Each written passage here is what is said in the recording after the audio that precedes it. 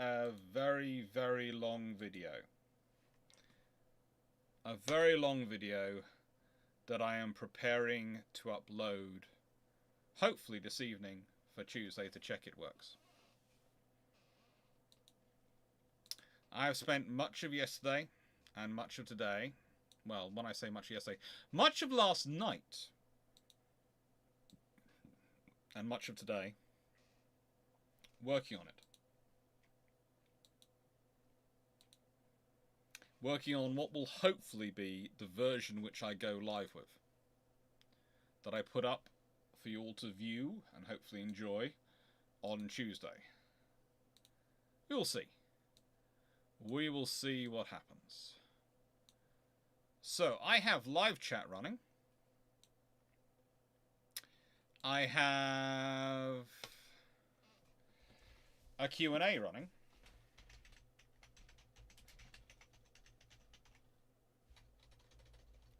Or at least I should do. And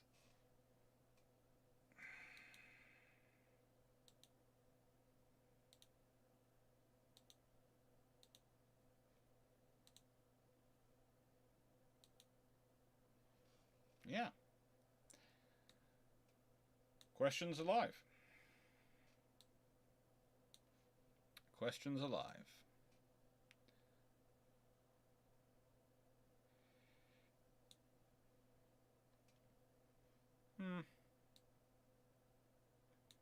There you go. And I think we'll move this so that I hides the URL, but I can see the bottom. Makes sense. Question 1. Why does everyone think destroyers not having armor is post-World War II thing, when it was a thing for a long... Destroyers never had armor. No. It's because most destroyers these days are confused with battleships by people or by the press. That's your bigger problem. You have people in the press who go, they're battleships.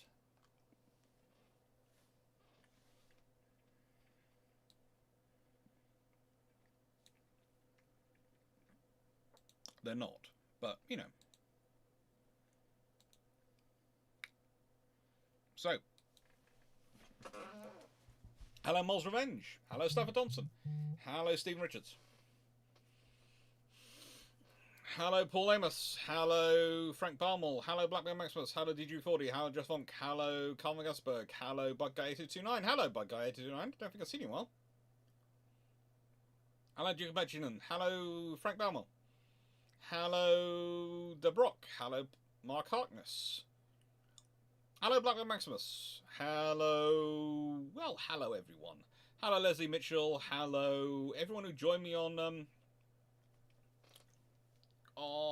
Twitch today. That was fun. I had a lot of people chatting away at one point. It's always nice when you have lots of people chatting away. Because honestly, Twitch is far more of a chat than anything. And it's quite fun. I like the chatting. George Newman, hello. Night Everyone, of course, hello. Peter Dawson, hello. Michael Cooch, hello. Runon, hello. Hello, John Shea. Hello, everyone. George Newman, do you know how many ships the Allied Navy's had in service in June 1944? Honestly, not off the top of my head. It's thousands, and the trouble is, some of the books, the definition runs to, do you include ships which are merchant ships which are under Navy charter? Do you include ships which have naval crews aboard, or naval personnel aboard for circumstances? Do you have... There's all sorts of things about how many ships do you have. And there's also the fact that some people... One of the figures I've seen written up, and then I went, well, that's interesting, but what are you including that? They went, well, we didn't include torpedo boats because they're not ships. And so I go, well... Yeah, I can see why, but also they are sort of, and it gets problematic.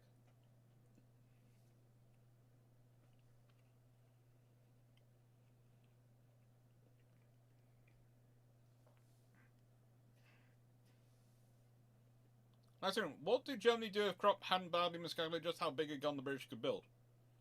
They assumed the Brits could only build guns as big as 15.7 inches when they would make an 18 inch.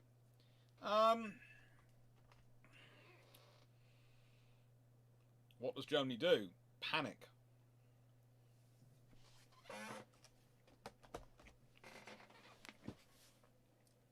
Because if you think about it, what are your options? Let's say you know the British are going to build more ships. You know the British can build more ships, and you know the British than you. The British can outmass you in infrastructure pretty much 3-1 is a good rule of thumb, okay? It's not exactly 3-1 versus the Germans, but it is pretty much 3-1. Once you start looking at the infrastructure and the build quality, etc., and the sizes they can build, and the force strength they can structure into their analysis and their makeup of their constructions, you very quickly realise that roughly 4-1 is roughly right.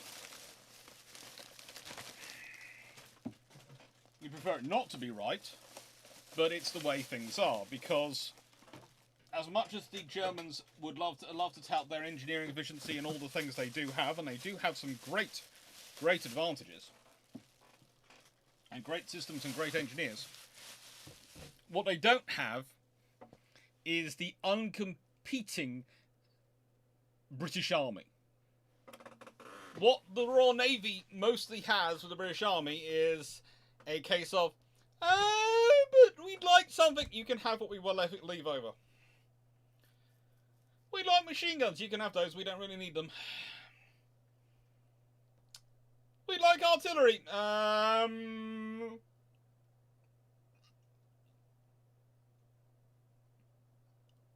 We'll provide you with the artillery.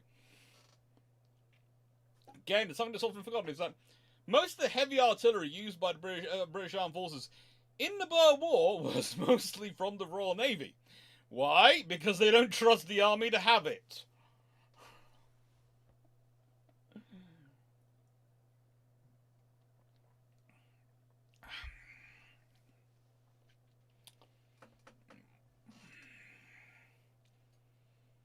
C. Clark, something which I was thinking about this week is GDPR. The biggest threat to the future of history research, with the realm requirement that as little data is kept for a short amount of time. Yeah, there are issues with that as personal data, etc. But usually you can find ways around it. What kind of gearbox is needed to allow twin engine designs like CH-53C Stallions to operate with one main rotor?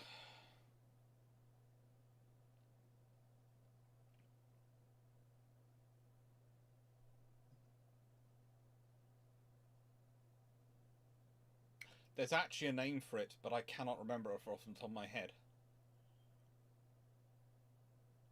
One of the books I've got in my pack for later, for us to look through today, might have it in it, so I'll look at that section when I get there.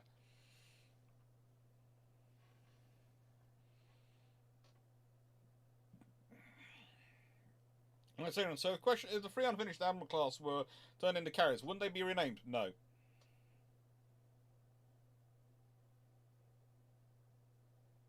Do you have? This is the thing I said from renaming a ship is not just going, I fancy a new name. Even when it's on the stocks, once a name's been applied to a ship, that's its name. It's viewed as unlucky to rename ships, but the Royal Navy still does that anyway. They just don't like to do it. Usually when they are doing it, ships are going into depot roles or things which, frankly, where they don't think luck really matters. B, it has to go backwards and forwards through the committee to rename it. And C, what are you going to rename it to? Okay? If you rename that ship, what are you renaming it to? Is it a name of equivalent value? No. Courageous, Glorious, Furious weren't renamed. Eagle wasn't renamed. The moment she was given Eagle, she kept it. The Royal Navy doesn't rename a ship because it's becoming a carrier. It's still a fighting warship. It keeps its fighting ship name.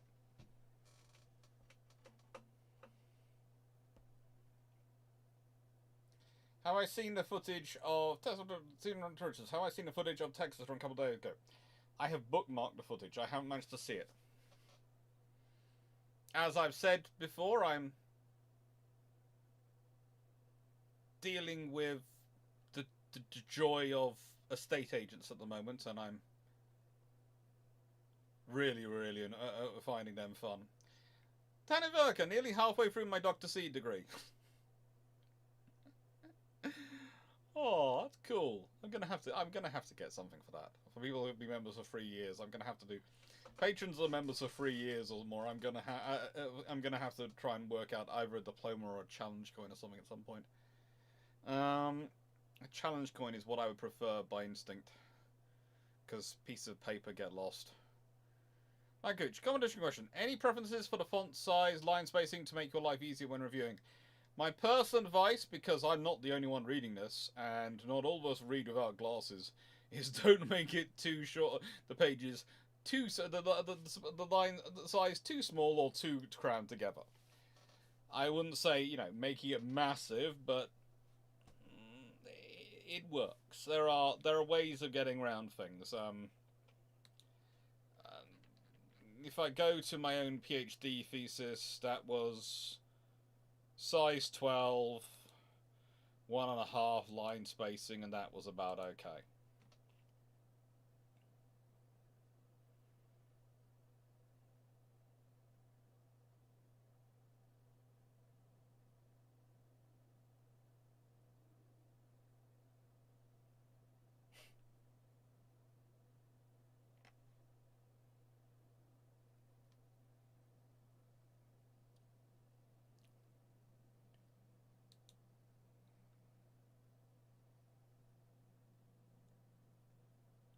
I have to say, one of the problems with me opening up my PhD thesis is I see more quotes which I want to include in the British Naval Aviation video. Oh, frigate.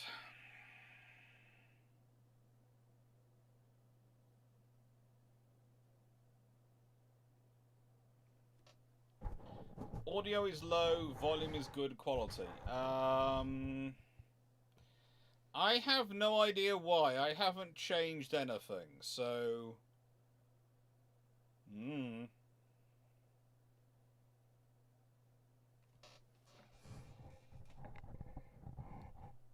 Everything's hooked in, everything's plugged up, everything is normal size.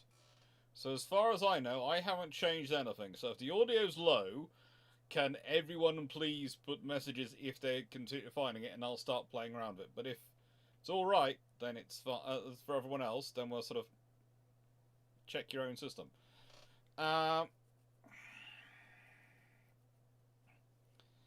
Okay, Hugh Binnon, could you put the question in the Q&A section? You'll find a blue tab. If you press on that, I think that gets you into it. Because then I won't lose it. Because I've got other questions to go through before I reach yours. But I don't want to lose your question. So if you put it into the questions, I don't lose them. Phil Williams low, volume okay, okay here, 5x5.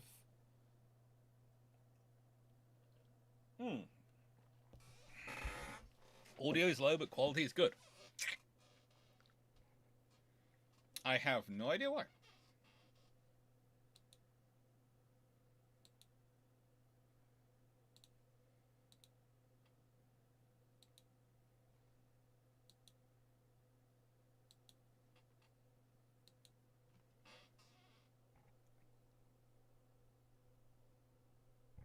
Hopefully that helps. Volume's about normal. Seems a bit lower than normal. Yeah, sometimes my lives are lower than my long patrols because they are, I put them through a system which upgrades the sound and boosts the sound. Okay. Well, hopefully that's boosted the volume a bit. Hopefully, he says. So,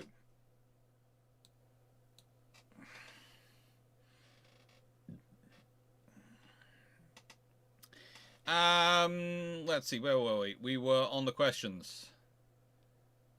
How are the Fluffy Research Assistants doing? They're doing well, Black Mouse. They haven't been out in the garden to be in the videos in a while because they, well, how do I put this politely? They've decided that moving house, and potentially moving house, they have to be very careful. Because my sister keeps talking about maybe they don't need all their toys anymore. Maybe we cannot take with us 6 big buckets of toys. Whilst she's saying this, me and my mother are consistently working out how to acquire a 7th bucket for more toys, but I'll leave that to one side. My sister is valiantly trying to shrink the amount we will have to move. Oh, she's trying, you know. And, yeah, so they are actually staying in to defend them. That's their main policy at the moment, defend the toys. Nice to go from. Without World War II, what would the French replace the Richelieu's 837 Model 1925 air gun and 2013 .2 mm air machine guns with once it becomes clear they're bad? Without World War II, does it become clear they're bad? Or rather, does it become publicly clear enough that they have to replace them? Or can they just replace them with the eventual upgrade that they might have received after 10 years anyway, when they develop something new themselves? That's probably what they'll do.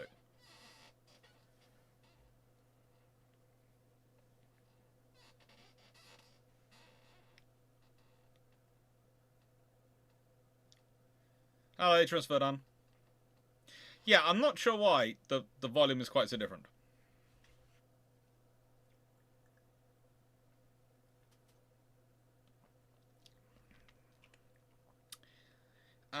Did the Italians have a dual-purpose gun? They did have a 4-inch gun, didn't they?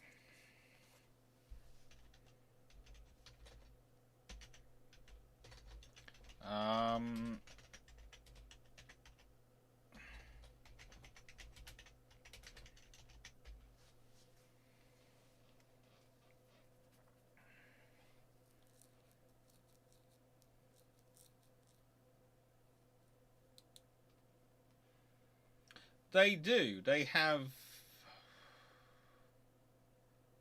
Well, they have the 100mm. The Otto 1937, 31 and 37. And they have a few others like that as well, so... Yeah, I would say it's the 100mm, which is their real dual-purpose weapon. The Italians are interesting. The Italians are interesting.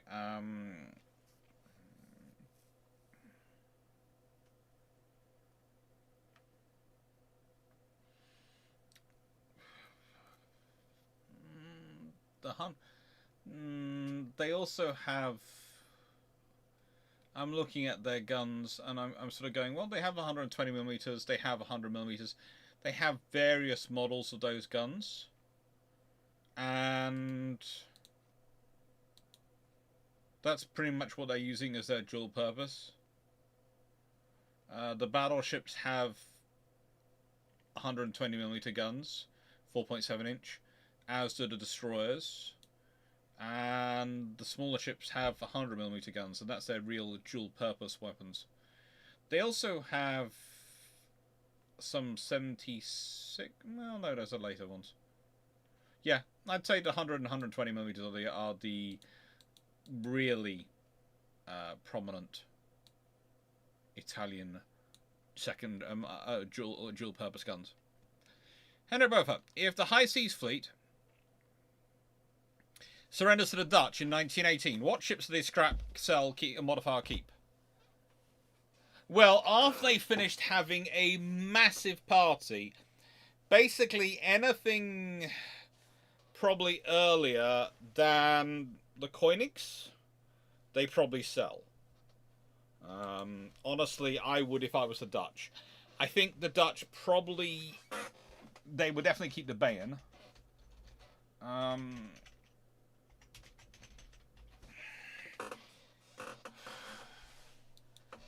I think they keep the they definitely keep the Bayern, and possibly the Koenigs, actually. Yeah, I'd go for, if I was the Dutch, I'd keep the Bayern and the Koenigs. And in terms of battle cruisers, what's left is actually afloat and viable. What's left and afloat and viable? That's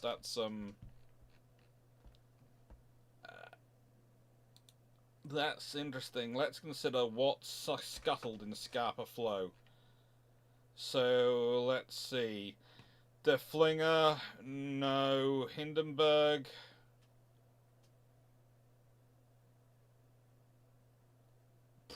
Possibly Hindenburg. Hindenburg I'd keep.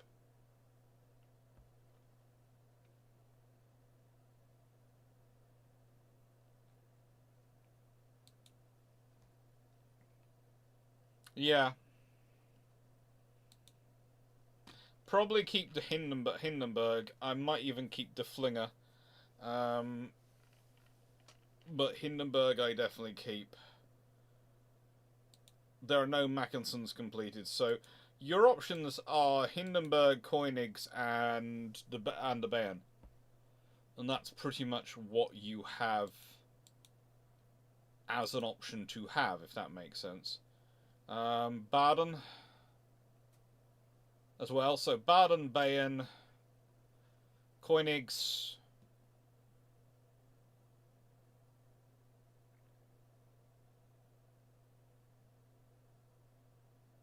Yeah. And Hindenburg, probably.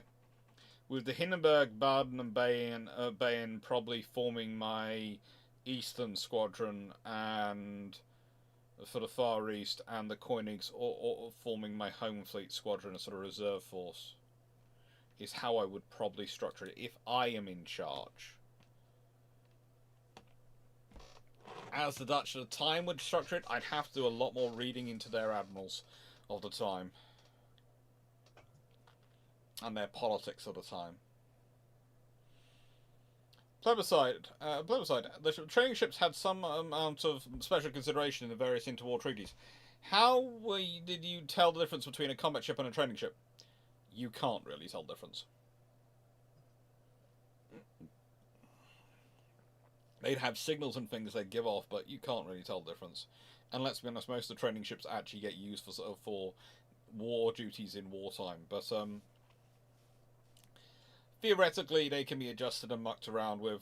The reason is basically they all needed training ships, and so it was an allowable area of weirdness.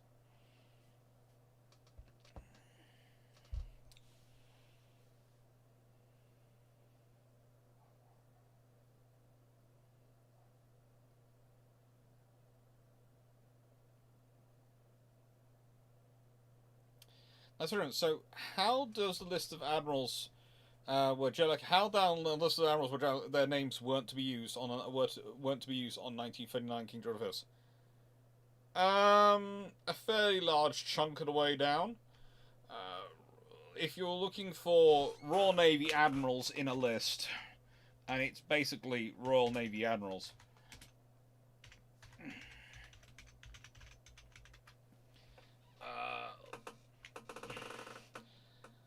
There is a list on Wikipedia which is fairly accurate of 1707 to current. If you consider where they have got in terms of the flow to Anson and Howe in terms of prominence, you sort of start to think, well, hang on, where are the others coming in? And you realise there's quite a lot. At Hornby, all sorts of admirals should theoretically come before them, including, of course, potentially Cochrane and Parker and Pym, Fitzroy, and that's just some of them. They are very, very far down the list. Very, very far down the list. A massively long way down the list. And there's nothing wrong with being that far down the list. But that's also the reality of things.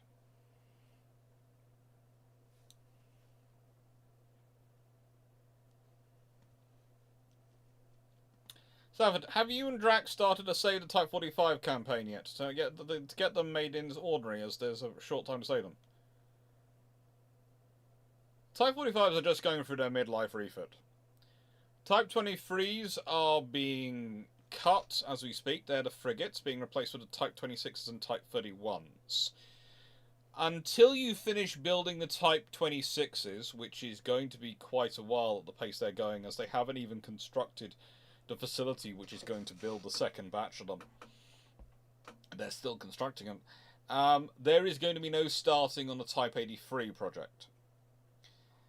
The Type 83 project is being conceived, and me and Drac keep feeding that into various places. We haven't published it public yet. We are going to.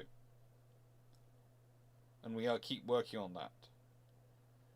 But the Type 45, that's not in trouble at the moment. Honestly, thanks to HMS Diamond, I'm surprised someone isn't currently slamming various governments for their not building 9 of them. Yeah, that's not the one we have to worry about.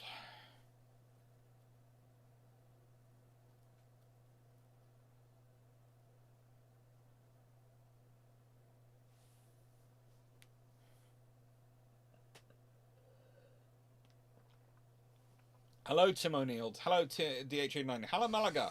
Hello. What's his on there?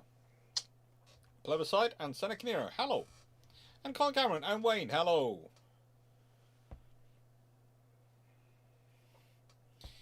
Colin Cameron, we've heard your opinion on roughly what the Royal Navy would do if Sea Lion went ahead, and Drac's opinion on what the Home Guard would do to any survivors that managed to land.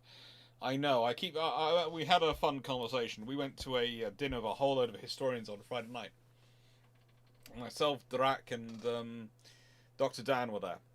And there was all sorts of discussion going on about the Home Guard, and our view was basically, yeah, that lot is going to be dangerous. You can't really recreate that, though, because you have it's one of the things I have trouble with when I see people go, well, look, militias work if, look at the Home Guard. And they sort of go, the Home Guard was full of veterans of World War I who were mostly in their 40s. Some in their 50s. Let's think about that. They mostly had hard-working lives, had worked their lives in either factories or in the fields, all sorts of things. So they were fit and healthy, theoretically, and they were World War I veterans. That is the difference you're talking about in terms of the Home Guard. And it's like we're talking about current scenario of Ukraine and their mass mobilization. Again, they've been at war for roughly 8 years. They've cycled the vast majority of their conscript population already through combat operations during that time, which meant they had a large pool of people who would go into their organizations and their militias when they formed them up, who were veterans. Again, it's not the same thing as a citizen militia. It's not we're just taking random person off the street who has no experience, and we're not going to put them in a group with anyone with experience, and we're just going to give them a gun and tell them to stand there. No, it's not. It's a very different system. You don't if you think about it, with the Home Guard, how much basic training did you have to do before they remember? It was basically they remember their muscle memory, got back into it, and then you're training them on new tactics and new systems. That's it. So the Home Guard are fun, but they're not necessarily applicable. What do you think the Rains of Kriegsmarine would do in the aftermath of being forced into this death ride by the failed artist? Honestly, I think I don't think there's anything left of the Kriegsmarine after this. Okay, there might be some subs and some torpedo boats, but the Schnellboots and the submarines, there are going to be very, very few of them left if they launch Sea Lion. There's going to be very few of anything left. They're either going to have to rebuild the entire fleet from scratch, or rather like with the parachute units after Crete, they're going to be forgotten, and they're not going to get any funding, and they're just going to be forgotten. That's probably what's going to happen to them, and then they will shrivel up and die. Until eventually they're chucked into the grinding meat grinder that is Normandy, and the bocage. Question 7. It's often said that King George V's class were to be King George V, King Edward VIII, Anson, Jellicoe, Beatty. But as the final two were Anson and Howe, can we trust the first three were to be who it said they were to be? Well, there were plans to name them after the current monarch. That's normal. That was normal at that time. But King George the Sixth wanted it named after King George, his father. They were never going to be a King Edward VIII along with King George VI. Let me just remember my numbers.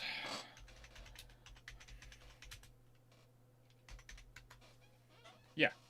There was never going to be a King Edward VIII along with a King George VI, mainly because the Duke of Windsor had resigned. You don't get a ship named after you if you do that. He abdicated. He was a fundamentally weak individual who wasn't able to use the skills which he had been given.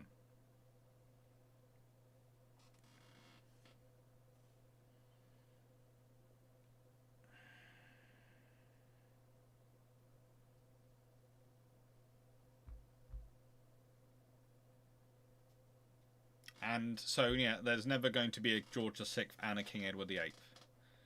There might have been a King George V and a King Edward VIII. That could have been a possibility if he'd insisted. But the odds are it was going to be all sorts. There were all sorts of things. It's like there was no Duke of no chance there being a Duke of Windsor, and so they make it Duke of York, Prince of Wales, Duke of York, and King Edward V, King George V, because that then settles everything, and they're all nice names. But honestly, yeah, it doesn't happen. There wasn't going to be a King Edward VIII.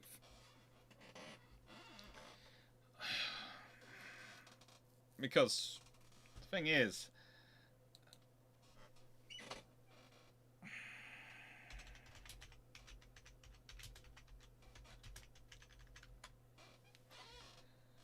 the King George V class are laid down in July 1936, November 1936, and April 1937. The abdication crisis means that King George VI is put in charge in December 1936. But the abdication crisis went on for quite a while. So King George VI, King George V, Prince going for King Edward, they pretty much seem to have prompted for the King George V quite early on, or rather, they maybe were going would have gone for King Edward, and then changed it to, how do I put this, to King George. But King George V always seems to have been King George V, never King George VI. There is an argument of Prince of Wales whether that was going to be King Edward VIII, but it's very quickly made Prince of Wales. And then, of course, Anson's made Duke of York. The reason they do that is because the Royal Navy turns around and goes, well, the Prince of Wales didn't inherit, the Duke of York did. And the Prince of Wales, we are not that keen on. We're doing this because politically we have to. It's a nicer way than us. We can't scrub the ship which was going to be named for the new king by completely. It would cause an insult. So we have to call it Prince of Wales. But we also want to honour the new king. And you have to remember, George, well, he'd been rather special for the Royal Navy, as he'd served in the Royal Navy.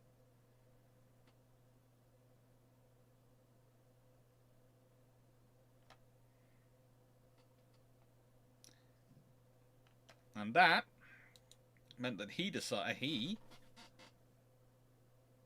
got a ship named for him, Duke of York. And so it's a whole politics and political mess. But the only ship which is really renamed is Anson and Howe, because they're not going to just build Jellicoe or BT. They're not going to favour one or the other. So they drop Anson down to replace Jellicoe and add in Howe to replace BT, because they don't need that number, that sort of level. And they'd probably use them later on. Probably the successor to the Lion class would have been another Admiral class. Or maybe a Vanguard would have... the next two Vanguards would have been Jellicoe and BT, something like that. And they've got the Duke of York. They've got the Prince of Wales.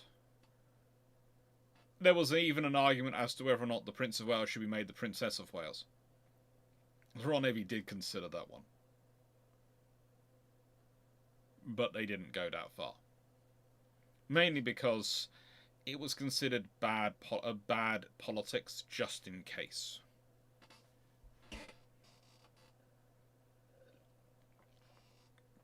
But there wasn't going to be a King George VI and a King Edward.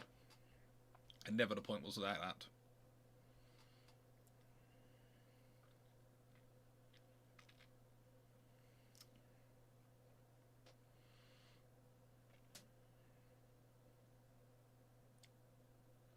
Blackmaster, do you think Jellicoe or other World War admirals will get ships named after them in the Royal Navy?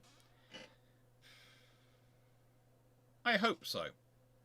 But I think the Navy would need to expand before it could do so. Princess Royal is a very cool name for a ship. Yes, Princess Royal is a very cool name for a ship, and honestly, I think there should be a ship named for Anne. I'm very keen on the Type 83s, including a Princess Royal, because I want one to be built and I want Anne to be able to launch it. But that's just because I think any ship which takes its lead from Princess Anne is going to be absolutely scary to fight. Then, alright, quite diplomatic of George VI to ask for it to be... Well, it was going to be named George V anyway, and then when someone suggested changing it, he basically shot them down and said no. And so they made it Prince of Wales and Duke of York and George V. But George V had always been going to be a name of the ship.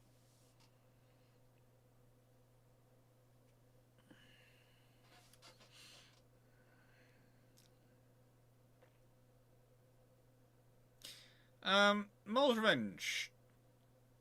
If you could rename any one Royal Navy warship, which one would it be, and what would you rename it?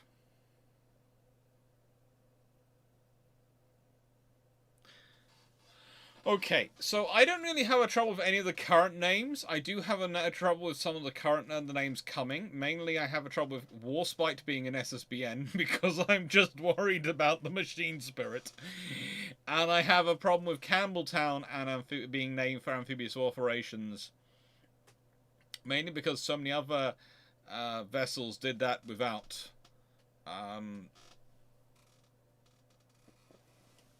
doing that without blowing itself up, and I don't like the idea of a ship being named for one which blew itself up and was supposed to blow itself up. I just don't think that's a really good motive to go for. I can understand what they are, and I wish all the best to the crew, and I don't want this to be taken as anything negative against them. I just think there are better names out there.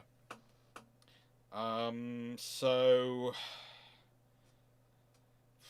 Machine spirits versus personal feelings.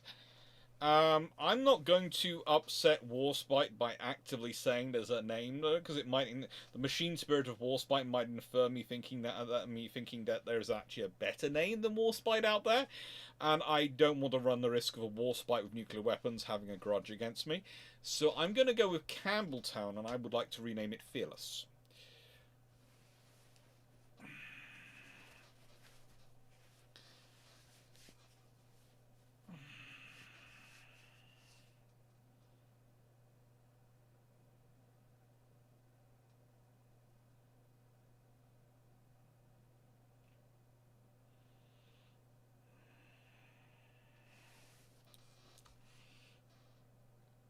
Okay, so...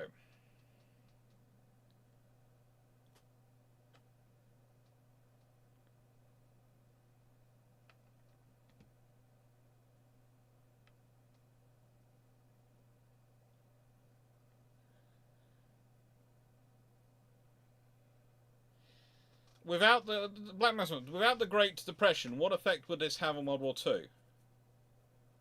Without the Great Depression,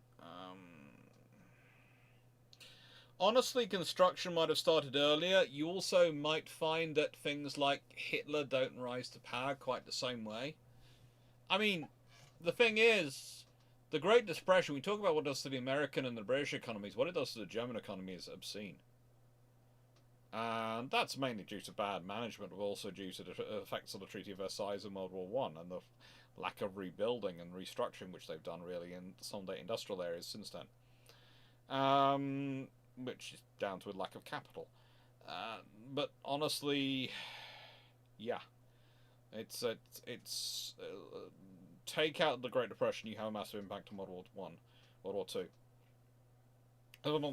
Steph Thompson, happy. What did you happen to see Hearts of Oak vid? Cannon Class 75, I think, firing guns.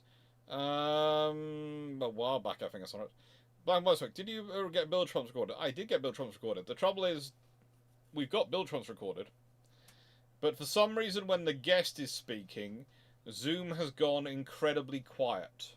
So there's me and Drac speaking, which is a bar about that thick, and that's normal. And then there's the guest speaking, which is about that thick. So what I'm going to have to do is, thankfully, Zoom has set this up as a video, as well as an MP3 file.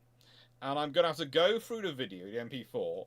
I'm going to have to cut all out the bits which the guest is speaking, amp up the volume, record, set that as a video, then rip the audio off that new video, then use that audio to process the podcast. So the podcast will probably be out Wednesday.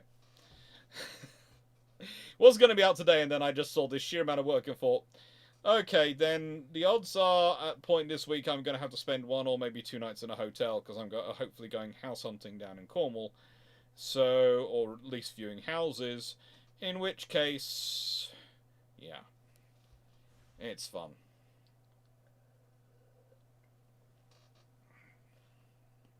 But guy thing, do you agree, Jack, this morning's second dry dock, that the Royal Navy would have been better off not upgrading their carriers in the 950s? It's selling them off for 2 Forrestal class carriers. I agree with the idea of completing the 4 Maltas. I think selling them off for 2 Forrestal class carriers in the 1950s probably makes sense if you're through the 1950s, and honestly, because I think the Forrestals would have been a better design than what they had. I think the trouble with, you know, all the upgrades, etc., I think the trouble is it's going to be getting it through the government's criteria. And I think you need at least 3 ships myself. But it would be a very nice way of dealing with the issues from CVA-01, because if you've had 2 or 3 Forrestals in service of the Royal Navy, you'd be really a really good strength. What books do we have today? We have naval aviation books, and one of them is Squadrons of Fleet Air Arm by Sturviant. I have more sitting up there on a pile just out the way, but okay, so I have to admit something to you all, and I'm going to admit it. So, not only was I yesterday dealing with the joys of estate agents, and then sorting out yesterday's video because I wanted to re-record that. I then did draft, and I'm going to call it draft 6 rather than draft 11, because I completely changed the PowerPoint since the first 5 drafts, so it's draft 6, okay, of British Naval Aviation Doctrine. Got through, didn't like it, but finished at about 3 AM this morning. Have re-recorded most of it today. It is going to be roughly 2.5 hours long, and you will hopefully you will like it. I do find it funny though, because I'm doing all this work on these videos. And please do enjoy this one. Right, so every year, and this is the fun thing we were having with you with our chat on Friday, because me and Drac were sort of going up and down on the train and went, so yeah, has the normal thing happened to YouTube? Yes. Views are up. I've got more views than I ever have. Hours watched are up. Got more than I ever have. Amount of money earned? Way down, because no one's buying adverts in January. They spend all their money in December. Nothing in January. And you just sort of watch as your normal... You've got this green up, and then the other thing is black down. Okay. It's fun. It is fun. But the other thing is, it's what happens, but the thing is, being up till 3 AM last night, I was going, is this really sensible for you doing this month? And I went, yes it is. Because I want people to like this video. This video matters. British Naval Aviation matters. It's going to have... Well, if I give you one of the quotes in it, and I'm going to ask you to guess who this is from. The primary defence of the fleet against air attack is not justified by any data or experience. No realistic firing against aircraft has taken place since the last war, and in my opinion the value of our own high-angle control system Mark 1 is rated too high. In common with others, we are apt to overrate the capabilities of our weapons in peacetime.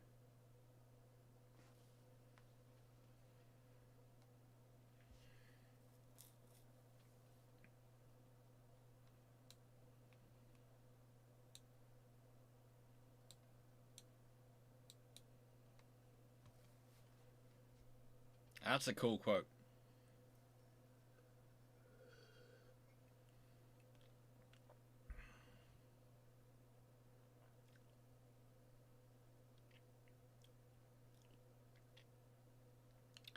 Genuine, do you think with the concern over being backlift in the fading daylight to the west affected at what time the HMS Tuna surfaced for Operation Franklin?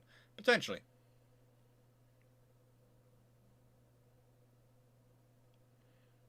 Appliance, Henderson. Yep. It was Henderson. And don't worry about that. In a nice way, don't worry about the sort of ads. It's not you who describes how much money we get from ads. Although watching the ads does help. It's the amount of people are prepared, the advertisers and the advertising companies are prepared to pay Google AdSense for them. It's one of the interesting things because I keep chatting with Drac about what sort of point you have to be before you start getting start getting asked to do videos. You know, the sponsored videos, because those also seem to do suspiciously well. Sponsored videos seem to do suspiciously well in the logarithms. I'm not sure why. And yeah, it's interesting. It's Henderson. You knew at the moment it said data. This is that's the sort of that's one of the admirals of that period, and that's what he's thinking about. He's thinking about data.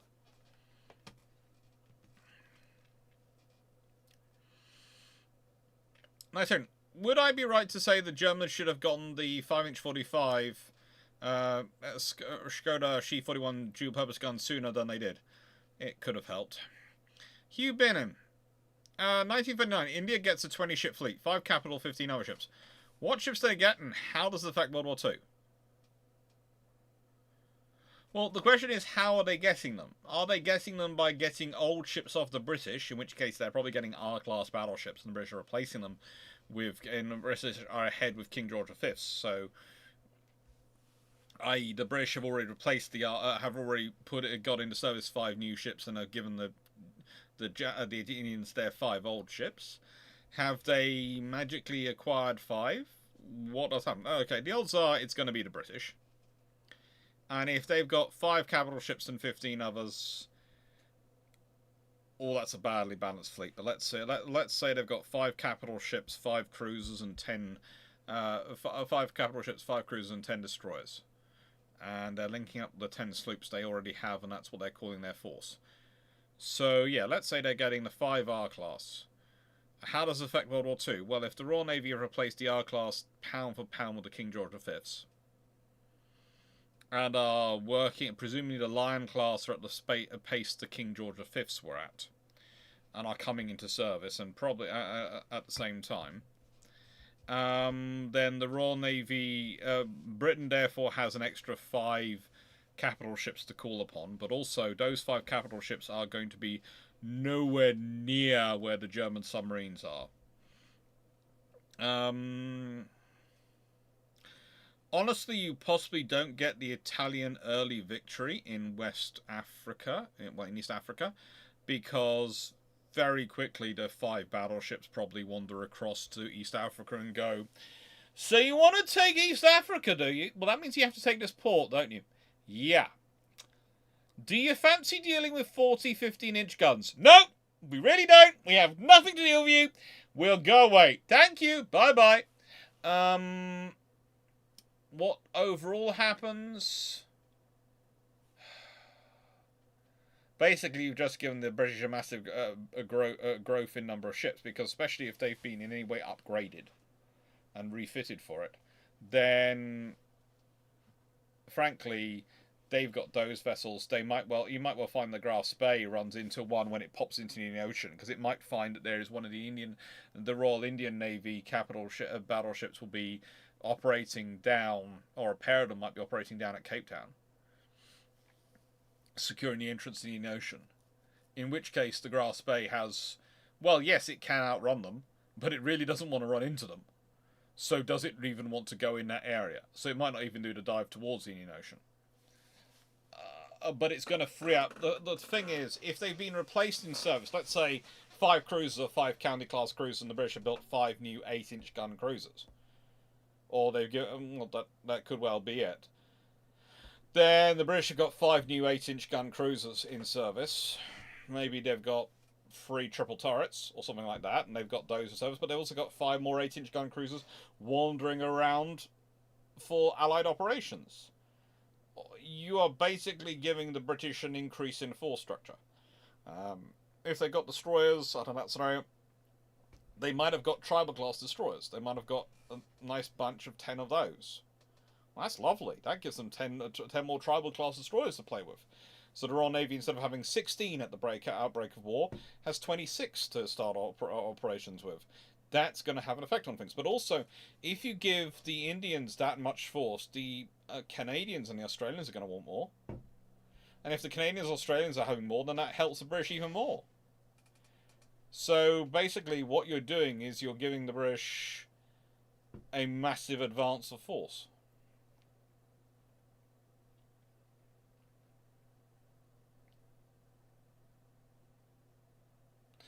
When is the next Patreon? The Patreon suggestions will go live on next Sunday.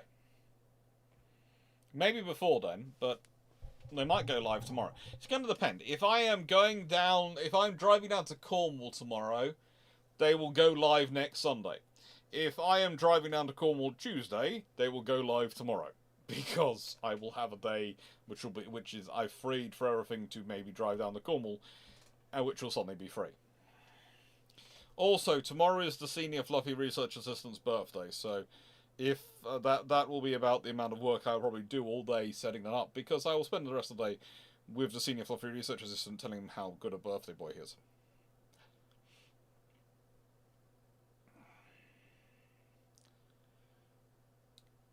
Yes, Carl Gasbeck, it is well, you say copied, I'd say evolved Skoda 10cm. Team Locker, what tea blend did Royal Navy Fleet Air Arm pilots enjoy during World War II? Whichever they could get their hands on. They quite liked it when they were in the Indian Ocean. No, Harrison, any plans to do videos on naval personalities? I'd love to hear details of Reggie Henderson if you're taking requests. I am planning on getting into key people, but the thing is, I'm planning on doing that kind of in the year of leadership. So basically my plan is for next year to be probably the year of leadership. And that's going to be all about people. And that's going to include key persons, like Admiral Henderson is going to become a series. Like I have key ships, key aircraft, it's going to go key ship, key aircraft, key person, key ship on a Friday night. And it's going to be all about the people and leaderships and the personalities.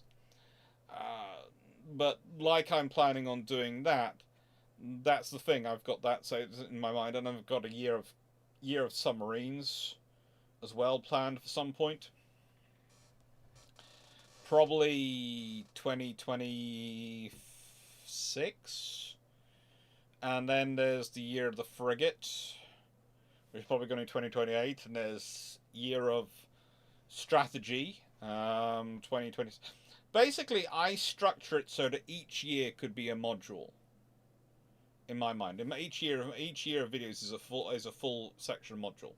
So normally you would have to do 6 such modules a year to get through an academic course and complete 18 of them. And I have, roughly speaking, worked out roughly 18 modules worth of videos. And that is what I am slowly working through. So yes, we are in... Since I started off with the Year of the Cruiser, we are roughly 3 years into that, and so I've got another 15 years worth of videos roughly planned out in my head. Roughly. And when I say roughly planned out in my head, I mean I have an Excel spreadsheet. Because I'm dyslexic, I'd forget it for just in my head.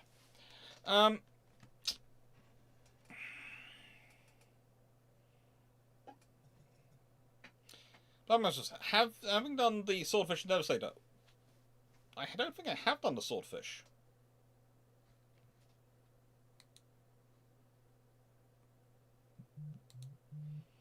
I am just checking. I know I've done the Albacore, but I don't think I've done the Swordfish.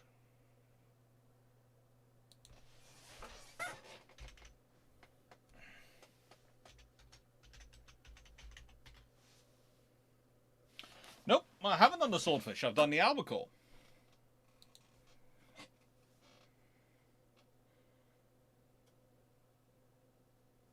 Cape will be done at some point as well.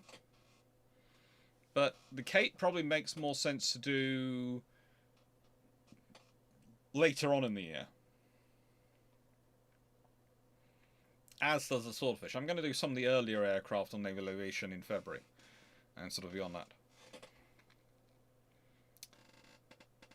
that. Danny Wright, escort frigates or sailing frigates? Anything called a frigate.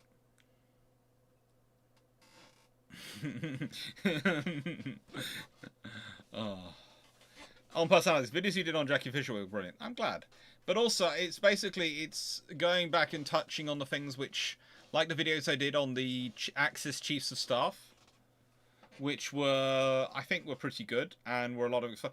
You see, the first year or a couple of years, I sort of did a whole lot of finding out what I liked and what worked on YouTube, and now I'm developing on it. Swordfish is going to be done. Swordfish is going to be a very long video.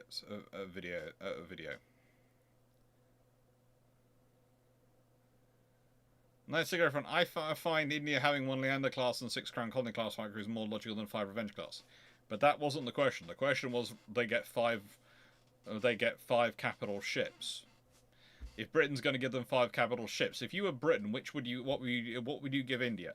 Would you give them Queen Elizabeth class? No, you'd probably upgrade and modernise those. Would you give them King George V? No, you're just building those. But if you were building them earlier, you'd give them the 5 Rs. So it makes sense. I will be covering the skewer. Brent Paulus, hi Doc. How much do you know about the Italian seaplane carrier Giuseppe Maraglia? There's going to be a video about her later in the year. In fact, if I go to where I have a PowerPoint open that I was working through earlier, there, the 13th of February. 13th of February is going to be conception, operation, conclusion of the Europa and Giuseppe Maraglia. So I'm not going to answer much about them until I get to that video, but that's going to be on the 13th of February. But guys, both the US and Germany had homing torpedoes. The British have a homing torpedo in World War II.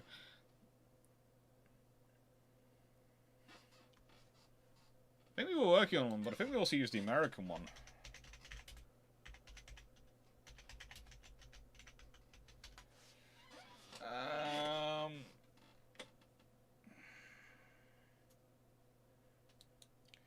The Mark 30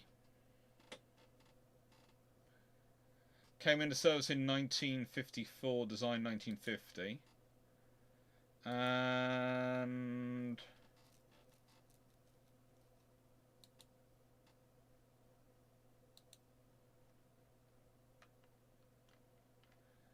The British produced so many torpedoes in the wartime. So many. I think there was one.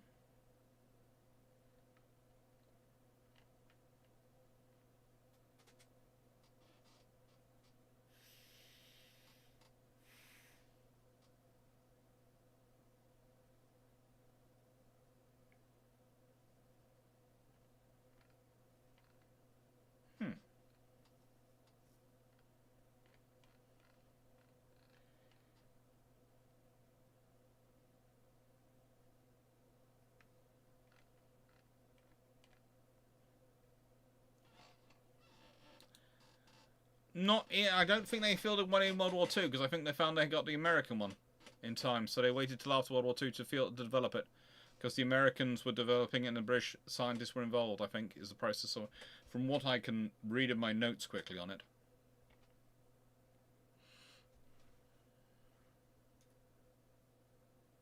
So, Clark, Alex, you have a chance to change one thing in 1914 for each of the major combatants in World War One. You can't advance the tech beyond a point after 1916 doing this. What is your selection? Change one thing in 1914 for each of the major combatants in World War II. Well, hold on.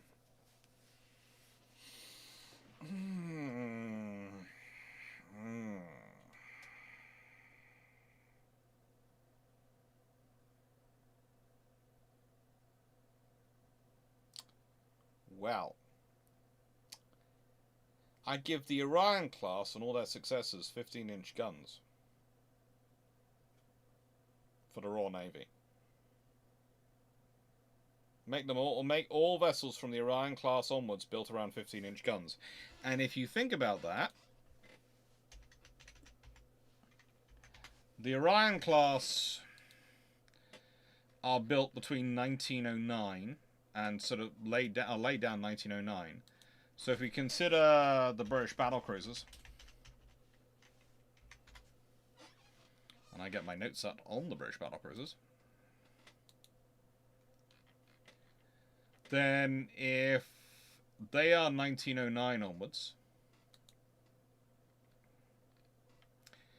that would mean probably HMS New Zealand would still be built as is, but HMS Lion, Princess Royal, Queen Mary, HMS Tiger would all have 15-inch guns as well.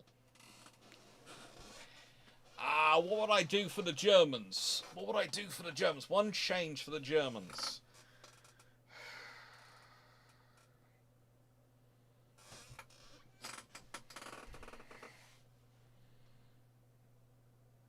One change for the Germans.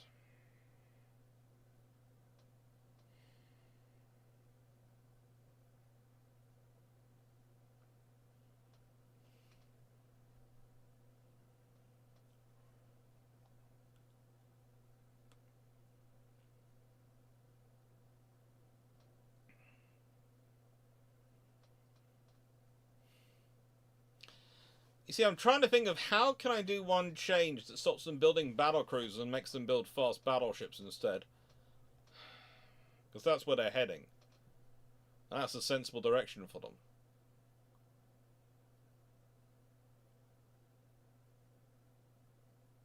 I know what I'll do. I'll change to Blucher. The Germans will get the right idea about a Blucher, but will think it's a fast dreadnought rather than a they will think it's the dreadnought armored cruiser basically means that it's a fast dreadnought rather than a heavily armed cruiser. So that's what I want them to think. Then how do I change the French Navy? I want to improve the French Navy. I can't suggest that all the admirals commit suicide. That's rude and dark, and YouTube won't like it. It would be sensible, perhaps, for them, but not really good. How do I change? Take whoever's in charge of their battleship dreadnought design project outside, give him a large bottle of absinthe, and tell him to retire to somewhere far away from the sea. And then take charge of it myself. That would make it better. even without using post-1916 technology. Federated Marina, and honestly, Federated Marina start the Francisco Caracolas earlier. Push them through earlier because they are good designs and they're ready to go. For the...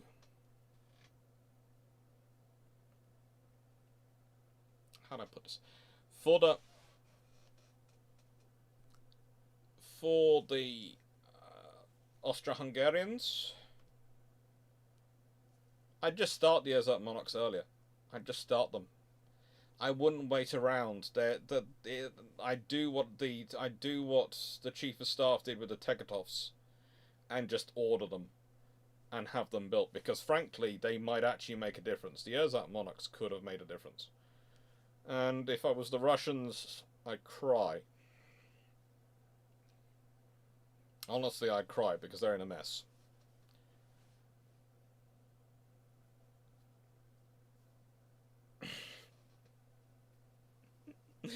I'm now causing a discussion. I'm not saying the French Navy's bad, I'm just saying their admirals in charge of procurement should probably have been let go at some point. I would like to... fixing the shells for the Royal Navy would be good, but you see, the thing is, if you start off with getting the 15-inch guns with the Orion class earlier, that means Jellicoe gets to play around with them. And if Jellicoe's playing around with 15-inch guns and the shells and the ammunition and finds out they're using the same system, there's an argument made for using the same system on 13.5-inch as you use for the testing the 12-inch. If you're using the same system to test the 15-inch as you're using the chest as 12-inch, then you've got problems. That's due to the various laws that apply to shell design. So the thing is that actually might lead to... the thing is, if I change the Orions to 15-inch guns, that will probably change the reality of what happens to them, and might actually get the testing done. B, that means when they do the skip, when they get to the Queen Elizabeth class, there's a possibility they jump up to 18-inch guns. In which case, you could have every single British battleship from Queen Elizabeth onwards armed with 18-inch guns. Just imagine the Washington Treaty under that scenario, if they're all built around 18-inch guns. It would just be fun to watch. And literally, the Germans would just be out of the count. If the Orions onwards are all 15-inch guns, then the British had the infrastructure, they could pull it off. The Germans would be going... it might actually end the Anglo-German naval race in 1912, if not 1911.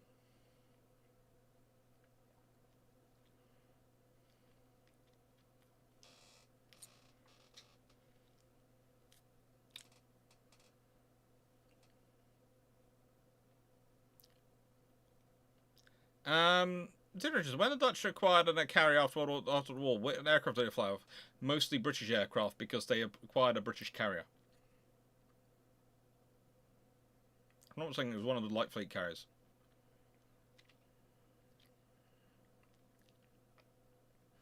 I think they went through a couple of generations of aircraft as well. The HA9, what do you think of Portugal's plan to build a helicopter and drone carrier? Seems quite sensible to me. It's useful. It will give them quite a lot of reach and deployability. And Roberta, how much could the Dutch boost the speed of buying French, UK, USA turbines and boilers in at least, say, early 1930s? UK turbines, USA boilers probably is what I'd be doing. And in the 1930s, you could probably boost it quite a way. But Parsons are still... even in the 1930s, and this is not saying anything bad about the Americans, because let's be honest, you're picking the Primus into Paris. But boiler manufacturers, I would say the Americans are starting to edge and have the advantage in the 1930s of the British. I'd say turbines, you've still got Parsons, and Parsons are still probably the best in the world. And that's over John Brown and others. Parsons are good.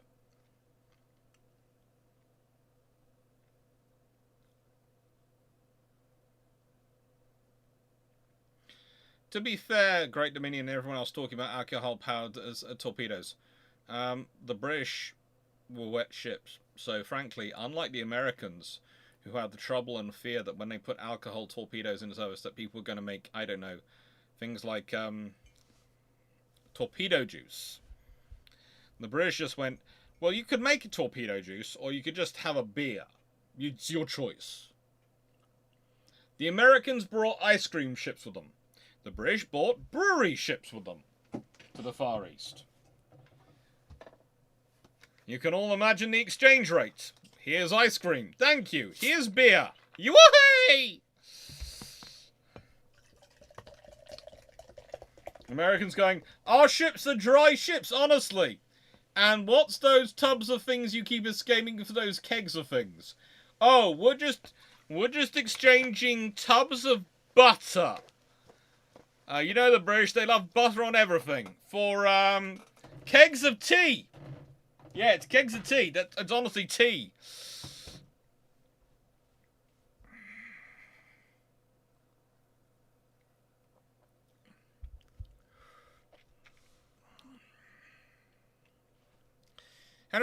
How much could the Dutch boot... Slycat. Hello, Slycat. I don't think I've seen you before recently. Hello.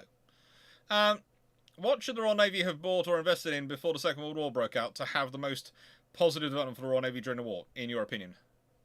Well, I've put many times I'd like the Royal Navy to have been investing in sloops. If they'd built a sloop force prior to World War II, they'd have been far, far more successful than they could have done. It's going to sound strange. One of the things you have to do is, what can you invest in that's not going to trigger the treaties massively? If you invest in cruiser or aircraft carriers or anything like that, you trigger the treaties. But if you invest in sloops, which are under Article 8, you can build as many as you like. And if you invest in forward aviation support ships like HMS Unicorn, again, you can have as many of those as you like. Because they're not aircraft carriers, they're aviation support ships, they're auxiliaries. And sloops are auxiliary warships in a way. So you can have as many of those as you like. If you'd invested in those earlier and more, especially in the case of the sloops, if let's say you'd matched the destroyer build with sloops during the 1930s, so every year you built 16 to 18 sloops from 1930 onwards, you would have had, and sloops are the anti-submarine warfare escorts, so things like the Black Swan class, those sort of vessels, okay? You would have suddenly found the Royal Navy would have had about 160 to 180 brand new ASW escorts in service in 1939. And that's, what, 30 convoys covered if you want to have 6 escorts per convoy? You know, it's not far off. It's 26 to 30. That'll do. That'll do. That'll have a massive difference. And yes, there are other options like the Gullwing, Spitfire, etc. But the thing is, those would all be lovely, and they would all have an impact, yes. But if you have those sloops in service, there are things like Royal Oak might not get lost at Scapa Flow, because there could be more sloops to patrol Scapa Flow, which means the gap doesn't open. HMS Courageous might not be lost. If Courageous is not lost, then suddenly you have multi-carrier operations happening off in Norway, and they're at least happening in pairs. And if they're operating in pairs of carriers, there's no way a carrier is going off on its own and breaking doctrine. And I got into this today in the British Naval Aviation video, doctrine video. And so the thing is, if you then have those two carriers in service, well, A, you have enough slack that maybe Ark Royal gets to go for service and maintenance at certain points, but also you might well have you probably would have one of those carriers around with the Mediterranean fleet, along with Illustrious and Eagle, in which case Eagle probably goes in for maintenance after she's hit, rather than waiting for her stuff to fall apart, in which case you have 3 carriers at Taranto. If you have a 3 carrier strike at Taranto, and you basically increase the strike as you would by about 4 times, then what happens to the Italian fleet? Well, in the nicest way, that's going to be dropped out a lot more. And so, if the Italian fleet is ducked out a lot more, then Crete might not fall. If Crete doesn't fall, because the Italian Navy doesn't support amphibious operation, then, and the Italian Navy it's enabled interdict trade. You might well find North Africa doesn't last as long as it did, and they don't get the North Africa Corps out to North Africa to actually fight. In which case, you have a lot freer British forces to deal with A, the Germans mucking around if they're doing anything in the North Atlantic, and B, to deter or perhaps and defend against the Japanese. And so those sloops can have a massive ongoing impact. And the whole time you're doing convoys, etc., you've started from a far bigger force, a far bigger potentiality. So also there's the argument of, well, can Churchill really justify pausing the construction of carriers and capital ships if you've already got 180 sloops in service? Probably not. In which case, you get the King George V class in service quicker as well. Well, that means you're going to be able to send Hood for her refit more earlier and other ships for their refit earlier. It means you're going to have other new aircraft carriers joining the fleet sooner. In which case, you're going to grow your carrier force dramatically. All these things are going to add up. And that's the thing. That's just by having sloops, which were perfectly legal under the treaty system, perfectly fine under the treaty system, would not have caused any problems at all. Are we going to have a year of the sloop? There is a year of small ships planned at one of the things.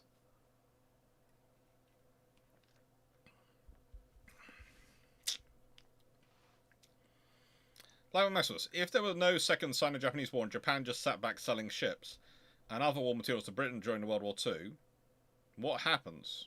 I presume the next question is, Britain's very happy. The Americans might not be so happy, but the Britain's very happy, and there's going to be a lot of stuff going backwards and forwards to Japan. Britain will happily make sure Japan gets its oil if Britain's getting war materials from Japan. And Japan gets a tech upgrade, perhaps, in that scenario. Because they're having to build stuff to British spec, and British are probably asking them to build ammunition. Because Japan has very good ammunition factories. And if you think about it, if you've got all the ammunition supplies for the forces in the Mediterranean, in the Eastern Mediterranean, and in North Africa, coming from Japan and India, etc., if it works, that's good. Maximus, top 5 ideas for naval-based shows that would be Band of Brothers of the Pacific in story production. Pick a destroyer crew. Pick any destroyer crew from World War II, and you could do that. I would pick, personally myself, HMS Nubian, but you could pick any destroyer crew, and you could. It's just the right size. It's just the right size. You can concentrate on just enough people.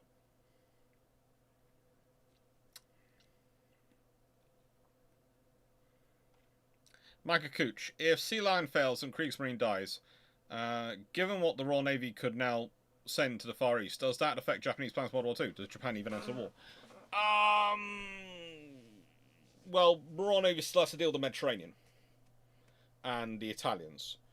And so, basically, first of all, you'd see a massive swing of forces going and dealing with the Italians. I.e., you'd probably see mass carrier forces, etc., and things focused on Taranto or wherever the Italians are basing them. Even if they're trying to basing them as far up the Adriatic as they can, I could see the British trying to launch a strike on it somehow, and figuring out ways they could do that with enough forces. And if they manage to cripple the Italian battle fleet, then the forces are going to be completely free to be wherever they need to be. Which is probably going to change the Japanese perspective, yes. Okay, Paul Amos is the one I'm looking for. So to make sure I don't lose that, let's do this. That's all of them. Okay. Paul Amos. What were the most effective ways to increase the recruitment of the Royal Navy and Royal Naval Reserve and other forces, seeing as medical entry level appears to be significant issue, as reported recently? I wouldn't say so much. Well, medical entry is a significant issue, yes. And for not all roles do you need to be quite so fit. You don't need to have the same fitness as an infantryman if you are sitting at a desk job in the UK, but you do need a certain level of fitness and a certain level of health. And I would say my main experience with those scenarios and dealing with those scenarios it's a lot of paperwork, and it's actually, I would say the Force are not necessarily good, and especially the reserves, not necessarily good at guiding you through the process, because you can end up going down a lot of pitfalls and a lot of blind alleyways, and then you need to pick yourself up and get going again. So I'd say they just need to simplify the system, but also, I've always felt that having ships in ordinary on that, so that the reservists would crew them in wartime, would be useful, because it gives you ships which you can actually see. Those are your ships. With the army, etc., and the air force, you can see what you're going to do. With the navy, you slot in so much that you don't really see what you as a reservist bring to the table necessarily until you're in it. So when you're in it, you really do feel part of it, and you feel like you're useful, but actually you don't have anything visible externally that you provide, because you just slot in.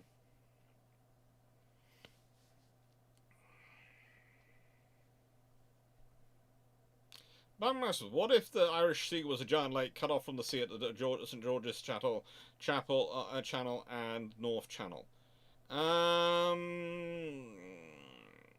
Honestly,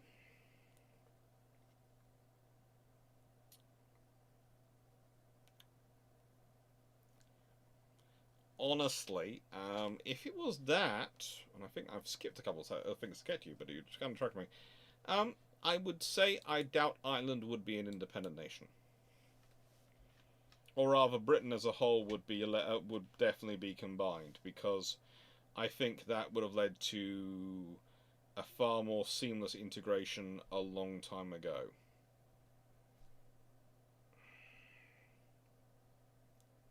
It would be a massive freshwater lake, though. A massive freshwater lake.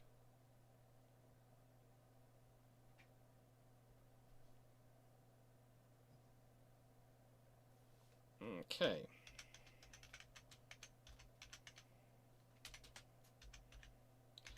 I would say for the geared steam turbine question, and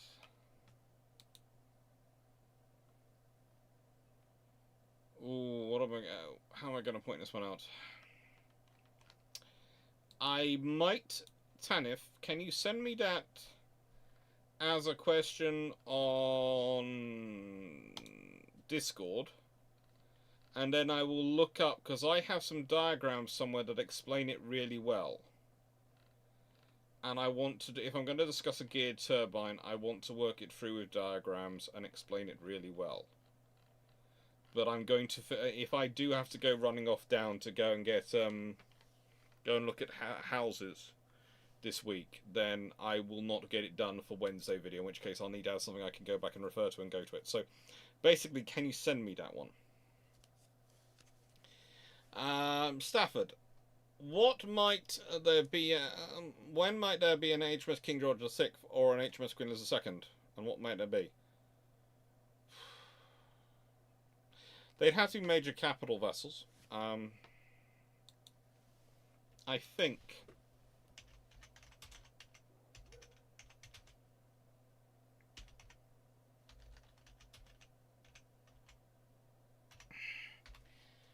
There is an HMS King George VI, which is going to be an SSBN. And she's been announced, but is not under construction. Theoretically, the next monarch to be included would be a Queen Elizabeth II, but there's unlikely to be a Queen Elizabeth II while there's Queen Elizabeth I wandering around. So that's the scenario. While there's still Queen Elizabeth I, it's unlikely to be Queen Elizabeth II.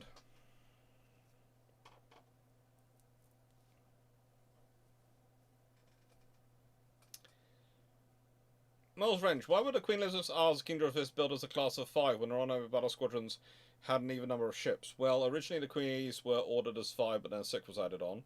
The R's were going to be ordered as a class of 8, and the King George V were ordered as a class of 5, and then they were skipping to the Lions because by that point, Royal Navy battle squadrons were not usually 8 by the point of World War II.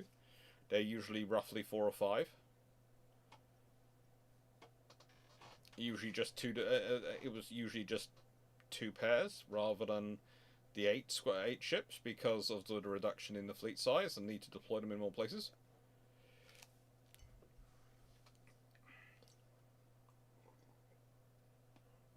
And the Queen Elizabeths are five rather than the 6 which were eventually ordered, or the 8 you normally think just because of saving money. Just getting that money out of the treasury. As the R's showed, the RN could have ordered 8 quite happily.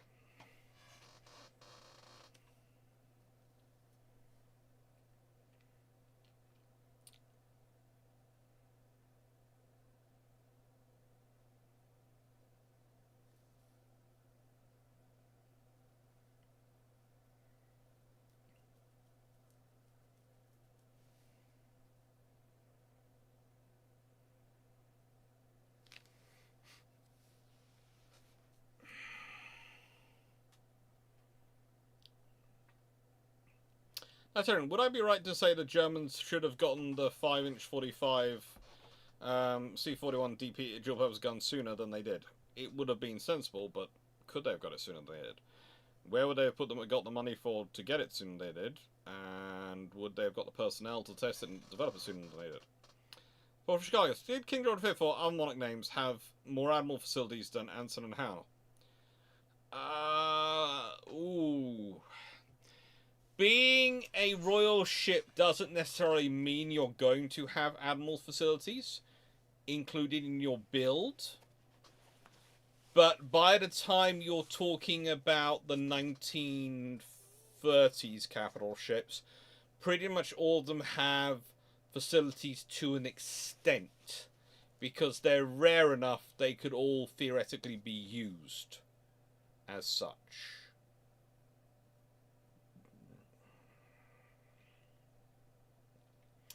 Budguy 229. If the Second London Naval Treaty didn't set the battleship gun size to 14-inch, would the Royal Navy go with 15-inch or 45 or with a new 16-inch gun, and how many do you see them being mounted on the new battleships? Again, it depends what they set up. Whatever they set them up with, they go with. They went with 14-inch because that was what they were pushing for and it was a sign of good faith, but if they'd gone with 15-inch, they'd have gone with 15-inch, and it'd probably 9 15-inch or 9 16-inch. It would be 9 or 9. 15 or 16-inch. It would have been 9 or 9. You can theoretically get 12, 14-inch, which is what they were aiming for with the King George V's, onto that tonnage. It turns out you can't in practice, so which is why they end up with 10. But if it had been 15-inch or 16-inch, they'd have gone with treble. They'd have gone with 9. And honestly, the best of those would have been the 15-inch for the British, because the 15-inch would have meant they could have upgraded the 15-inch guns on all their other capital ships.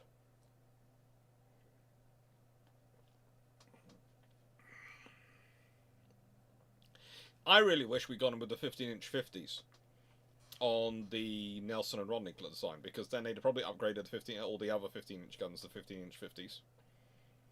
In which case, at a certain point, someone might well have gone, why are we talking about 14-inch instead of 15-inch? Because, let's be honest, that's just an inch drop and it's pointless. And it's logistically difficult, and we've already got a decent 15-inch gun. So why are we doing this? In which case they wouldn't have done it, in which case the King George V would have been 15-inch and the entire Royal Navy would have been 15-inch, and it would have been logistically far easier. And I'd have been far happier because I like smooth logistics.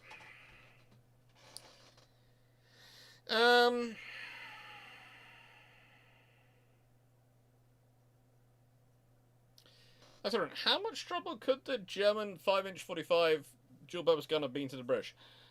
Because the Germans are still the Germans in their design and structure, probably not as much trouble as you'd like me to say.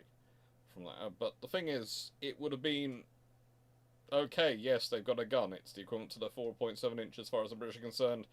Are we still shredding them? If so, yes, it's fine. If not, okay, we have to work out how to deal with this. That's the scenario. And seeing as the British tend to have far more boom booms on their ships than the Germans in terms of quantity, that tends to bring a quality all of its own. Go on, Gavin. Do you think Campbelltown should have been kept for the name of the Royal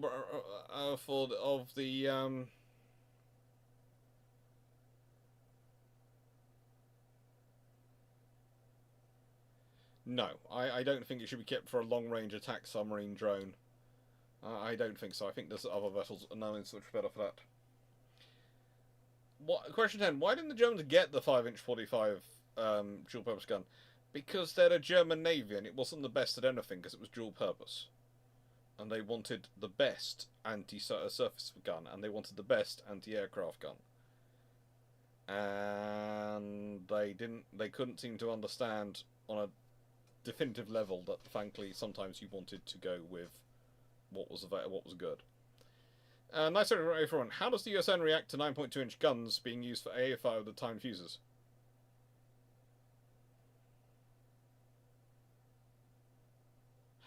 I'm not exempt. Sort of the nicest way. How do the USN react to 9.2-inch guns being used for AFI with timed fuses? If they see that, they are probably going, oh my frigate. It's the same as when they see the 8-inch guns being used for it. And question 1145, have you checked if you're exempt? I'm not exempt. And I wouldn't want to be. In the nicest way, if I think war is becoming a very, very strong likelihood, I'm probably volunteering for the reserves. The moment I'm fit enough and healthy enough to. Because the thing is, I get called up. My family always get called up. So I might as well join the reserves and pick which unit I get called up to. And have some fun and training before it all goes to...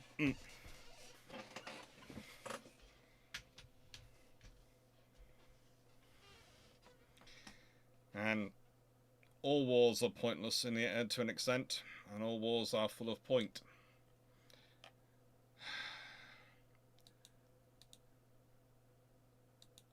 Because let's be honest, all wars are started in the end by greed, and if there's any luck, it goes greed unfulfilled, which makes it pointless to start the war.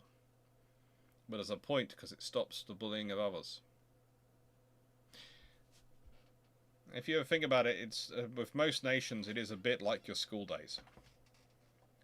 In that, if there's someone who's bullying you and demanding stuff off you, if you give in to them, they'll be back the next day asking for more. They might even ask for more right after you give it to them. You stand up to them, well, things can go either way. I was always the type to stand up to them. Mainly not because I'm brave or anything like that, it's because I'm too stubborn to do anything else. I do know my failings. And too stubborn and too hard-headed to do anything else. Not for good reasons, not because of honor or wanting to save other people or anything like that. It's just I'm too damn stubborn to do anything else other than stand up and go, no, that's my cake. Or, no, that's my food. The only time, this is the thing, is even in my family, there's often a story put around that once one of my sister's not boyfriends came round to our house, he decided he was going to take the food off my plate. He got stabbed with a fork. His hand went over to grab the food off my plate. My fork went down hard. It's my food. I ain't sharing. So, yeah. I'm stubborn. And I don't like bullies. So I'd probably go. As I said, I'd volunteer to reserves because, frankly, I'd prefer to pick my unit than end up being drafted into something which I don't like.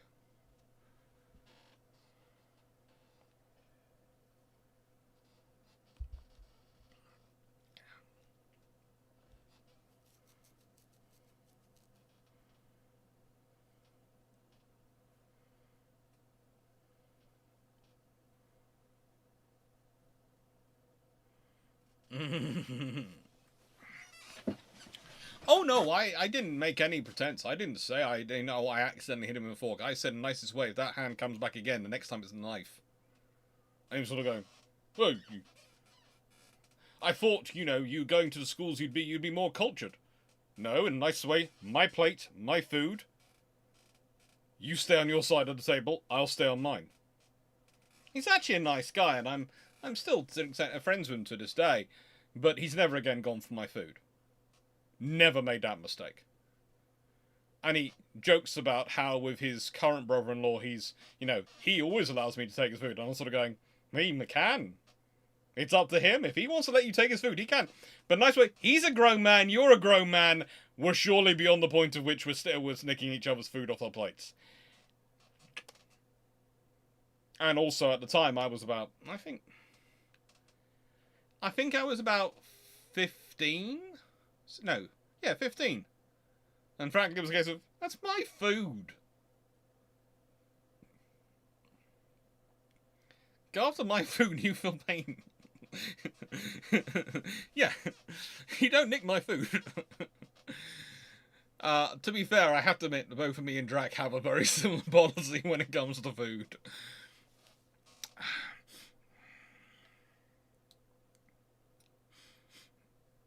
Now, Stephen Richards, would the Sea Vixen would have been better by keeping the 30mm cannon's design? Could have been. Certainly been interesting. It would certainly give them some options, internal 30mm cannon, and might have changed things as they go on.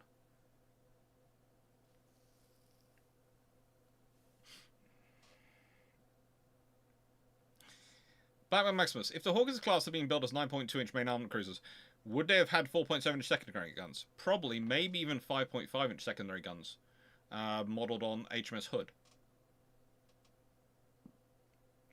Henry Bofa, if adding your proposed ex-German ships and one or two carriers to historic Dutch fleet, how much difference would it come to make? It makes the Dutch fleet as powerful as the French and Italian fleets, and probably included in the treaties alongside the French and Italian fleets. So the Dutch become... it basically becomes the British and Americans as number one powers, Japan as number two, Dutch, French and Italians as number three. And that changes things. That changes, because with the Dutch involved in the treaty process, that's going to have an impact on issues. Thanks, Tanif.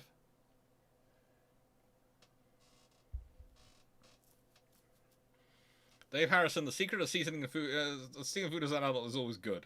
It tastes better. The secret seasoning is crime.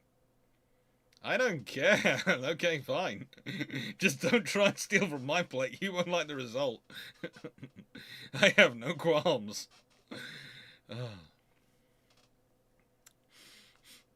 Students GP. Japan greatly underestimated what it would take to get the US to accept a negotiated end to hostilities. What devastation would have been necessary to make the US choose to cease fighting? They're not going to.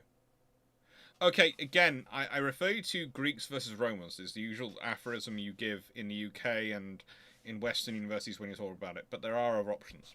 But the thing is, the Greeks won some of the battles versus the Romans, as did the Carthaginians. The Romans just go back and they recruit another legions and they come back again. And they keep coming back again until they win. That's the same with the British and the Americans. The Japanese are an island culture which was steeped in history and many, many things, and they're used to having negotiations. They're used to having a battle and negotiations, kind of like the Greeks were. They had a battle and then they negotiate the victory of it, how the treaties and how things went after the battle, depending on how the battle went. That's not the British and American way. And interesting enough, the Russians have taken advantage of this, because this isn't the traditional Russian way either. But the Russo-Japanese War was getting very, very bad for the Russians. There was a good chance the Japanese could have taken Siberia and other Russian territories in the east, with the way the Russian forces were collapsing. And they don't, because they start a negotiation, because that's how the Japanese think. They've won the battles, they're going to do negotiation, and the Russians go, yes! And so they get the idea that everyone else is sort of like this. And then they see World War One, and World War One, to their mind, ends in a negotiation, but actually it ends in a defeat. The Germans can claim all sorts of things, and people claim all sorts of things. The German army hadn't yet been defeated, all this. No. The British army was just about to cross the Rhine. The British army was advancing straight into Germany. If they didn't surrender and negotiate when they did, they were going to find British troops at Berlin. The American army was coming up hard behind them, and the French army was going, "We'll come after you once we find our feet." I'm sure they were knocked off somewhere over there by the artillery. I'll find them, they're over there. It's just, that's the reality of what's going on. The Germans have been undermined critically by the blockade and by all sorts of things which have undermined their economic ability to wage war. And now with the British and the Americans, the British army finally at its full fighting efficiency and the sheer American mass starting to flow up behind them, there's no way they could win. They surrendered because they were going to lose. Because it was going to happen. But to the Japanese, that looked like a negotiation. That looked like there had been a massive battle and then a negotiation. Okay, it was just a scale of battle. But the thing is, the British and the Americans aren't like that. And yes, you could say, well, what's the sufficient loss you have to subject on them? You're talking a catastrophic level of loss. You'd have to have nuked the entire western seaboard of the United States, something like that. And even then, I'm not sure they'd have given in. They just don't. It's one of the reasons why the American Civil War is quite so bitter. Neither side wants to give in. They only eventually do when, frankly, the South has been whooped. And that tends to get me into trouble when people say, when I say it, because people go, oh, da-da-da-da-da. No, let's be honest here. The thing is, the South would not have given in if they had any chance of keeping on the fight. They just weren't that inclined. So the fact they do give in, do surrender, and Lee does surrender and does, disband his forces, is because they can't do it anymore. They have been, by their definition, therefore, whooped. It's not nice, but that's the only scenario under which American, British, Roman, or other forces at a certain point give in.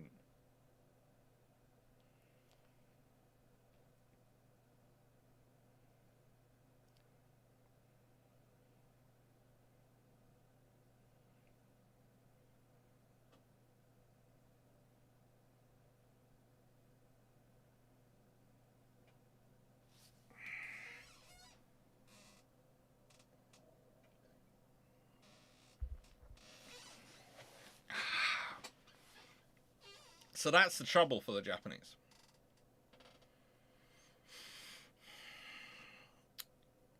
Let's go. Question L. Is there any way a 9.2 inch 15.5 to 18,000 county style cruiser would not have been a good idea?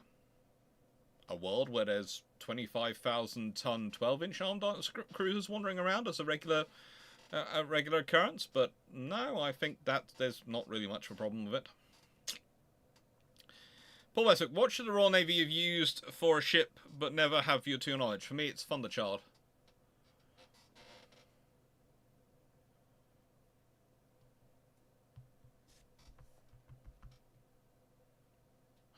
Thunderchild is a good one. Thunderchild is a good one.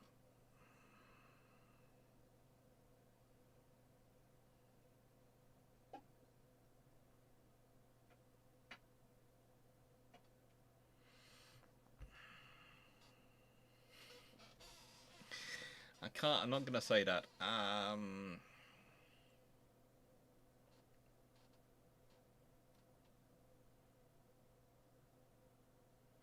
The Royal Navy's used pretty much all the names which come in my head which I'd like them to have used.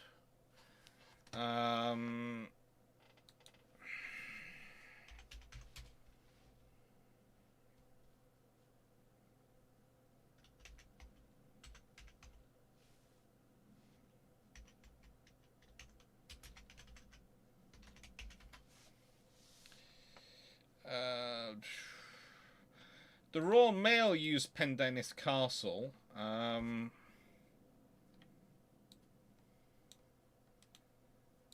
the Royal Navy get HMS Pendennis Castle?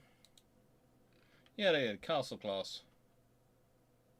Oh, she was never completed. So, yeah, Pendennis Castle. Pendennis Castle. They were going to use it. They ordered her in 1943. They never completed her.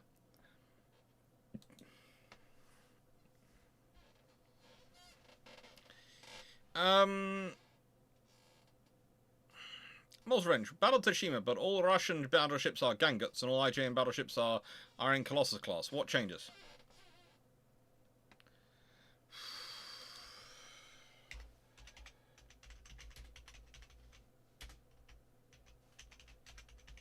Well, the Ganguts die in a colossal hail of 12-inch gunfire. And the reason they do that is because as good as the Gangut design is, and I will say the Gangut design is not bad, they are still going to be absolutely racked after that journey. And that's the thing. The Russian fleet never stood a chance at Tsushima. They would have needed, like, Singapore at the level it was in 1940, what, 41. With all that infrastructure built there, and they needed about like 3 to 4 months in there with full access to their home yards, etc., to resupply and give them spare parts to get their fleet anywhere near a condition to actually fight a battle against the Japanese. So that's the reality.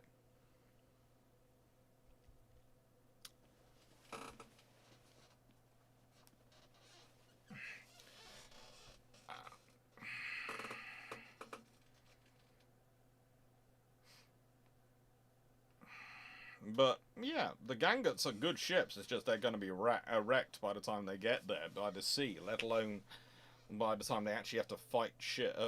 So the Colossus class wins. They were some late 40s first-gen jets. What was the anti-ship doctrine? Rocket attack to clear the deck and then torpedo attacks from turboprop? Pretty much. Rocket and bomb attack with the jets, and then torpedo attacks from turboprops usually.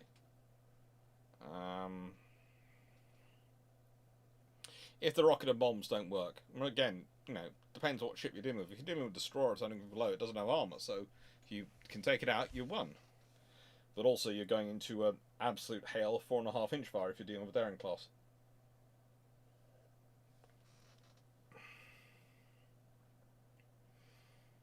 What happens to US-UK interoperability if the Royal Navy gets issued with ice cream machines on the same scale as USN?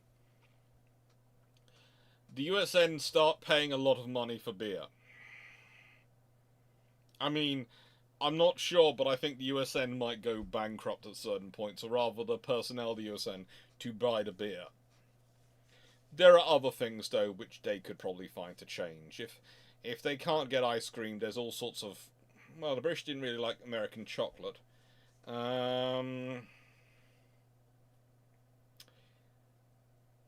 You might have found suddenly a large number of sailors ordering from home things which would be appreciated by Royal Navy sailors' wives and girlfriends.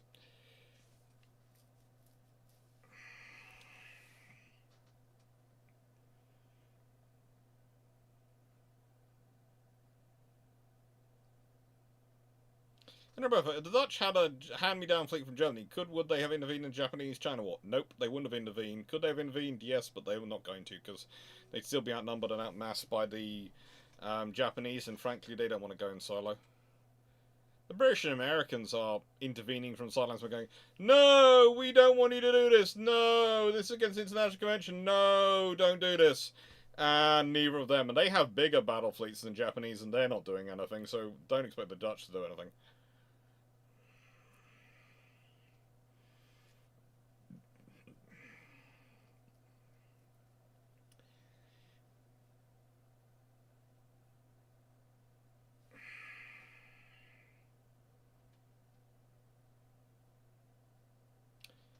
So, what stops you from building forward aviation support ships that go beyond 20 knots and just don't go faster than that in peacetime? Nothing really, because no one can prove it if you've got the governor on there, unless they see it. Senator, what changes if during the Taranto raid, no Italian ships are sunk, but all the Spitfires get shot down? There are no Spitfires involved in the Taranto raid. If, however, all the Swordfish torpedo bombers are shot down and none of the Italian battleships are damaged, then the Royal Navy doesn't get the 3 months or so peace they get with the Italians in terms of their being numbers being affected. And the Royal Navy probably tries again with something else. Or probably Swordfish again, but a different way.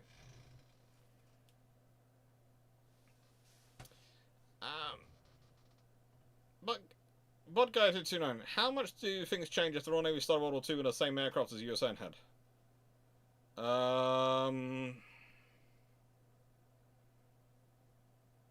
Devastator can't carry the torpedoes in the way the British want to carry the torpedoes, so they can't do those operations. That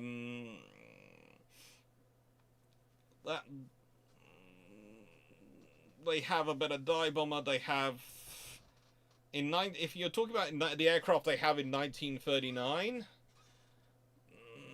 the Americans have the Buffalo at that point, not the Wildcat. Not the Wildcat.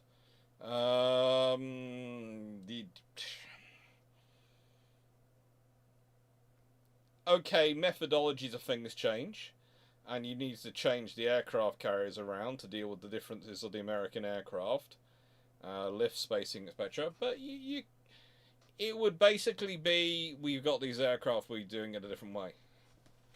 But you'd have probably built things differently, because if you've got that kind of air group, you're building things differently. Because again, the air group reflect the fleet, and its emphasis, and its doctrine and operational structure, and its way of fighting. So that's the thing. It's not just a case of, if you change the aircraft from A to B, you've got to change all the doctrine to fit those aircraft. You've also got to reimagine the carriers to fit the doctrine that those aircraft are going to be operating from and to support those aircraft. So you've got to change everything, and I think the big thing the Royal Navy would find annoying is not being able to hit the target, is not having the supports and systems they put in for their torpedoes into their aircraft.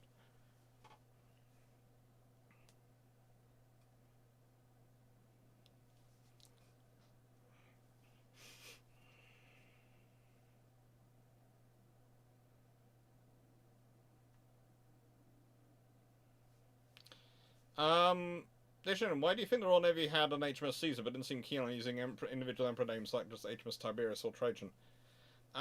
Mainly because they have a Caesar because of history. And the fact the name had been decided on many years ago and became quite an interesting name in Royal Navy history. Whereas the others they hadn't, and they didn't want them. They prefer...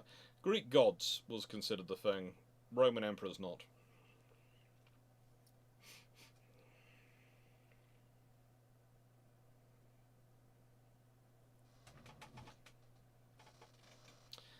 But Guy 299, did the USN have any dual-purpose 5-inch 51 cal guns? No, I think it's the 5-inch 37s which are all the dual-purpose ones. Dave Harris, you find 15-inch guns on cavalry ships, 8-inch and 6-inch on cruisers, and say 4.5 inches secondaries, high angle secondaries, escort primary? That would be quite good. That would be quite a nice one, actually. I prefer a 9.2 inch gun for heavy cruisers and 6 inches, and 9.2 inches 6 inch, but I'll take 8 inch. Let's see, how good were the Japanese 41 centimeter 16-inch third year type model 1914? They're decent guns.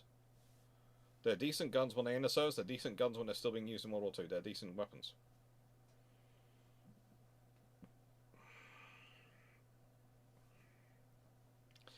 Question 15 from that 6x41. Are the Pensacola class 12 8-inch guns at 11,500 tons with no armor a practical US reply to a 9.2 inch armed canny style cruiser? Not really a practical reply, but a potential reply. But I think the Americans, if you've got 9.2 inch guns for canny class, and you've probably got 9.2 inch guns as the treaty limits, in which case the Americans will be building a 9.2 inch gun ship as well. So they'll probably have a 9.2 inch gunship versus an 8 9.2 inch gunship in sort of 9.2 inch gun with ship with 3 turrets and an 8 9.2 inch gunship with 4 turrets.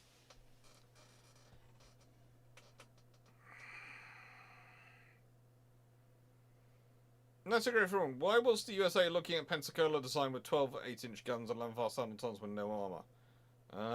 Probably because it was their dream, and it has no armor because it's supposed to be fast. Let's go everyone. How would the Italians respond to a British 9.2-inch, 15 to 18-inch 1,000-ton cruiser? Slowly, but probably build their own equivalent at some point. So most people do. They're gonna go. Well, you've got 2 choices when you see a ship. You're either gonna go, well, we don't need that ship, so we don't worry about it, or gonna go, ooh, me like that ship. I think I'd have one for myself.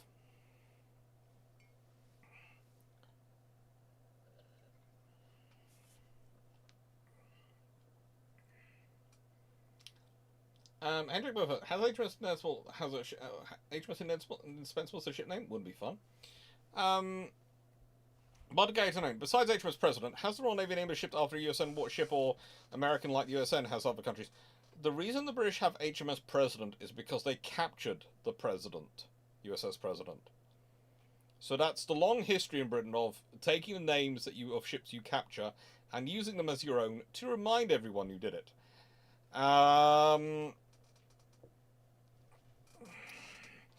But we do, as a rule, it's very rare we name ships for other people as a nice thing. It's usually a reminder of, you do realise we took this ship off you. It's why quite so many of the French Navy are represented in Royal Navy names.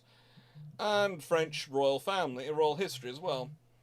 Black Rasmus, what if the Russian Empire had a port in India like the Portuguese in Goa for the Russo-Japanese War? That would have been incredibly helpful, but it probably wouldn't have existed because, frankly, with the Russians threatening expansion towards India, if they had a port like Portugal did, like Goa in India, then the British would probably have shut it down at some point by either shutting it down by taking it over or shutting it down by making sure the Indians in it were causing the Russians trouble. As many people would admit, the British are past masters at winding up people to annoy other people. It's quite a large chunk of our history. But if they did, that would have helped them dramatically with reinforcements and resupply, as long as they could A, get a decent communication link going on there, and B, had a decent amount of supplies there to help them rebuild their force.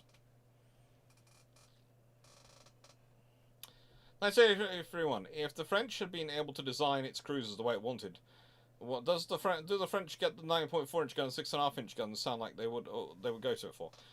Potentially, the French do like those sort of guns because they do their guns in millimeters and then afterwards convert them to inches. What if the British had rockets of the power as the tiny Timt rocket by 1939? The British would be very happy. Hendrik Burfer, any side at Jutland would have heavy bombers with torpedoes. How many would you need to make a difference? Heavy bombers with torpedoes. You don't. Okay. Usually, the largest aircraft you'd equip with torpedoes would be a medium bomber, not a heavy bomber, because a heavy bomber is a heavy bomber. It's a big 4-engine aircraft. So let's say medium bombers, because that makes more sense for torpedo bombers. So things like.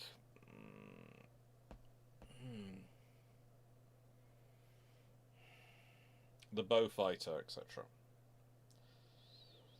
Well, if you have them on either side, you can make significant damage to your opponent by managing to get in. They didn't. Neither the worst affected would be the Germans because they have far less in terms of defense against aircraft than the British, who are paranoid about it. But the British might have defenses, but they're not that effective. So it would be fairly devastating. That's everyone. Nice to go, everyone. Question 19. Could the Leander and Arethusa class be built with 6.6-inch turrets, and why weren't they? In the case of the Leanders, it wasn't developed yet. In the case of the Arethusa class, they could have been, but again, they are taking their time about developing. But there is the Arethusa ARA La Argentina, which is armed with 6.6-inch turrets. Guys, Stiglark. So based on the earlier question, if you could make the Devastator work with British torpedoes as Swordfish do, would that change your mind? Would that change my mind on the... If I can make Devastator work with British torpedoes as the Swordfish do? It wouldn't be too bad. You can make it work, but it's going to sound strange, but... Okay, so I've already explained this quite a lot in the video, so I'm not going to go into massive detail, but the video on Tuesday is going to go into some discussions about torpedo operations. It's not just going, right then, we're going to make you work with this torpedo. If I'm going to make this torpedo and the British torpedo system work for me, I'm going to have to redesign the hard points and the airframe structure of your aircraft. At a certain point, that's going to mean I'm going to probably have to move around things like your engine and some of your cockpit spacing, and some of the strut spacings on your wings, in which case I'm pretty much designing a brand new aircraft. So that's the problem. If I am designing your aircraft, redesigning your aircraft to take a torpedo operating system it has never carried or never been designed for, I'm pretty much going to redesign your carrier, or rather your aircraft. And then I get to design your carrier, or rather my carrier, to support that aircraft. That's some of the fun thing. This is why the British have both the Barracuda and the Avenger in service. And there are usually quite a few digs about the Barracuda, but it's not a bad aircraft. Again, it's one which suffers from the troubles between the Ministry of Procurement, the Ministry of Aircraft Procurement, the Ministry of Procurement, the Air Ministry, and the Admiralty, and the political fights which go on between the four. It's fun, even in the middle of war. Well, B-26 Marauders did torpedoes, B-25 too.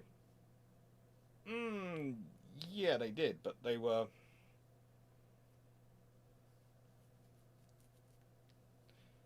They're not... If I'm mistaken, B-26 and B-25...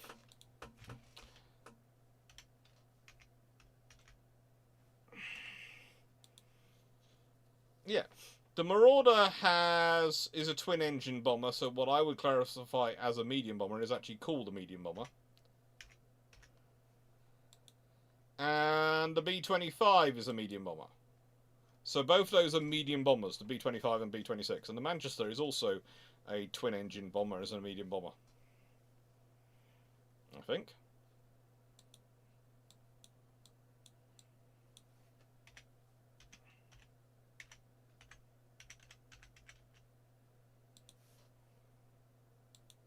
Yeah. Our Manchester is a twin-engine bomber. It's a medium. It's classified as a heavy bomber, but it is realistically a medium bomber.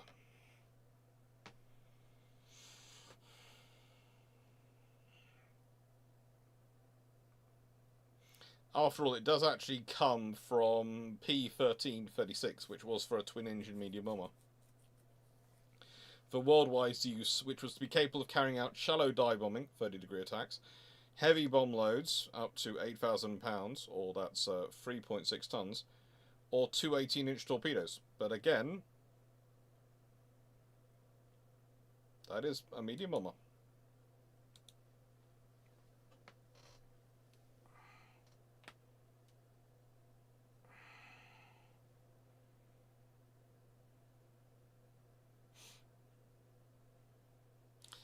Anyway, I have sort of wondered if the Argentina design might have originally designed a possible design for the improved Leona class, then it was altered for Argentina's purposes. No, it originated as an Arethusa design. La Argentina is based on the Arethusa class. So, yeah, it's an improved Arethusa. It's not an improved Leander. If you want to track the improved Leander design, look at the Town class. 4-turret stabilization shape.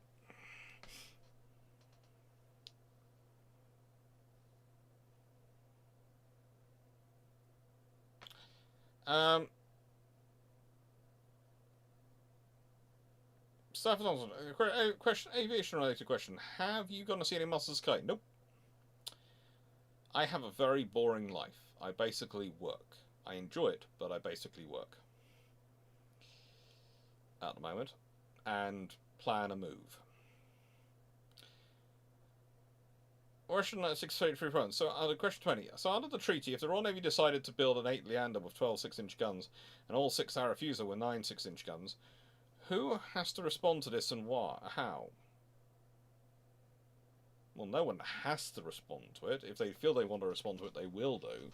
But the thing is, why would they respond to it? Do the Americans care about the British having all those 6-inch cruisers? Probably not. It's the British, they've got a lot of commerce protection to do. They're going to have a lot of 6-inch cruisers. That's basically the British thing. The Japanese, well, what can they really do about it? Because they're building what they're building. The Italians, well, they've got limited infrastructure, so they can only build what they're building as well. And the Germans, again, limited infrastructure, they can only build what they're building. They will probably adjust Plan Z. That it won't ever actually achieve anything, but they'll adjust Plan Z. And let's be honest, at that point, if you basically got town class and crown colonies in service already, so goodness knows what the towns and the crown colonies actually look like.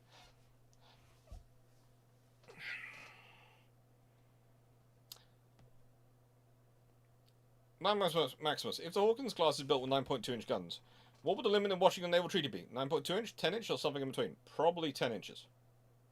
Probably it'd be 10 inches. And nice to hear from you. Missed this question 13. No, I didn't. I just... You've asked me if Spain bought 3 9.2-inch gun, county class based Canaris class, how would they be used? They'd be used the exact same way the 8-inch gun, county based Canaris class were used. They're not going to... Just because they have 9.2-inch guns isn't going to magically change the problems the Spanish face in their infrastructure, in their economics and deployment. They're not going to change their strategic situation. They're just bigger, better ships, so they'll probably just use them exactly the same, and they'll probably have the similar fates in their civil war.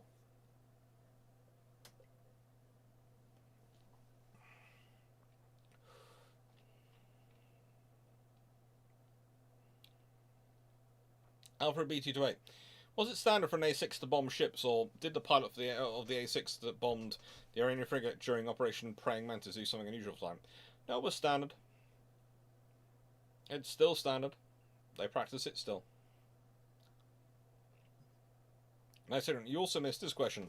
Question 14. If 13 9.2-inch 15 to 18,000 ton cannons were built, how might a battle of Denmark Strait against Bismarck, Java Sea, Savo Island in the ocean raids be different? Why are they going to be different? Because they have 9.2-inch guns. They're bigger, better ships. That's great. That might give them more of a chance of survivability. But why are they going to be... Why are those battles going to be different? Let's be honest. The German cruiser at Denmark Straits probably has 9.2-inch guns as well. Because let's be honest, this is Adolf Hitler's world. They might even have 10-inch guns, in which case they're probably going to find themselves really outpaced in terms of the rate of fire. As for the rest... Again, they're probably deployed as historically.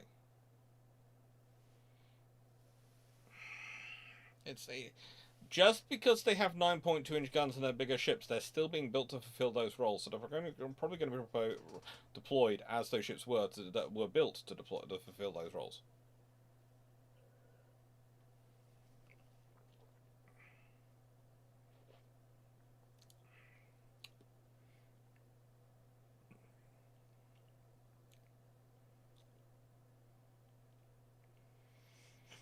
Black Maximus, what if the British had captured Alaska during the Crimean War and kept it after the war? How would this affect future wars?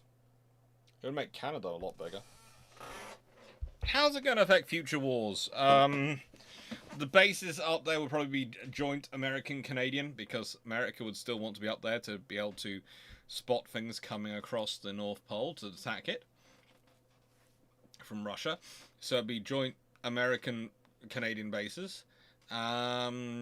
Canada would have a larger fishing industry and a border of Russia. Sarah Palin would never have been part of the US political scene in terms of being governor of Alaska. There's all sorts of interesting things that happens, but basically you have a Canadian Alaska.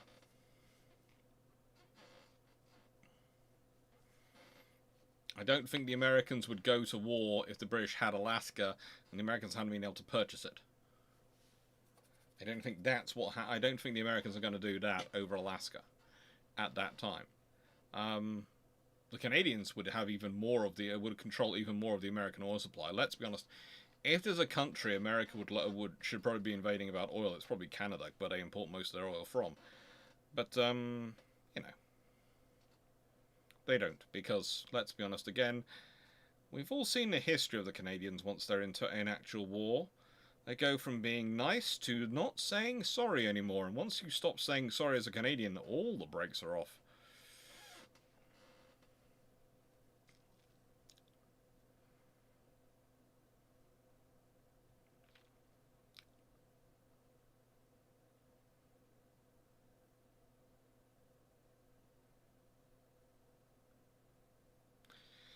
Senator, what were the levels of Royal Navy Reserve in the Age of Sail, and what were in the hierarchies in French service?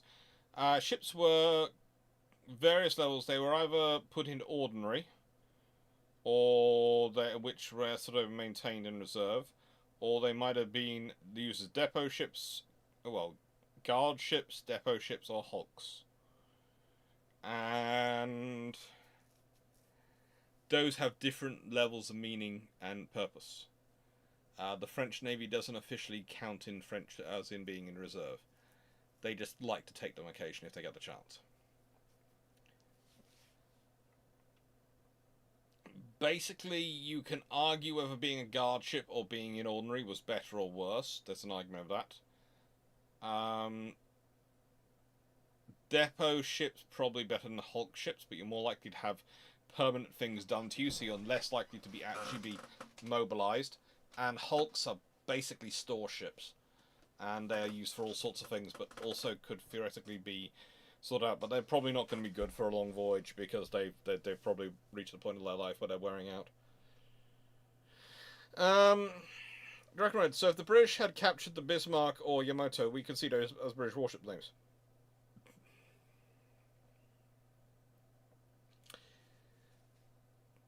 Possibly. Unlikely, but possibly.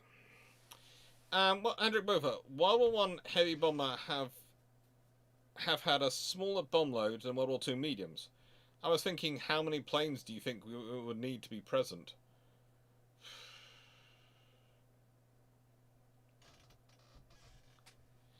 A fair number. If they're heavy bombers in World War One, I would say you probably need a few dozen to actually have an impact. How would it affect the post-war situation if Germany had not scuttled the fleet like the Washington Naval Treaty? Scuttled the fleet like the Washington Naval Treaty. Balance of power and distributing the fleet amongst the powers in Germany. Well, that's the problem. It creates a massive problem for the British, because the whole point of the treaty, the Treaty of Versailles, would have, of course, included a distribution scenario, which would allow the French to get rid of some of their ships. Possibly the Italians would have wanted to get rid of some of their ships. Maybe they know it wouldn't have, and there would have been a huge fight over certain ships. The British would probably try and take some of the ones they could have. Bayern and Baden would have probably come British. Who gets the battle cruisers is going to be a debate, because let's be honest, the other thing for the Americans and Japanese is going to be which them gets which ships and whether they're worthwhile. It's going to be a whole can of worms. It's so much better for the world that they get scuttled at Scapa Flow. It's so much better for the world they do, but, you know, it would have been an absolute can of worms, and that could have impacted the Washington Naval Treaty, or it could have, because the thing is, it would have meant that you probably ended up with some naval provisions in the Treaty of Versailles, which they were signing anyway, which would actually make it more difficult for you to get the Washington Naval Treaty through, which means you probably don't have a treaty come on for a longer time, which means you might get the G3s or things actually in service before the Naval Treaty comes in, which could change all sorts of interesting options.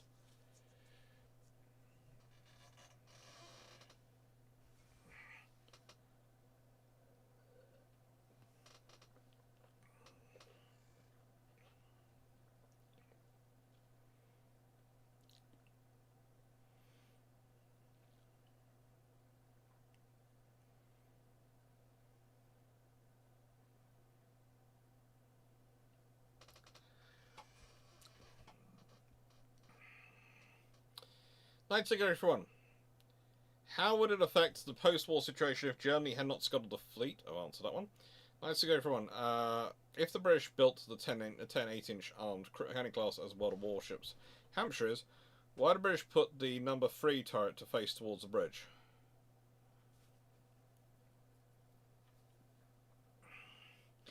No idea.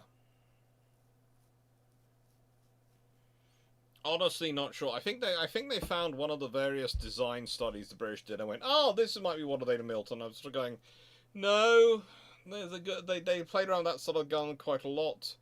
There's a reason why Nelson and Rodney look like they do. The G3s look like they do. Yeah, those are ships they actually were going to build. But it could theoretically save on space. So you got someone sponsors a third-party nation into war years to build ships which break the treaty limits by 1929. Let's say Japan. Does this kill the treaties if they exceed the escalator? Yes. Let's say they're sponsoring Brazil. Let's say everyone. Where would 5 twin 8-inch armed county-class designs have actually been useful? Over the 4 twin 8-inch. I can't really think of anything. I think they would have been nice to have. It'd be nice to have one of those instead of HMS Exeter, but she has 6 guns. So let's be honest, having a full fat county would have been enough, let alone an extra fat county.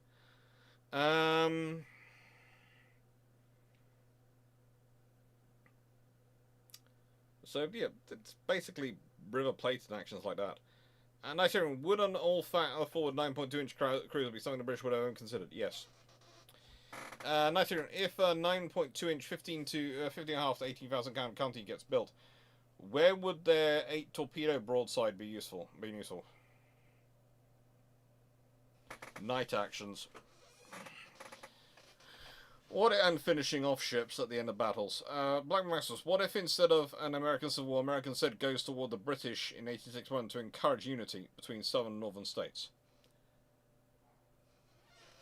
A nice external war to make things better. The Americans could find themselves in a lot of trouble very quickly.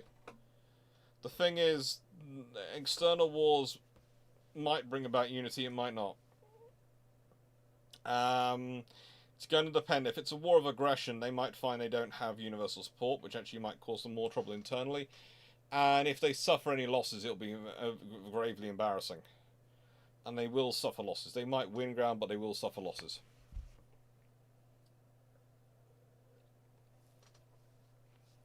And the thing is, they might just not find themselves just fighting the British.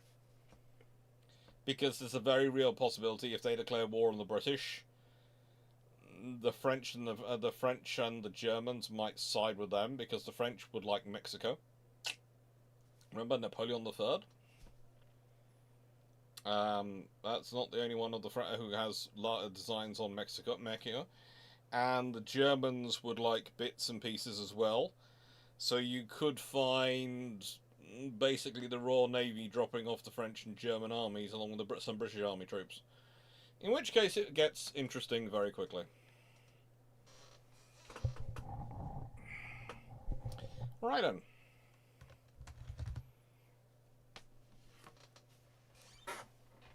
I'm going to start the books in a second, but I'm just going to go quickly check something because I've been told I might have a visitor sitting on the chair outside.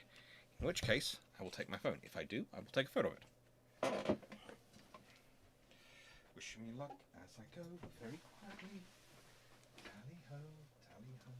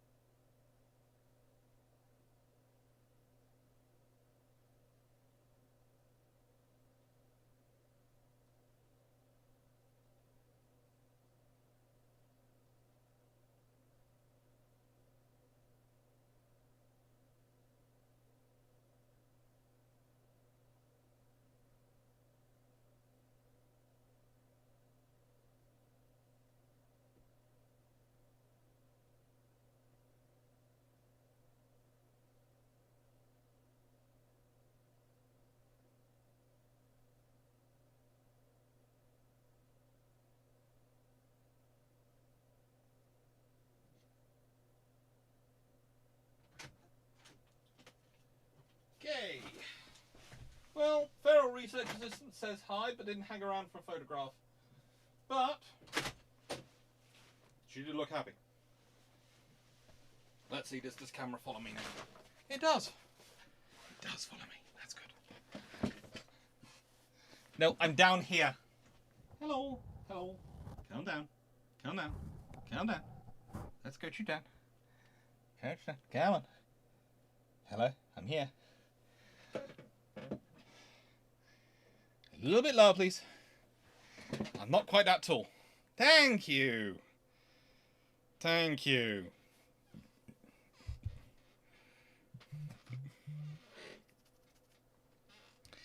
That's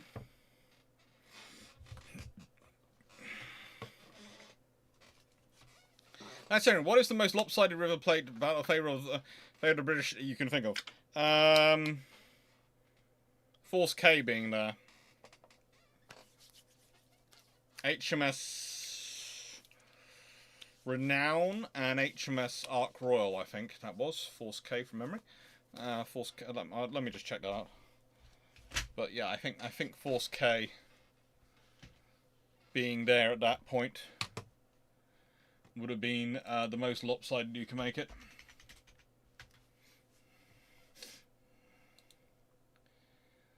Operating from West Africa in 1939. It was HMS Renown, Ark Royal, Hardy, Hostile, and destroyers Hardy, Hostile, Hereward, and Hasty. Yeah.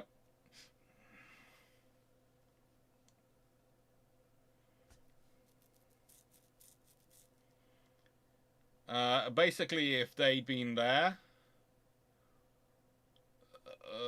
that would have been interesting. I'm fairly certain at that point. Yeah, the results of that battle would not be even nice to one-sided. Force K would have done it quite happily. Tracking provided by camera.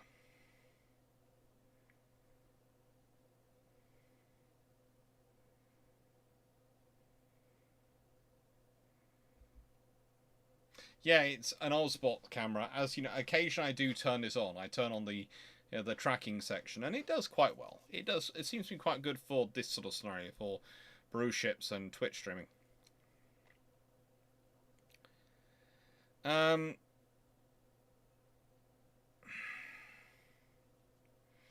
Question 26 from Niterian. Would a 16, 15, 5.2 inch 5 Dido design K225F with 8 twin 5.25 guns replace with 8 2-rail launchers with 40 Orange Nell SAM each for 320 in total be excessive even for the Royal Navy? It sounds like a very one size fits all solution to a problem. I think you probably find some 5.25 or 6-inch guns or something would be there as well as the missiles. Hendrik Bofa, in 1910s, how does the UK respond if Germany stick to 11-inch guns, but in triple turrets on 28-knot ships? The British probably start building their ships faster. They probably don't reduce their gun sizes, but they might. Well, they probably do build their ships faster. So you probably go. They have 11-inch guns. The British probably do go up to the 15-inch guns and 13.5-inch guns, but they start to build their ships faster as well.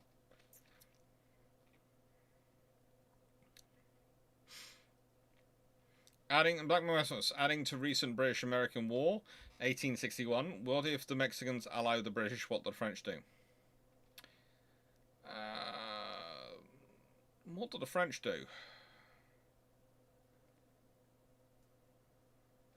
If the Mexicans ally with the British, then the French are annoyed, because the British will prevent them doing anything to the Mexicans while they're their allies. Going back to Henry Beaufort's question, there is a scenario though where the British end up going with triple turrets as well, because the British could well, when they drop a turret down to go to the Queen Elizabeth and R class, decide to go with triple turrets so they don't actually drop guns. They could, while they've got 10 guns in 5 twin turrets, that's fine. They probably keep that up. But the moment they drop down to 8 guns, they might decide to go up to 12 guns instead. because that then matches in, and that would be also. It's going to sound strange. It's actually easy if you're building a ship which is wide enough to be triple turrets for 15-inch guns. You have to make it longer, and if you're going that, you actually have the space. You can more easily make a Queen Elizabeth design at 50 with the same armor, etc. 28 knot plus vessel. So that actually makes sense for them, because they don't have the wing turrets, which are going to provide the width and the space for the space for the fuel and the boilers to get to 28 knots. So otherwise, so I think you might actually see the Queen Elizabeth class and onwards be triple turrets as well. Because you have to remember, the British are going up the guns not because of the Germans. It's going up the guns because of the Japanese and the Americans. There's the gun sizes are changing due to the qualitative race. The volume of ships the British are building are changing due to the quantitative race.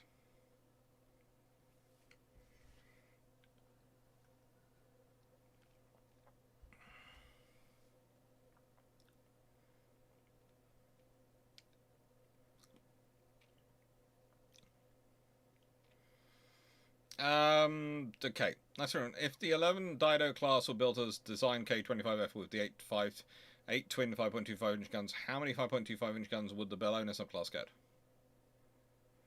Well, mainly the Bellona subclass are built the way they are to speed up production and to make things easier on everyone.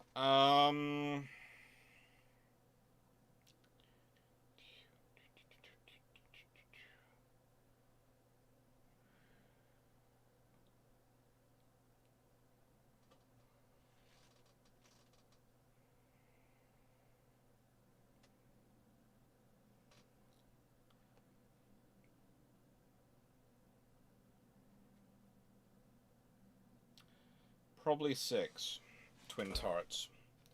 Probably 6. Although that hull's going to have fun. Question 28. On a scale of 1 to 10, with 1 not being a worry and 10 being what will a monster will have unleashed, how terrifying would design K25F be complete with 8 twin 4.5-inch guns? About 5. It's not going to be anyone's dream, but basically it's not going to be a threat to most cruisers. But most destroyers are going to be going, oh, frankly, I'd rather avoid you. And so would quite a lot of aircraft. Let's hear, how more terrifying would an SBD Dauntless be if equipped with a Skewers dive bombing sight? And as the British, if they buy the SBD Dauntless, would require the folding wings to be installed, would the US Navy be happy with that change added by the RN? Probably they'd be happy with that change, and with the Skewers, the Vicar dive bombing sight, the SBD would be a lot more accurate, because it is probably the most accurate dive bombing sight actually built for World War II. So yeah, it would make it a lot more useful. So it would make it a lot more dangerous, a lot more worrying for the opponents. But you know, that's the way things work. Let's say, do you think the Curtiss SB-2C Helldiver would have been had a better chance of being accepted by the Royal Navy if the model offered to them was the SB-2C 3 or later models and not the Dash 1 model of the Helldiver? It has more of a chance, but also by that point the British are really focusing on other methodologies. That's the thing. The Royal Navy has a short while where it likes dive bombers, and then it starts to notice the losses dive bombers sustain, and it's going, okay, oh, right, this might not be a sensible idea. What can we do else? How else can we attack ships? And they are thinking it through. So that's a bit of a problem for the Helldiver.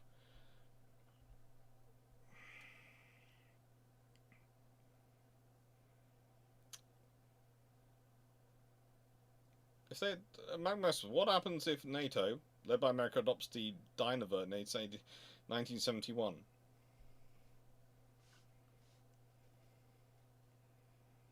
Who knows, but our Chinooks and things like that could be very different. Honestly, it's not going to change much in terms of the geopolitics of things and how things work out, because it just isn't. But it's going to change the methodology of how you do things. And that's going to depend on what turns up and also how you approach other situations, which is going to affect them. So that's one of those sort of never-ending questions.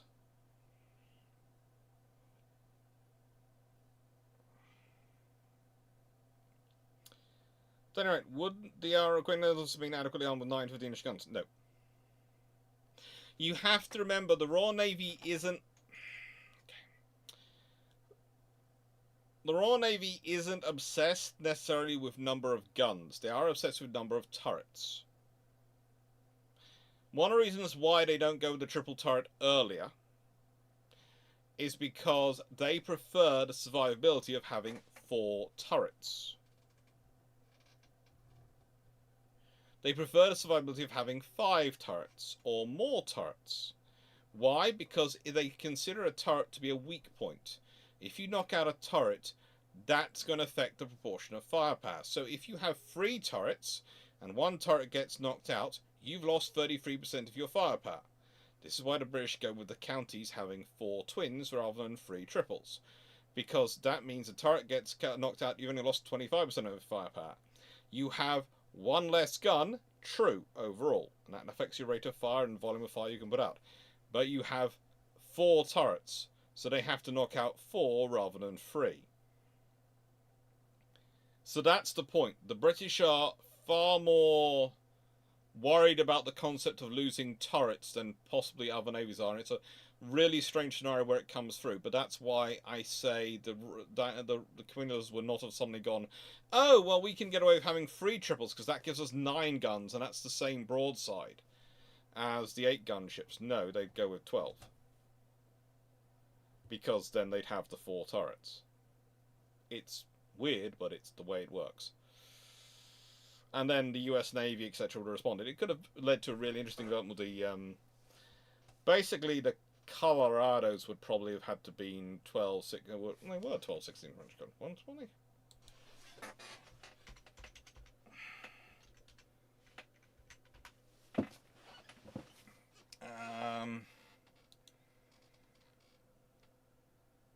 The Colorados were 8 16-inch guns, so they would probably have to been 12 16-inch gun ships.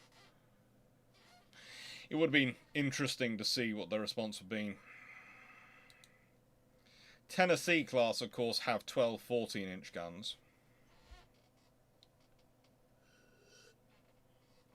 So it's not as if it's unprecedented to have a 12-gun ship.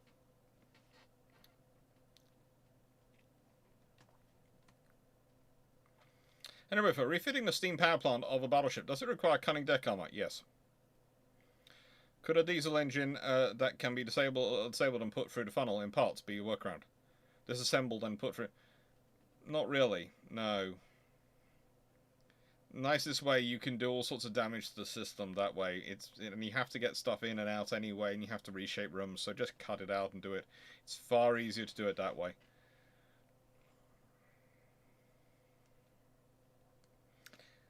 Anyway, the Royal Navy was thinking of longer fights with ships having to keep fighting with lots of damage then.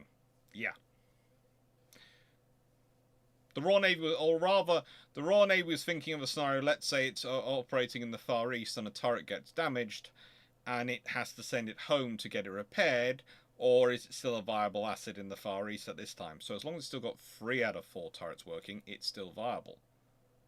So think of it as longer deployments as well.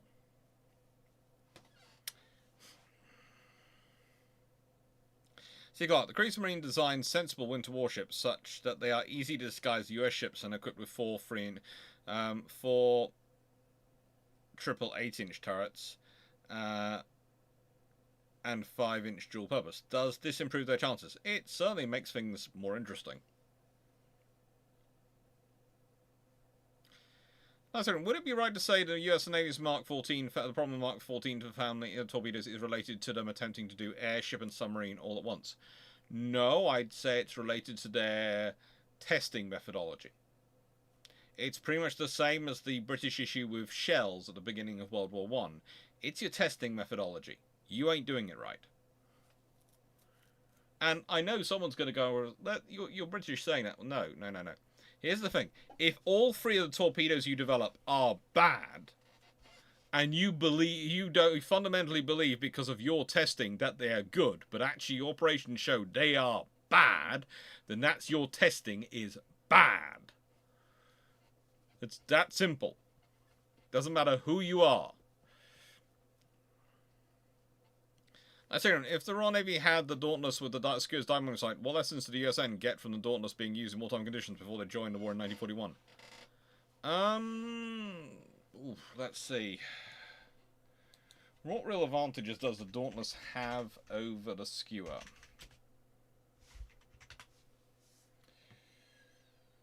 Well, let's be honest. It hasn't got the rock in its family tree. That helps. That always helps.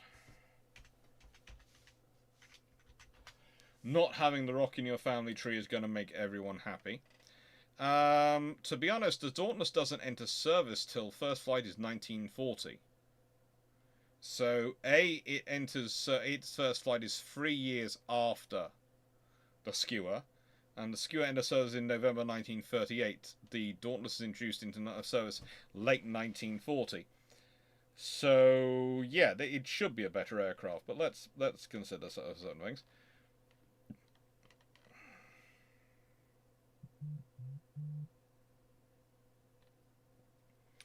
And it's not really until you get to the SBD-3 that has the self-sealing fuel tanks, machine guns, and all the other things. And it's the SBD-5, which is sent to the Royal Navy for evolution. Which shall we go with? What should we go with? Let's go with the SBD-5's designation, because that's the thing. Versus... Well... First things first, the SBD-5 versus the Skewer 2. The Skewer 2 has a Bristol Perseus 9-cylinder air-cooled sleeve valve engine with 890 horsepower. The SBD-5 has a Wright R182060 Cyclone 9-cylinder air-cooled radial piston engine with 1200 horsepower. The British have a free-bladed variable pitch propeller. The Americans have a free-bladed Hamilton Standard constant speed propeller. Interesting choice. Interesting choice indeed. Both, well, the maximum speed of the SBD-5 is 255 miles per hour at 14,000 feet, whereas the maximum speed of the Skewer is 225 miles per hour at 6,500 feet.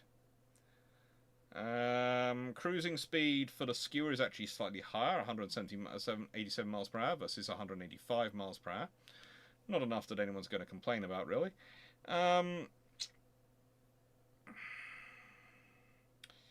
The range of the SBD is 1,115 miles. The range of the Skewer, 760 miles. Service ceiling, 25,000 feet for the Dauntless, 20,000 feet for the Skewer. Rate of climb 1,580 foot per minute for the Skewer, 1,700 foot per minute for the Dauntless. Okay.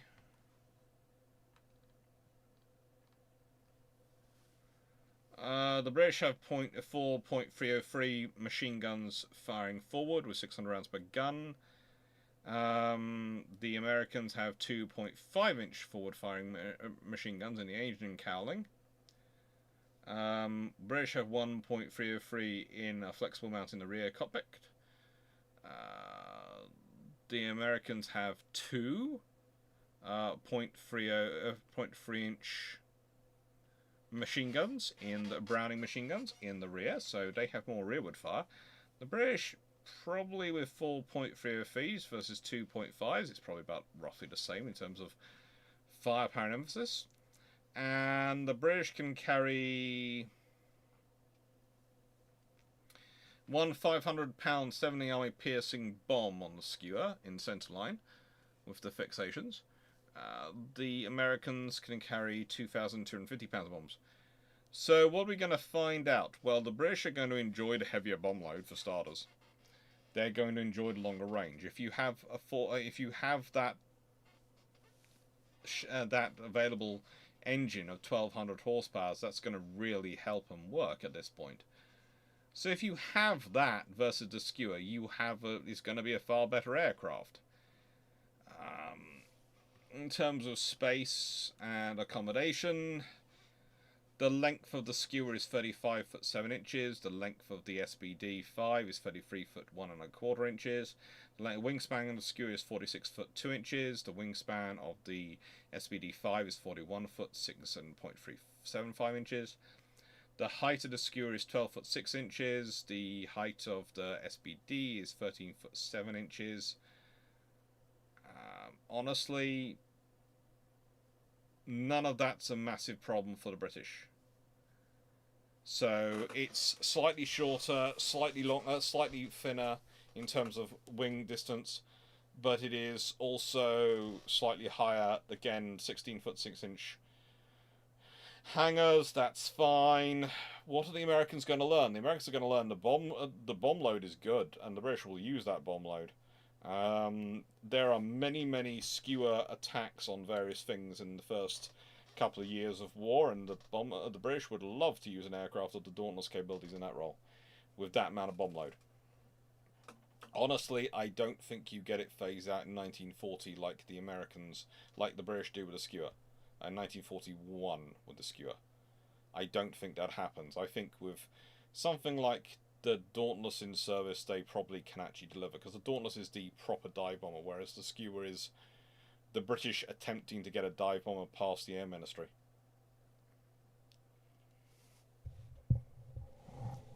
If the British are getting the SBD-1, then unfortunately for you, I don't see that as much of an improvement over the skewer, really.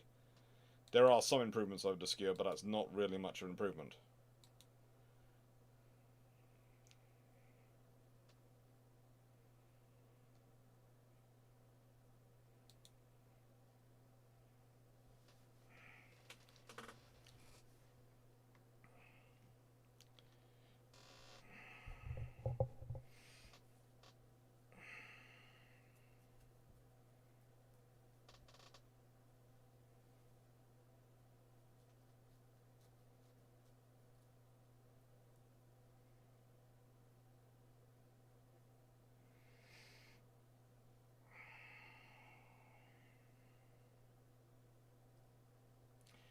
Maximus, what if the USA had replaced B-52 with the XB-70?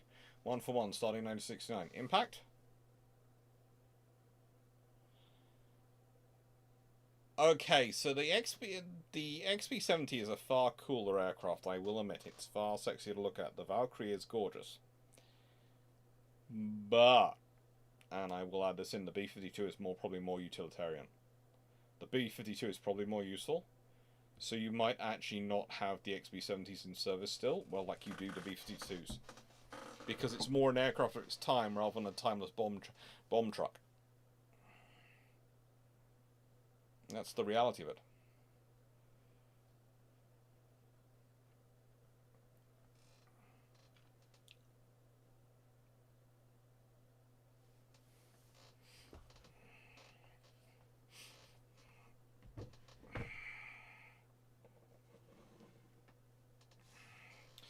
Dive bombers are always going to get mauled by fighters, though. And that's the thing. That's the purpose. A fighter is supposed to be mauling other aircraft. That's why you're supposed to have fighters in there with you, escorting you.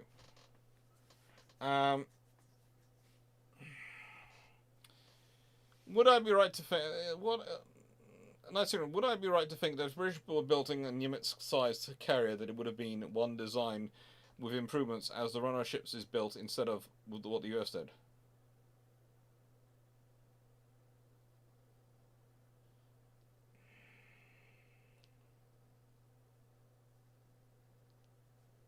Potentially. Especially it depends if they're building them at the pace of the Nimitz as a class, and etc. one every few years, they would each be, to an extent, individual ships, because they'd be improved, and then eventually something would go in service and be improved up to the standard of the latest build. Night Seeker for one. Question 34. What would 5.4 twin 8-inch armed Admiral Hippers be seen as able to take on a 9.2-inch Baltimore class size cruiser? Nope. Hendrik Botha.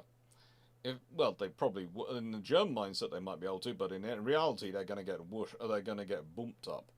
Hendrik Bofa, if Germany go fast battleship from 1908 and undersell speed, could they run away from Jutland easier? Yes. Fantasy Dutch want faster ships.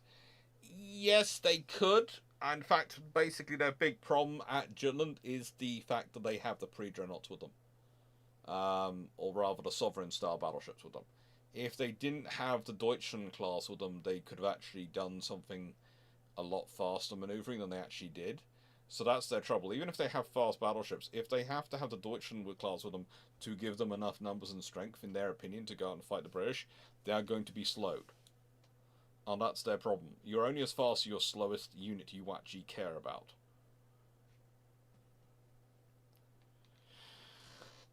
Biomass, what if the British had a torpedo bomber on par with the Kate torpedo bomber in the same time frame? But say with a tension wire device that replaces the third person in the plane. Why would you have a tension wire device replacing the third person in the plane?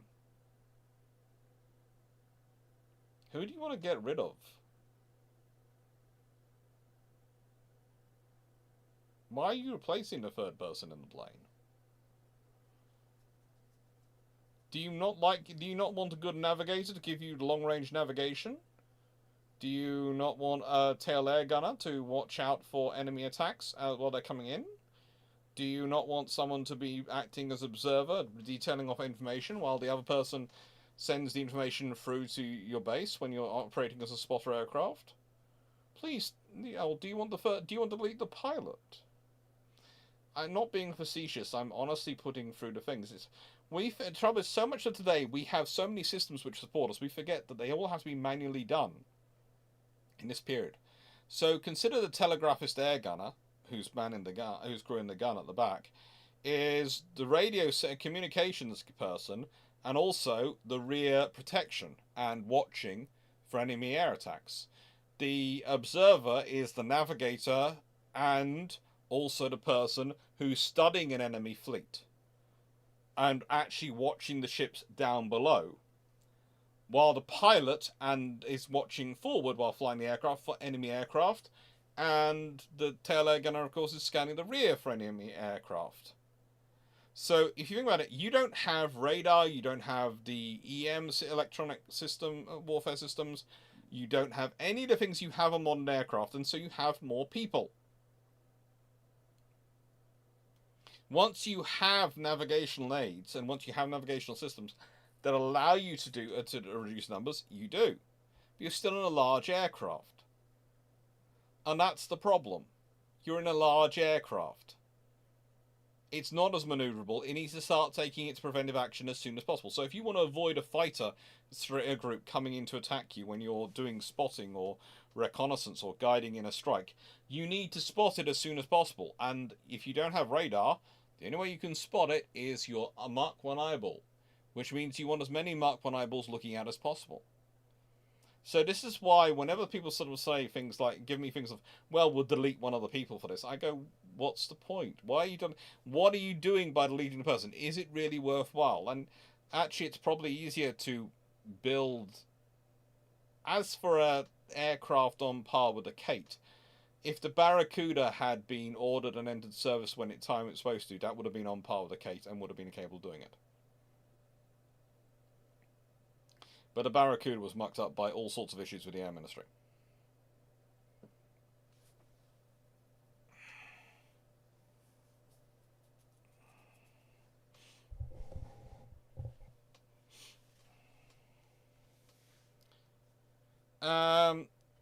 Felix B, South American Dreadnought race, how would it have gone on if the money did not run out? Would they have buy some cruisers too? Probably.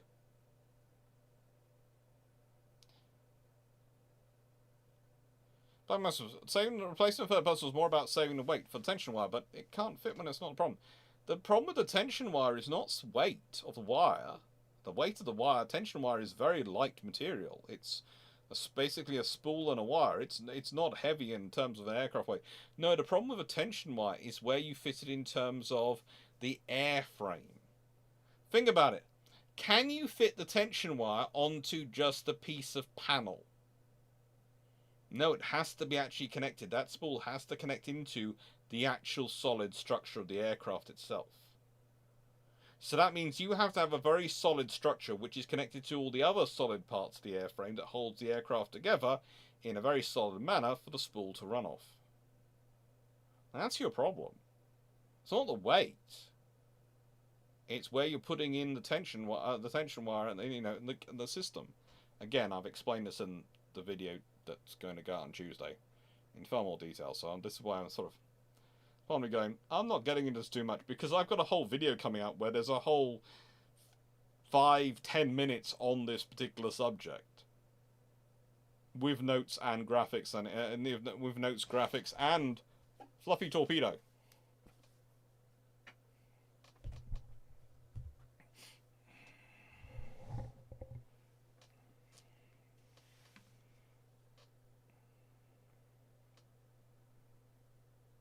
Nice to go everyone. Question 35. Is the advantage to the county class in the form of World War warships Tier 8 Hampshire? Honestly, I should probably go look up the Hampshire. With 10 8-inch guns in 3, 4 and 2 aft. Is there advantage? You have more firepower. It adds up. That's useful. Blackmore Smith, what if the US kept up a building cycle of 4 supercarriers every 6 years, starting with the Forrestal class? If they did, then their supercarriers would never be more than 18 years old, because I doubt they would have more than 12 in service at any one time. Which would be interesting.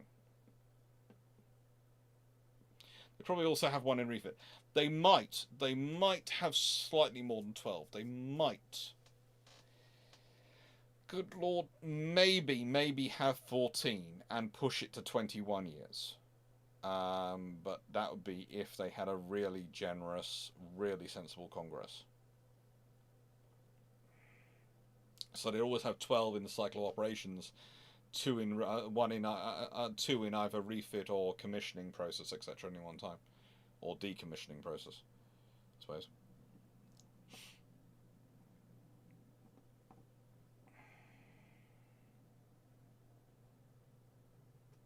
Seriously, as part of the naval aviation piece, are you going for any weapon systems such as Redbeard, any jets as well? No, because it's talking about naval aviation development in the 1920s and 30s. Because honestly, when you start to talk about aviation doctrine in the Cold War era, it's not national specific. It's not as great a divergence as there is in the 20s and 30s. In the 20s and 30s, you have 3 great big doctrines. And that's forced on by treaties and various geostrategic situations and political situations within those countries, which changes them, which means the doctrines are different. When you get to Cold War, for much of the Cold War, you have what I would call the Anglo-American doctrine, and the French trying to pretend they're not following the Anglo-American doctrine. And then you have, towards the end of the late Cold War, you have Soviet doctrine come in. And the Soviet doctrine is basically, we will pretend we know what we're doing.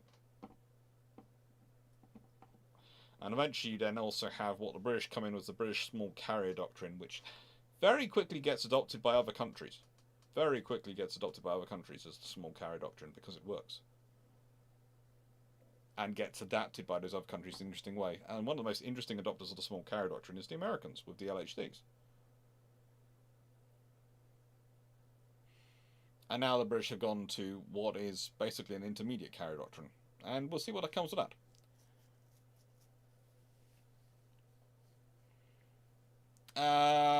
Hendrik Bofa. Could a submarine with a collapsible mast in a small engine 1895 plus be a dangerous raider? No. In 1890 and small engine 1895 plus be a dangerous raider? Not really. We'd try it. Siglar, Alex, I'm aware there are equations for submarine displacement. What are the best sweet spot tonnage for the different submarine types? Depends on the era. Okay.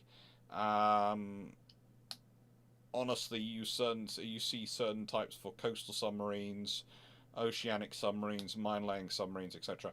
Once we've got to the modern era, we've now got to accommodate other things, and they've grown dramatically.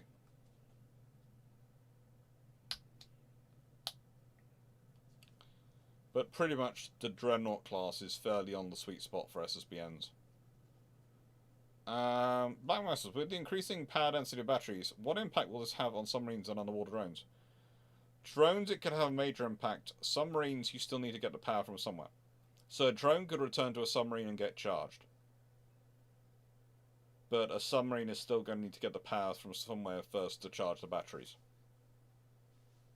And so it could well improve things like, let's be honest, for nuclear submarines, it gives them far more of emergency capabilities if they have better batteries.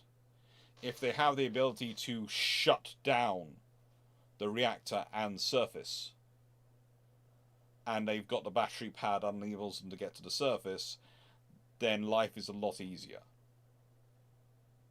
A lot safer.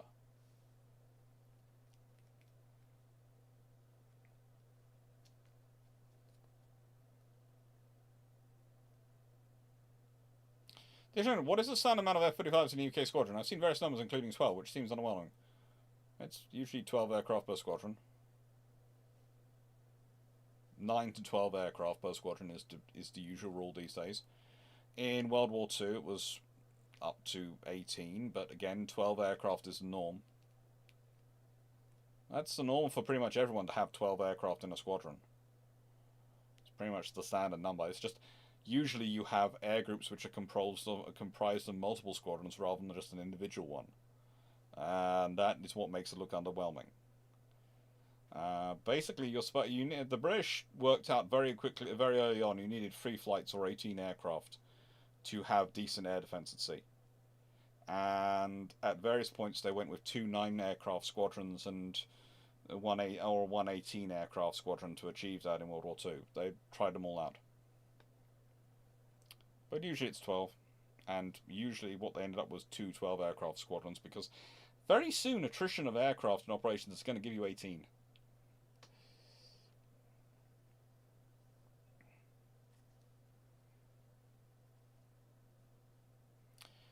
Would the RN building 3 Trieste actually work if they called them through deck frigates? I don't think so. Nice to go, everyone. Were the Bismarck's air defences designed with aircraft like the Dauntless, Devastator, and Ferry Barracuda in mind? Honestly, don't think so. I think they're designed with things like the Germans are looking at their own aircraft. They are honestly. German intelligence on even American designs was frankly terrible. The Americans had a habit of publishing all sorts of details about their aircraft designs. So, yeah, I think the Germans are more facing at what they would like to be attacking with and designing for that. And that's, again, part of the problem, because they design for the best aircraft to attack with, whereas the British are prepared to use an aircraft which is the best for them. Like my Maximus, what would World War II be like if all nations had battery power density on par with today? Submarines would be able to stay under a lot longer. And it would be a lot more problematic. But also, you would probably have a lot more batteries included in warships, etc., which would have an impact on damage control. Could buy them all sorts of time. It would be interesting. You might have more electric drive ships. Hendrik Bofa. Who would be crazy enough to be a privateer for the Boers in 1899? Sadly enough, some people did try it. It didn't work out well. But they tried. Right then, we're at Naval Aviation at Book's Point. Now, I was going to just go straight into the Sturviant book, but I thought I'd get out some of the other books as well. And actually, one of the questions you asked me about was US Marine Corps aircraft, and I have the history of US Marine Corps aviation in here somewhere, staring at me. I know, because I was reading it earlier today. Where have I put it?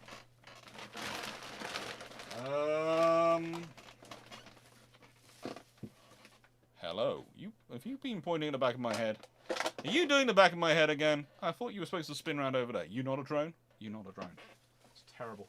I don't know. Right then. Oh, this is going to be... Oh, good. It's not pointing my butt. That's good. I can quickly move my trousers around so I can when I jump up on the seat, it's not going to look bad for you all. He says, hopefully. Hopefully. Right then, you're going to follow me all the way up here. You are. Oh, good lord, you're already prepping for it. Right then, up we go. I promised the helicopter description. Where is my book? Yada da. Gonna add that one in because we can talk about skewer a lot. Where is the US Marine Corps book? The history of the US Marine Corps aviation. I have it around here somewhere. In the aviation section, isn't it?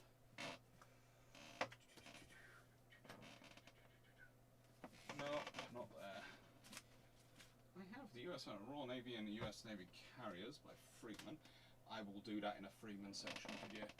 I want that. Thank you very much. That's one of the ones I was looking for. First, they've been talking about it.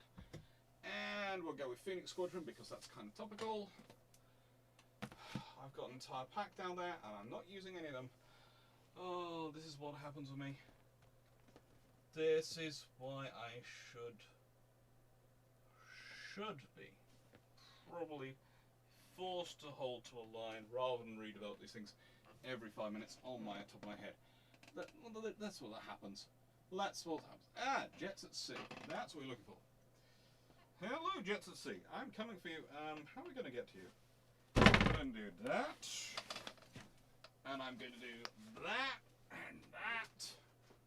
Oh, and I'm going to stretch. And there we are. That should do. Where is the US Marine Corps book? It's big, and it's covered in US Marine Corps insignia. That one's been out here at Nick Books. How do I put the US Marine Corps book? You know what's annoying, guys? I will probably find it the moment this video is over. I will probably find it staring at me and go, dang and... Okay. Yeah. Alright. I have got the 6 books I'm happy with for today.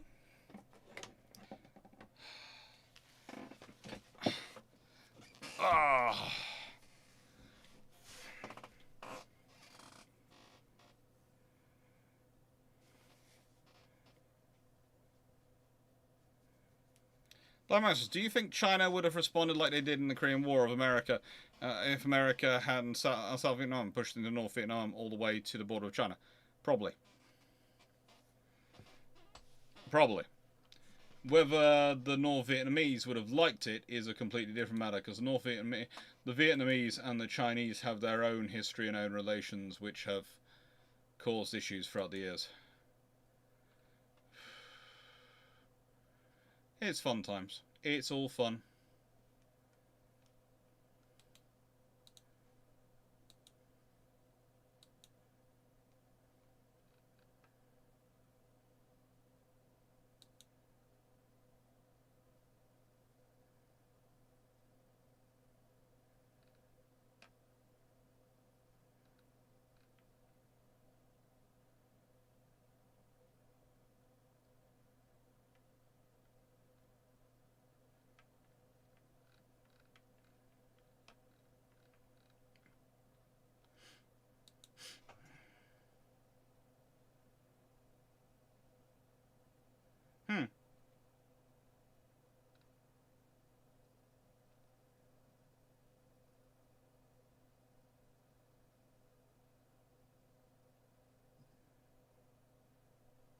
Anyway, sorry, book details come up.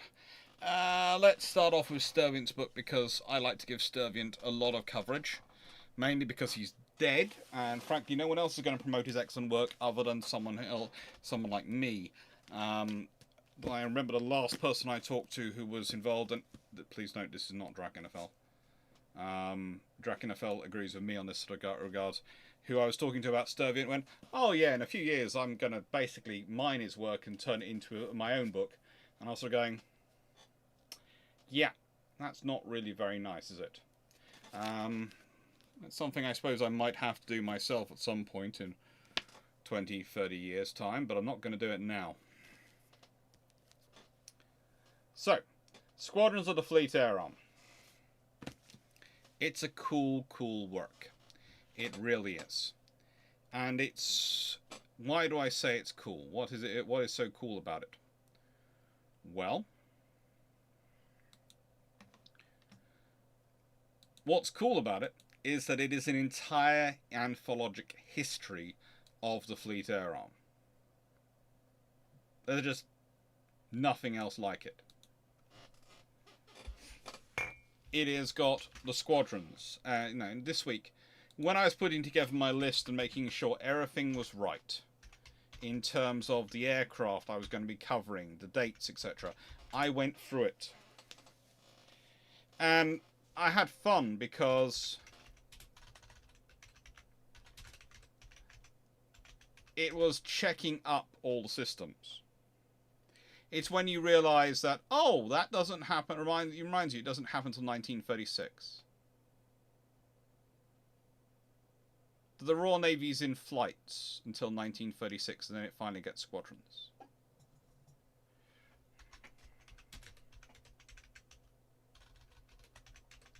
And so that's why squadrons matter so much to the Royal Navy. And that's why you get histories like this. We go to...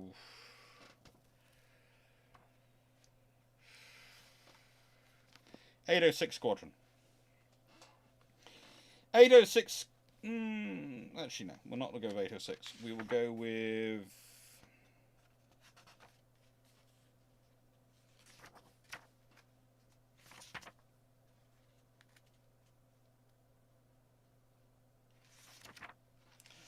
Oh, we'll go with 801.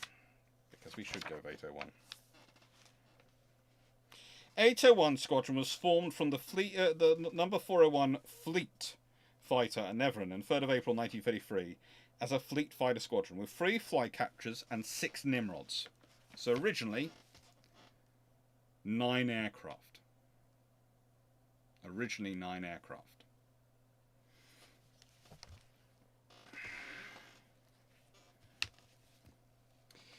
And embarked with these in HMS Furious for service in home waters and the Mediterranean Fleet. The Flycatchers gave way to Ospreys in early 1934, and the Nimrods were withdrawn in October 1936.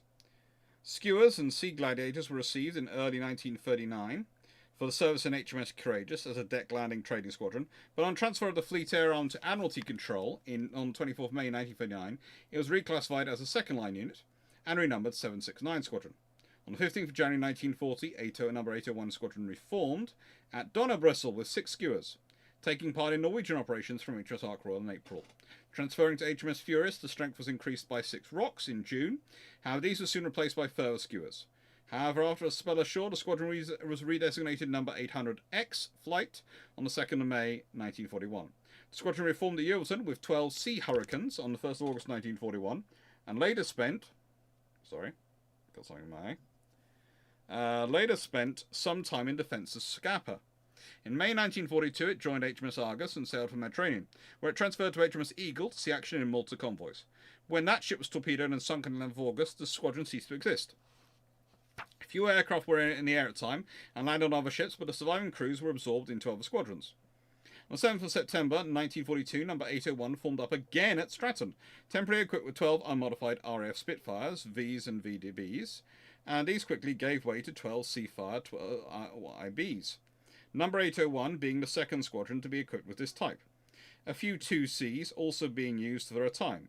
In October, the squadron embarked in HMS Furious for participation in the North African landings, after which the ship returned to join the home fleet based on Scapa Flow. Number 801 carrying out operations in North Sea and also convoy escort. On the 3rd of April 1944, cover was provided by the Fleet Air Arm for a Fleet Air Arm bombing raid on the battleship Tirpitz, a similar role being undertaken in May. In May 1944, the squadron re-equipped with 12 Seafire L3s. That's L3, so as in L is 53? Yeah, I think. Remembering my Roman numerals. L equals 50? Yes, L is 50. So yes, 53. And with these, it took part in further Tirpitz raids. Then in October, it joined the 30th Naval Fighter Wing for service in HMS Implacable. After mine-laying operations in December, the strength was increased to 24 aircraft before re-embarking in March 1945 for the Far East. Joining the British Pacific Fleet in May, the squadron became part of the 8th Carrier Air Group, with which it escorted strikes on Truk and later shipping and other targets around the Japanese mainland. After VJ Day, the squadron absorbed number 880 Squadron to reach a peak strength of 48 aircraft for re-equipping with 18 Seafires, Seafire 15s XVs. These were discarded on sailing for the United Kingdom in April 1946, number 801 disbanding on arrival on 3rd June 1946. On 1st of July 1947, the squadron reformed at Ford with 6 Sea Hornet F-20s, being brought up to a full strength of 12 in October when it joined the first CAG, Carrier Air Group, embarking in HMS Implacable in March 1948. The squadron saw service in the Home Fleet in March 1951, number 801 re-equipped with 12 Sea Furies, with which it joined HMS Indomitable in September. A year later, it transferred to HMS Glory with an increased strength of 21 aircraft for service in Korean waters, later returning to 12 aircraft to serve in the Mediterranean. From February 1954, it was shore-based in the United Kingdom until it disbanded at Ford in 31st January 1955. The point is, 12 aircraft is the normal in peacetime. You go up to more in wartime, but 12 aircraft per squadron is normal in peacetime.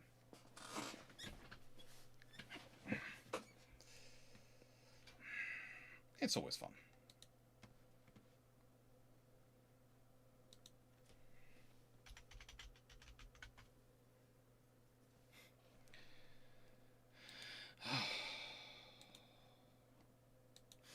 I was worried for a moment I'd forgotten the Hawk and Nimrod in my presentation. I was going, I'm sure I didn't. And then when I checked, went, oh, thank Lord I didn't.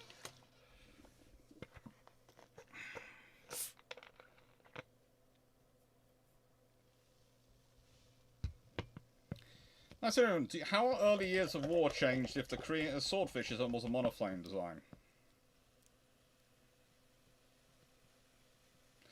If the Swordfish was a monoplane design, I'm not sure if you get the Albacore.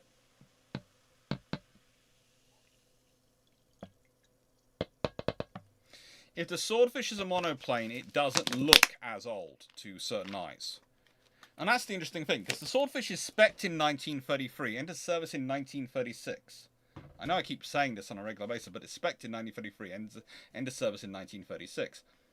So it's not an old aircraft when war begins. People go, it's an old aircraft. It's been in service for 3 years.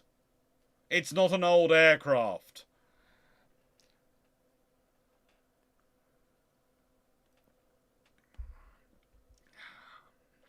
Thank you, Phil Williams. Good luck with a neurosurgeon. So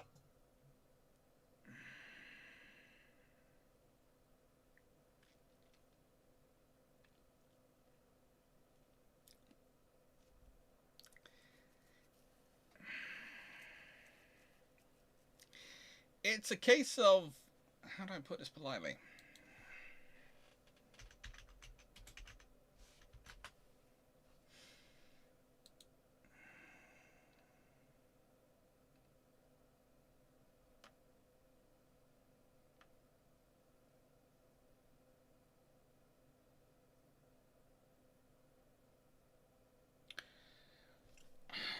How do I put this?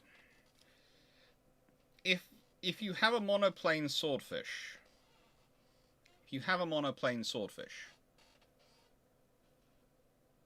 probably have monoplane fighters in service. Definitely, you wouldn't have had the Gladiator. You'd have had a monoplane chosen. And the odds are it's easier to go with an upgrade strategy, especially if you've got a monoplane, they're probably going to have an enclosed cockpit. All sorts of things go with a monoplane design. Does it look like a Barracuda? Does it look like a Kate? Does it look like a Dauntless? All these things would be interesting. You change so much of that aircraft by making a monoplane design. You change a lot of the history. But seeing as the British are still going to be going for the same characteristics in terms of range and endurance, you could also be dealing with a fantastic aircraft which scares the bejesus out of everyone. John Shade, the Swordfish is not an old aircraft in World War II.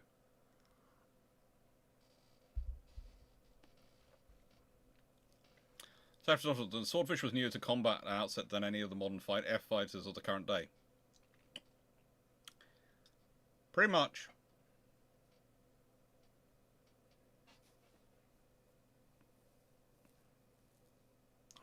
Did I forget to shave this morning, or is this my 5 o'clock shadow has already come in? Oh, I did shave this morning. Sorry. This is the trouble with staring at yourself in a camera and you looking at it going, oh my lord, my 5 o'clock shadow is showing on my cheeks and down there. Oh good lord, already. It's, you know, it's normally quite strong, but it's not quite, not usually showing up on the camera even yet. I don't realise it's nearly 10:30. In a minute, I didn't realise the Swordfish was relatively modern for the Second World War. Would never have guessed it that when I saw one display in Seafall last year. Yeah. This is the thing. People don't realise how modern, how technologically advanced the Swordfish is for its period. It is really advanced and is a really capable aircraft. It's always portrayed as this doughty old aircraft, and you're sort of going, it's neither old nor doughty. It's actually quite modern and ripping capable for a reason. Thank you, Scooter. Black Mesa, no Spanish-American War. Japan attacks the South Spanish Philippines instead of Russia in 1995. Impact? Well, the reason Japan starts the war with Russia is because Russia and Japan are getting closer and closer to each other in the Eastern Empire. So basically, if you had a scenario whereby the Americans haven't gone to war with Spain, and for some reason the Russians, how do I put this politely? The Russians don't try to push for a neutral buffer zone on the 39th parallel between Japan and Russia, and which would have stopped the Japanese going further expansion into mainland Asia, and they chose that. That's why they go to war, because of the Russian a view of a Russian aggression at that point. They think the Russians are basically bottling them up to attack them anyway. And that all comes from their previous experience of dealing with the Americans. And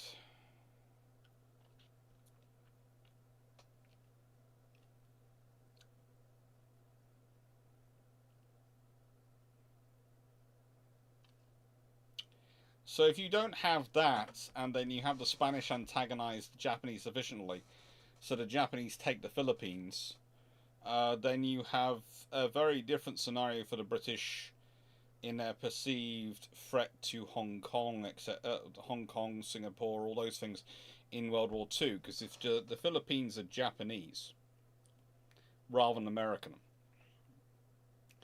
that means the Japanese are in strike range of Singapore from the get-go, which means you can't ignore Singapore's defence as much as the British government try and get away with it. And you've got to change various strategic positions.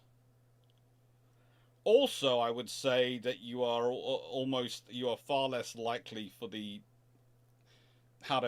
for Admiral von Spee to get his fleet away. Because if you think about where the Philippines are, if the Japanese have that from 1905, then Lord help the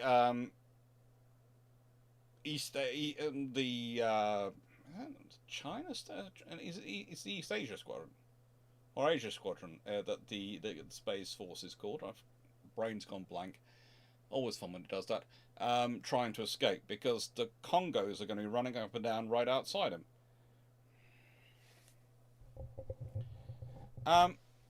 Nothing. So would it make it, like, if the British were designing an SPD equal like the whale has wings and against all odds use that useless, the Brits would want to do the R&D that they'd have to save cash, use the Skua as a basis?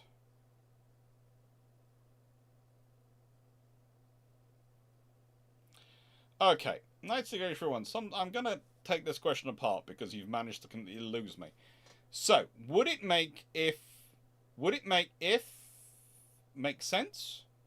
I'm gonna go with make sense. If the British were designing an SPD equivalent, like the whale has wings, again, I probably need to read this at some point, and against all odds, probably need to read that as well.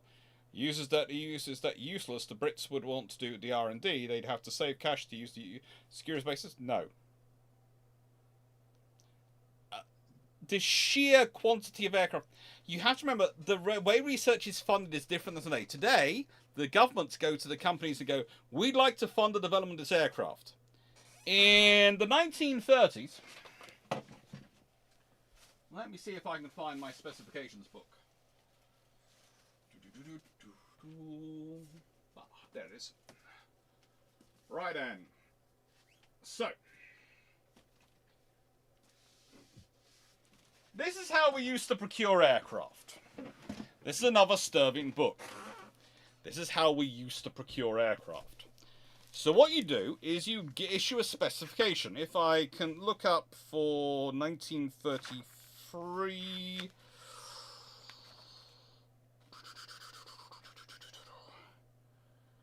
And I'm looking for what will become the Swordfish. That's 1935, 34... 33. Don't need that one. Free Seat Torpedo Bomber, number 2033.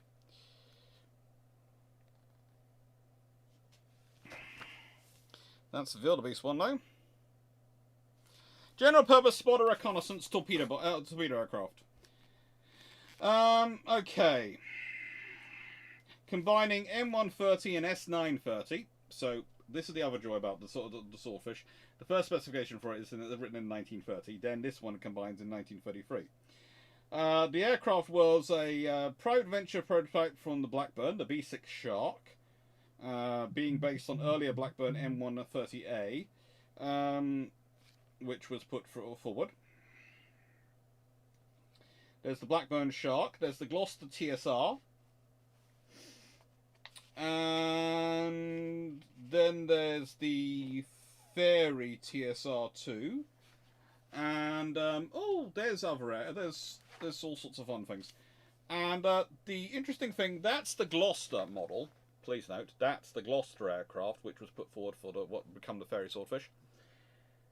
None of them are paid for by the British government. The British government puts forward a specification. You, company, have to pay for it, build an aircraft that demonstrates capabilities, and then, if the British government likes it, they will order it. If they don't, you've just wasted a load of money.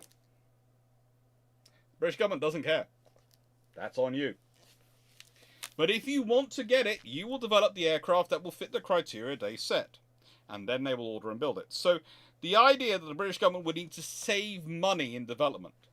And a company, let's say Blackburn, might offer a variant on it, but they might not. They might offer a variant on another aircraft, or they might build something completely different. That's up to Blackburn. But it doesn't mean the Royal Navy, the British will accept it. They might go with the Gloucester model. They might go with the Fairy model.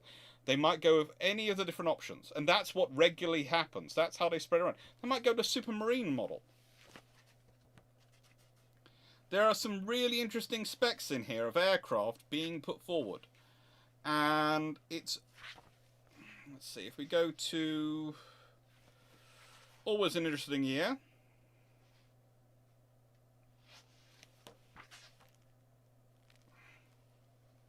We're looking for naval fighter. That's the high-speed target aeroplane. That's not the fighter. That's the one which produces the Rock. Ah, that's the special observation aircraft for the Fleet Air Arm.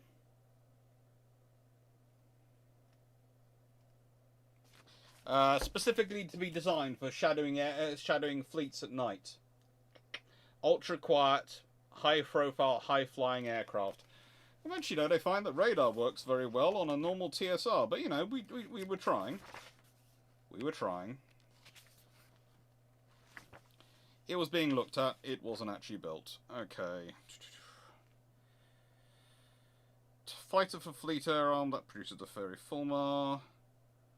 All the various designs. Oh, a fighter. Vega Gull aircraft. No, that's not what I'm looking for. I'm looking for the fighter, the high-speed fighter. There was a high-speed fighter ordered in 38 or 39 spec. And basically, the government doesn't pay anything. Fighter for the Fleet Air Arm. That's N839.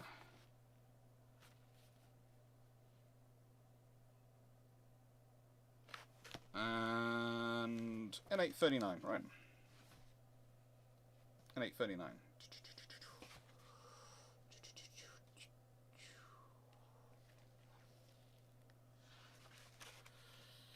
N839, yes. N839, two-seater single-engine front gun fighter for the Fleet Air Arm. The Admiralty requires an aircraft for operating from carriers as a ship plane. It is required for air fighting, navigating over the sea, and maintaining wireless telegraphic communication. It is to be designed as a fighter with a wheel undercarriage, and is to be equipped for accelerator and assisted takeoff, and for arresting. Facilities for conversion to float plane are not required. The quick folding and spreading of both wings together and independently is to be possible while on the deck of a carrier in wind speeds of up to 35 knots. The all-up weight should, if possible, not exceed 9,000 pounds, and in no circumstances is it to exceed 10,500 pounds. Performance. The maximum speed is to be as high as possible for an operational height of 15,000 feet. It is hoped that this speed will be in the region of 275 knots. The aircraft should have good control and maneuverability in the air, both at slow speeds for deck landings and at high speeds for fighting. The stalling speed with engine off and in the landing condition is not to exceed 58 knots. With full military load. The takeoff from deck of a carrier is to be possible in a distance of 300 foot against a 20-knot wind with a full military load. Endurance of 6 hours and not less than 120 knots at 15,000 feet plus 15 minutes at sea level is required. A 1.1 times the maximum all-up weight. The structure must have an ultimate factor in flight of not less than 2 under any normal acceleration between 0 and plus 4.5 g inclusive, but a full range of speed of up to 450 mile per hour NAS, indicated airspeed. The load factors quoted for other than experimental airplanes in AP970 shall be assumed. Dimensions: height of 13 foot 6 inches, length 40 foot, span spread 50 foot, fold 13 foot 6 inches. Engine. Any suitably rated British engine which has passed the 100-hour type test, variable pitch air screws, shall be provided. Crew, pilot, observer. Good voice pipe communication is essential. Night flying equipment and C-type dinghy is required.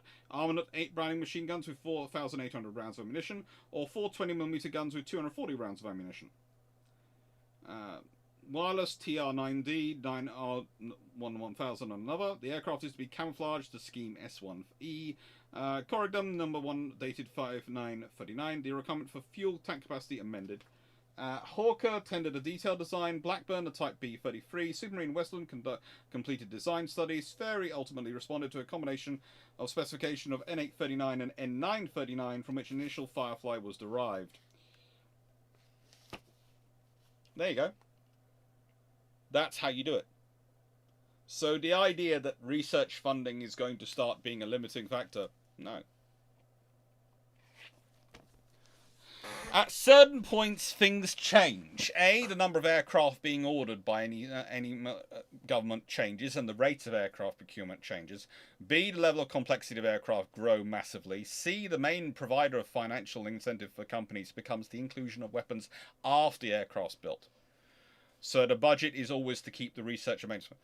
At the moment, the major earning for companies and for dense procurement programs is in research and development. That's the biggest profit margins, research and development. Because let's be honest, you have to do the least work for the most money. Research and development. Because let's say you've got someone like me, but I'm an engineer or a scientist. How can the government reliably quantify my time?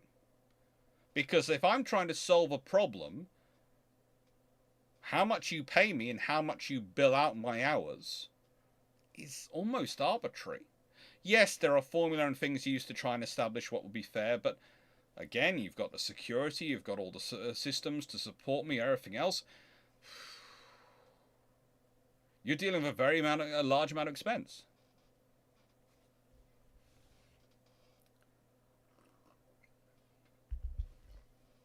British aircraft costs £236.14 on Amazon. That is ridiculous. I'm not going to admit how much I paid for mine. But I bought my copy about 19, 20 years ago. And I bought it at the same time as I bought my Squadron file.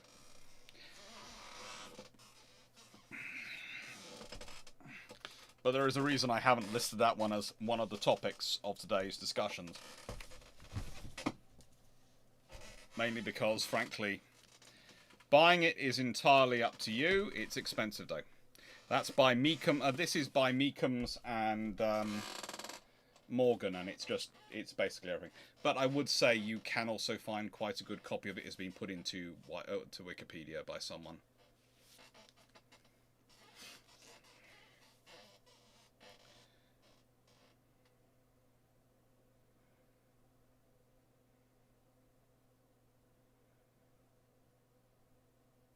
I'm not. Look, there's the reason the Swordfish is the way it is and is a biplane aircraft is the way it is because of some of the things the Royal Navy specified, the Fleet Air Arm is specified for. One of those is to do with the way the airframe's going to be designed and some of the requirements for the lift, etc. And range and endurance and how they want to operate the aircraft, including a sort of glide-ish mode. So it's all fun.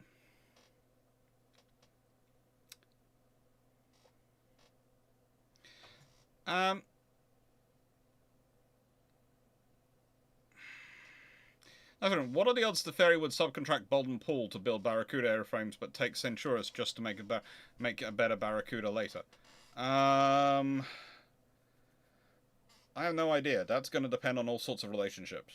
Frankly, to work that one out would be a few hours of heavy-duty research in my files to even have a chance of answering that question, because it's not just that does Ferry have a history of commercial interests of working with Bolton Pool? Did they have precedent for it, or would this be a first precedent? Why the Centurus engine? Do they like the Centurus engine? Do they not? How their connections going with Bristol at the time? What are the Air Ministry defining on the Centurus engine? Did the Air Ministry have a hold put on the Centurus engine and are not allowing it to go to non-Royal Air Force aircraft? Or has it been assigned to the Naval?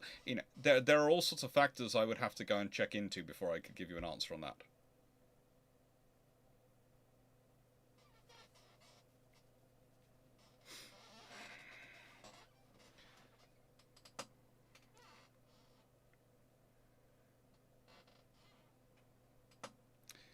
Sorry, slightly unrelated, but for UAD, Ultimate Drones, what if you made carriers in a similar fashion to the ships now? A hull to which you fit pre-made hangars, catapult acts, and arm it with pre-made planes, same as turrets now. That could be quite a good idea. I could like that. 1032, the Mole's Revenge. Considering how other nations violated treaties, could the RN have got away with keeping the 12, 14-inch gun King George V design and lied about displacement?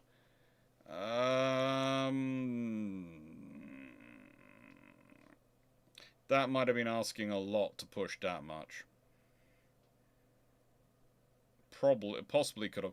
Actually, in hindsight, when they'd entered service, no one would have really asked a question because the treaties had broken down by the time they entered service. But, yeah. When they were making decisions, the government was going, "We've got to be visibly applying the law." But no one else is. But we have to set an example because we're the moral leaders. The world doesn't work like that.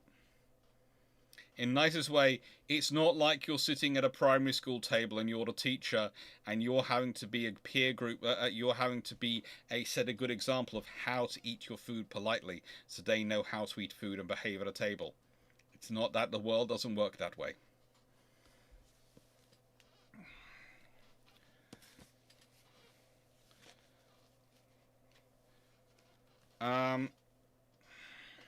That massive. America's a nuclear bomb by November 1944. Who is bombed first and what changes?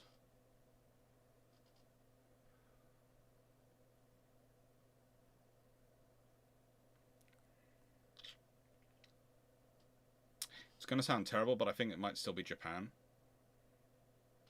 I know there are people who think it might be Germany, etc., but in 44, the trouble is you're fighting on Europe, and you've got a risk of your own personnel, whereas Japan, you aren't risking your own personnel.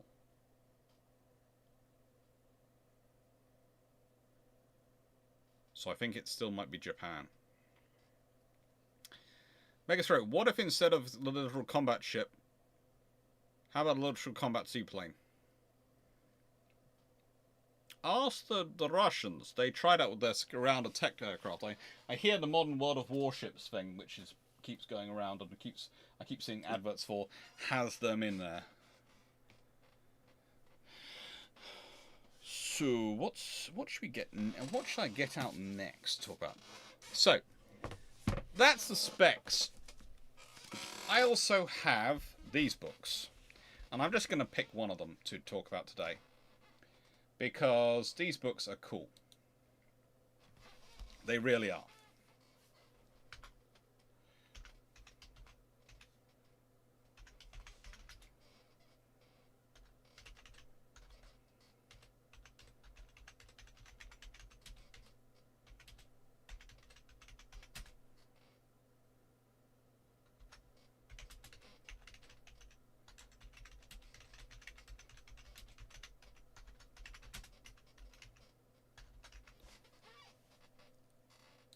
So what I do is I take a specs book. If I'm doing this research, I will take the specs book and then I will start looking up the aircraft in these sorts of books. And I have them for pretty much every company in the UK and also for the US Navy and every other sort of scenario I can get. Because Putnam produced this series of excellent books. And you can literally go through here and you can look up your type of aircraft. And I'm looking up, because of course I've been talking about it quite a lot today, and I talk about it quite often, the Hawker Nimrod. And it's on individual aircraft from 482 onwards. If I want the Hawker Nimrod, I have to go to the back, find out where the Nimrod is mentioned in the index, and then go, Nimrod, come to... Well, I'm going to say come to doctor, because that sounds worse. It sounds slightly better than what I was going to say. Oh, I am such an old man. Right.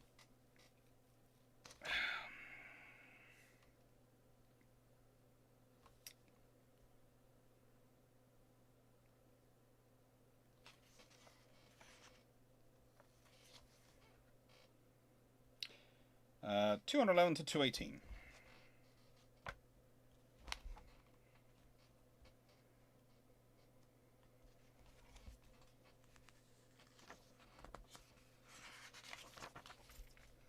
Though the Hawker Nimrod fleet fighter bore a distinct resemblance to the Fury fighter of the Royal Air Force, the initial development of each had been entirely separate. Being conceived under widely different operational requirements, the fact that so close a resemblance finally existed was the result of CAM's insistence that, apart from the matter of specialist equipment, the naval equipment need not diverge so radically from that of the Metropolitan Air Force. Specification N2126 had in 1926 formulated requirements for a fleet fighter to replace the Fairey Flycatcher, a rugged little biplane already in its 4th year of service in the Royal Navy. The Hawker Hopu, though not specifically designed for this specification, was eventually evaluated in light of the 1926 requirements, and the success of these trials led the Hawker Company to persevere not only with the development of the Hopu as a private venture, but with a related design using the promising new Kestrel engine in place of the radial. Thus, in 1930 appeared a specification 1630 drafted around the Hawker Kestrel engine fleet fighter proposals. While a prototype was already in the process of construction, known unofficially as the Norn, and bearing the company registration HN1, this machine was first flown early in 1930, while a second machine was used for ground tests. A contract was raised and named Nimrod adopted, both aircraft being taken on an Air Ministry charge. The ground test machine was later used for flotation trials with HMS Ark Royal under registration SD-14. Structurally, the Nimrod was similar to the Fury, employing unswept, single bay wings with pronounced stagger, thereby allowing a wide field of view for the pilot. The all-metal structure was fabric-covered, though the aluminium fuselage panels extended further aft on the fuselage of the Nimrod. Flotation boxes were carried on in the top wing and rear fuselage, and the prototype was powered by a Rolls-Royce Rolls-Royce FXIMS. I always love it when I do that. Engine, later termed the Kestrel 2 MMS. HN1 was one of the British aircraft shipped out in HMS Eagle to Buenos Aires in March 1931 for the British Empire Trade Exhibition, being flown at the El Palomar display by Flying Officer C.P. Barker. On return to the United Kingdom, final evaluation at Marsden Heath was completed on the aircraft and a production order for 35 aircraft placed with the Hawker Engineering Company. The first production machine, S1577, was flown by Sayer on the 14th of October 1931, being followed by S1578 on 31st of October. These two machines completed some 10 hours flying at Brooklands before being shipped out to Japan by aircraft carrier, where demonstrations were given by Flight Lieutenant P.G. Lucas, who had recently joined the company. By the time these aircraft returned in February 1932, the initial batch of production machines were completed. S1577 was delivered for performance and handling trials at Marsden Heath, and S1578 was fitted with twin floats for water handling trials at Felixstowe. All Nimrods had provisions for interchangeable wheel and float undercarriages. Initial deck landings had been carried out with the HN1, but in April 1932 further deck landings were accomplished by S1577 on HMS Eagle, with the result that service clearance was achieved in June that year. Production aircraft were delivered first to number 408 flight, commanded by Lieutenant Commander M.C. Abel Smith, Royal Navy, aboard HMS Glorious, and soon afterwards to number 402 flight aboard HMS Eagle, and then to number 409 flight, in each case replacing the aged flycatchers. Aged. This aircraft had entered service in 1924. We are talking about replacing them in 1930. 6 years they're called aged. Okay? Think about that in the life of modern aircraft. If after 6 years of service it was called aged, what would we be calling the B-52? What would the Buff be called if our metric was still 6 years in service, it's an aged aircraft? It's aged. Not like fine wine either. With reorganisation of the fleet arm structure in 1933 and the merging of various shipboard squadrons, Number 800 Squadron on HMS Courageous, Number 801 and Number 802 took over the Nimrods, each squadron operating 2 flights on these and 1 of Ospreys. Development had continued on S1578 and modification included the addition of a headrest fairing, found necessary during the catapulting and retrospectively incorporated in all Nimrod 1s. Arrestor gear was also developed during 1932 and was included in the Nimrod from K2823 onwards. K2823 was retained by Hawker Engineering Company. 28th February 1933 reappeared with swept back and upper and lower wings. Henceforward referred to as the Nimrod Intermediate, K2823 paved way for the Mark II, specification 1133. Prepared around K2823 as evaluated at Marsden Felixstowe, formulated requirements for the proposed Nimrod 2, but also included was the requirement for a stainless steel primary structure. Production of the Mark II commenced in September 1933, and the first aircraft, K2909, flew 5 months later, the first deliveries being made in March 1934. Only 3 stainless steel Nimrods, K2909 and K2911, were delivered, the remaining 33 Mark IIs being of conventional steel and aluminium construction. The uprated Kestrel 2S engines were replaced early in 1935 by Kestrel 5s, and later series Nimrods featured slightly enlarged tail surfaces, the latter being introduced to improve the inverted spinning characteristics when floats were fitted. Nimrods remained in service of the Fleet Air until May 1939, when survivors, still serving with number 802 Squadron aboard HMS Glorious, were replaced by Sea Gladiators. A small number of Nimrods were sold abroad in 1953 and 34. First of these two, 170 and 171, delivered to Denmark.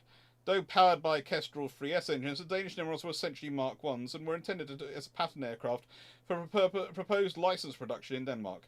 However, although 10 sets of proprietary equipment were ordered, it is believed that no further examples were built.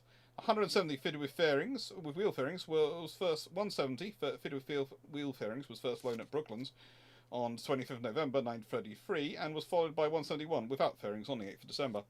One Nimrod was shipped to Japan in 1934 as a result of interest shown during the earlier demonstration. No record of subsequent production in that country can, however, be found. Finally, a single Nimrod was flown out to Portugal and was retained for evaluation purposes, being demonstrated in Lisbon in 1935 and again in 1937. And there is a picture of the Japanese Nimrod.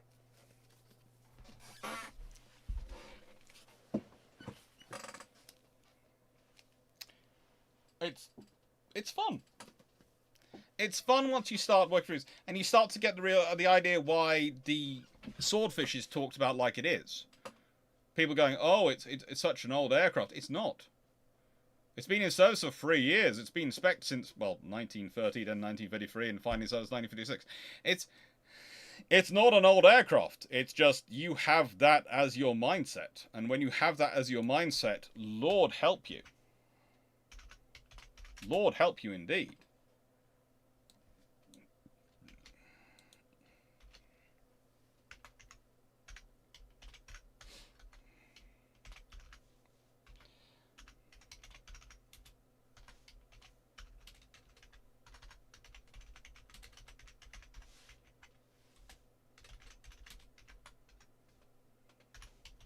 And that's the basic problem for all of them. You know, they are... Honestly, the pace of development is so quick. Is so constantly quick. That most services can't keep up. And the doctrine is developing just as quickly. You're going from a world where aircraft were completely unknown in 1910, really, as a method of war. They were just sort of starting them out, to a world where aircraft dominate war because they provide permanent high ground, which, as we all know from Obi-Wan, is absolutely critical for fighting. As he said, he had the high ground, so Anakin should have just given in. Because once you have the high ground, you have won the battle. Hang on. No, but if you have artillery, you've won the battle, not the high ground. Sorry. But, you know, it all counts.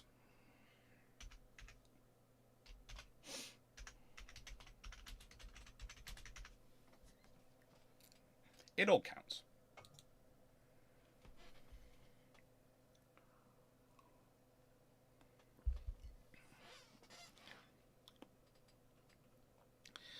So if development had gone well, and the Barracuda is available earlier, what changes? If it's available on time, you might not get the Albacore. You might go straight from Swordfish to Barracuda. Because the Albacore is an interim, remember. It's like the Gloucester Sea Gladiator was an interim.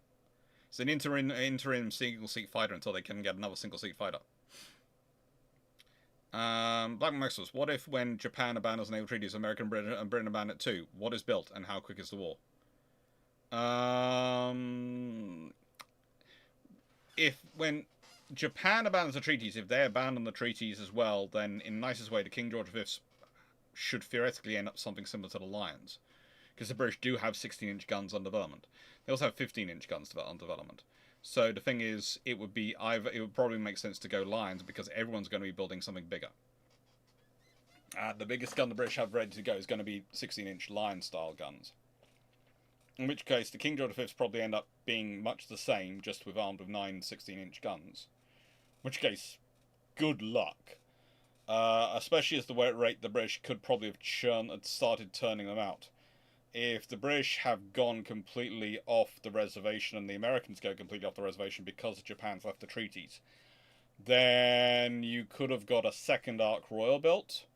You could have got easily the armoured carriers in service, the Illustrious class in service, and the King George V's potentially in service by the time World War II begins, because they'd all be starting a bit earlier and a bit less mucking around with them. and it would all be a case of war, almost it's pre-war build emergency because the Japanese are doing it. By the time, if you've got that entering the water, then for the Germans, it's a case of what the frigate. The British have gone up to seven 16-inch gun battleships, 5 of which are fast. And they've got another 5 under production, probably. And it's a case of, oh, frigate. What have we got? Well, we were getting Scharnhorst and Gneisenau into service in 38 and 39 initially, and yeah, then that might actually be viable by 39 and a little bit, into 39, maybe early 40, and yeah, Bismarck and Tirpitz are going to be coming after that, and the British have already churned out like 10 new capital ships.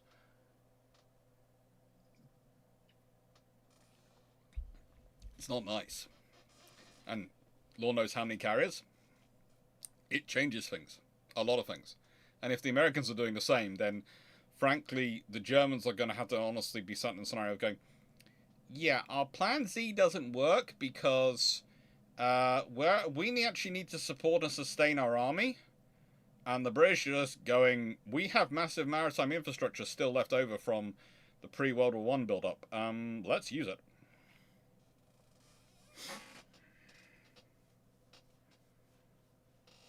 Just on. Obi-Wan defeated Maul from low ground of hanging on a shaft. Yes.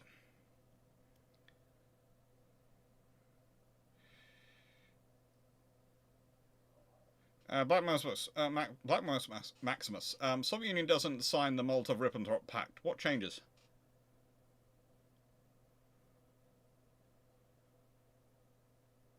Honestly, not sure, because I doubt the Soviets are going to help allow the British and French to work through them to support Poland. And it's only the Soviets who could really help the Poles by providing them with forces to help stop the Germans in their attack.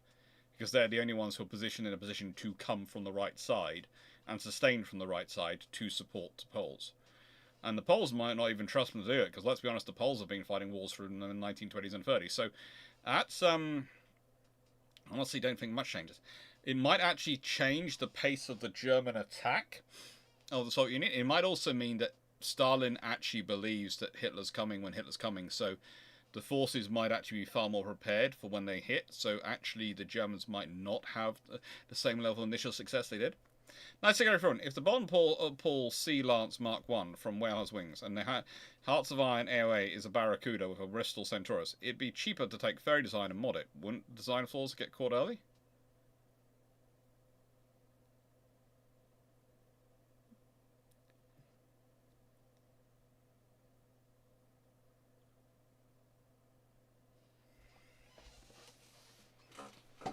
Okay, 96831. So,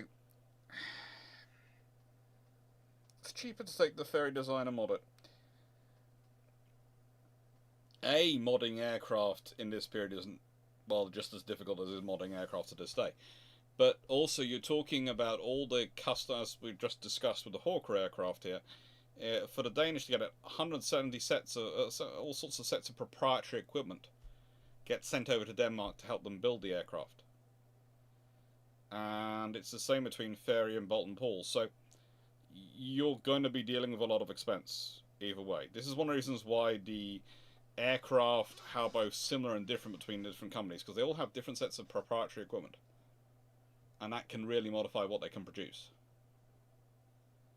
So whilst I do agree your equivalent of what I will call a hot rod aircraft could well be an improved aircraft, calling it easy or cheap to get put together is a very different matter. There is a scenario where during World War II, during the war, when the Ministry of Aircraft Production has almost absolute authority and power to force these things through, that certain things can happen.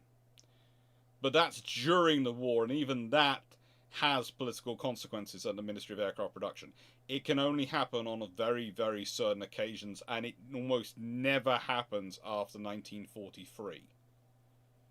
It happens 19 late 1940 till 1943. It doesn't really happen until Battle of Britain until 1943, and after that point, again, they don't really have the capability to do it due to the politics. So, yeah.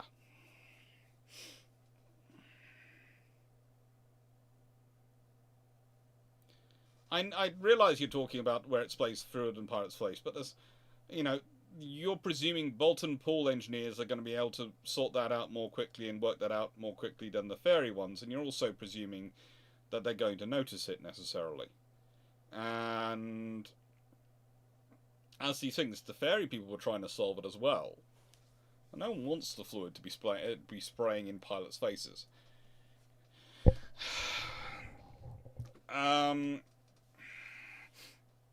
Why weren't there more ships like HMS Unicorn? They probably would have been, but the thing is, war came, so they became the light fleet carriers. Carl Gasberg, alternate history, non-existing Molotov-Ribbentrop Pact.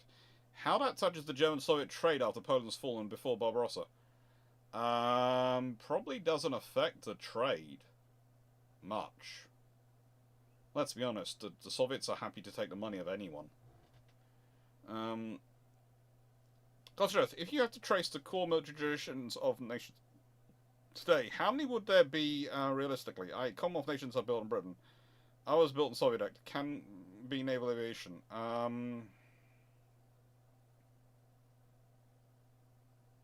Sorry, did I just burp a second ago?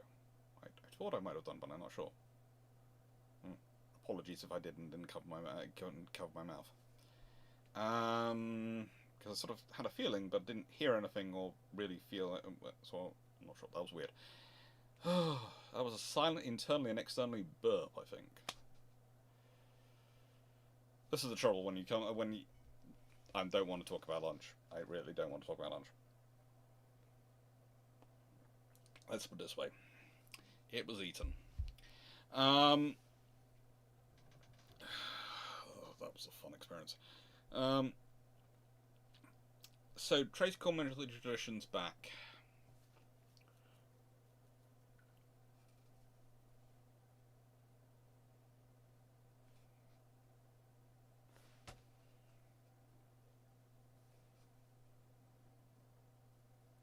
The French is very French, but some of the things actually have been copied, but they're French. The Italians and Swiss have their own, the Spanish have their own. The Indian one is interesting because it's a sort of British-Soviet mix, hybrid scenario, and they've got their own traditions which come from those traditions. Some of those traditions predate those other traditions. It's going to sound it's very interesting hybrid mix. In terms of core military traditions that most things are developed from, you're probably talking about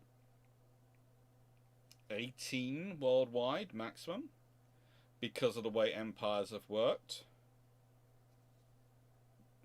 but also because of the way technology is spread, and because one of the other things that's actually really affected the way traditions have been implemented and interpreted is where officers have trained and their view of those traditions.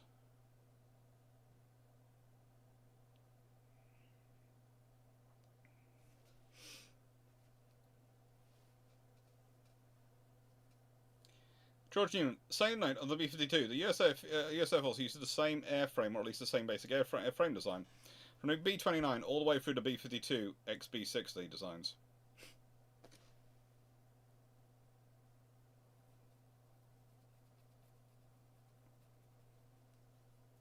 Last year, that flaw was responsible. There are lots of issues with various aircraft, and yes, it probably shouldn't have been able to get through testing, but it did.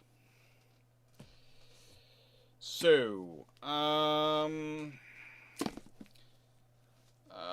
it's been 4 hours long, and I've got to do a couple bits more recording to check on a certain video before it goes live. So, I'm going to do Nightfall. Thank you. Take care.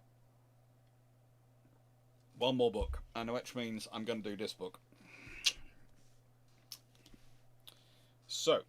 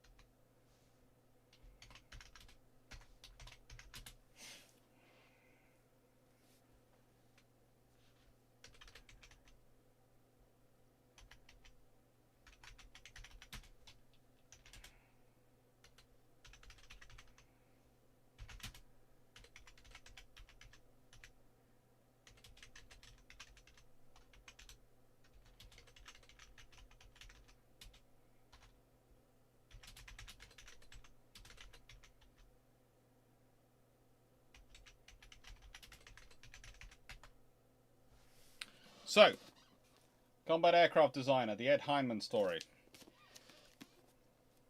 Pictured on the back.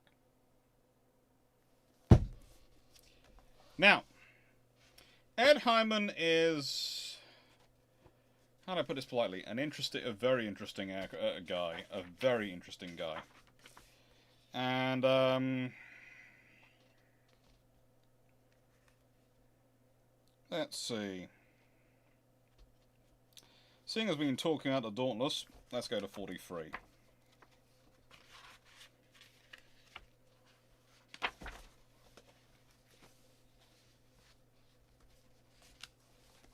These are some of his initial sketches. I love this book because it has some of his initial sketches in it. The first BT-1s were delivered to bombing squadrons 5 and 6, beginning in spring of 1938.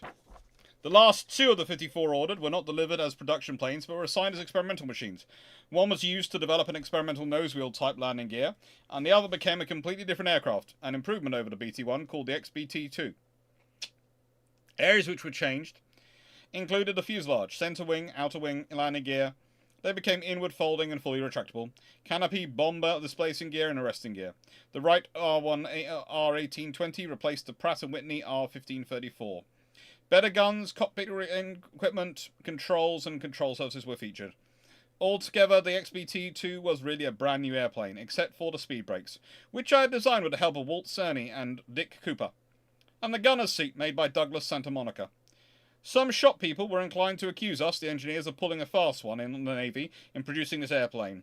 Little did they know how Commander, later Admiral Ed Claxton, the Buer Air Project Officer, and I plotted to build a better machine without going through an prototype competition.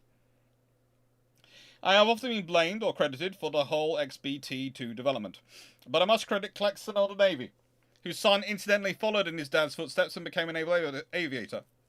Ed was sharp and cooperative all the way. One of the best compliments I received in that time about during a rather heated battle at the plant, when one of our men said to me, "Who in the hell are you working for?" in reference to my collaboration with Ed.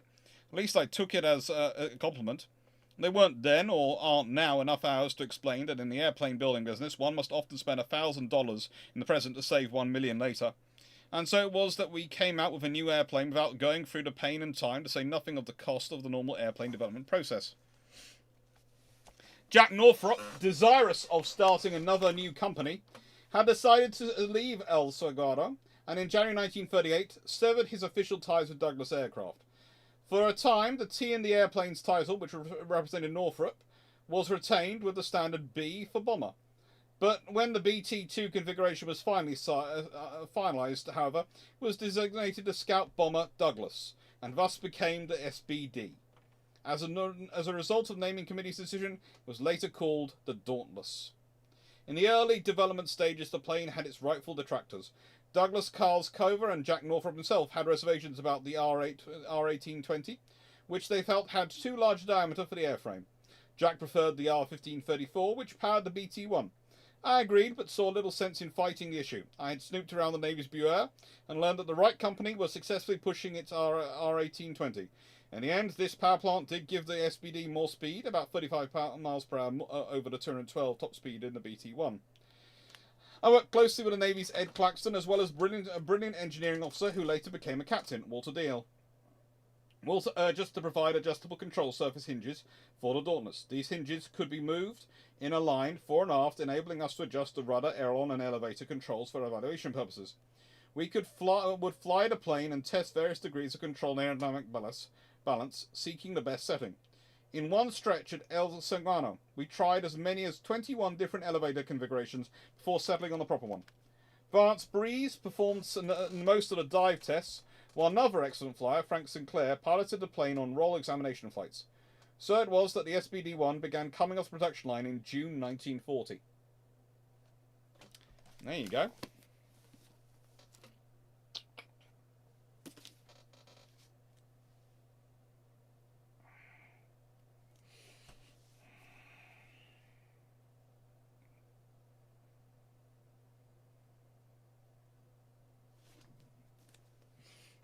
It's a good book, and it's an interesting story. It's a really interesting story to get into.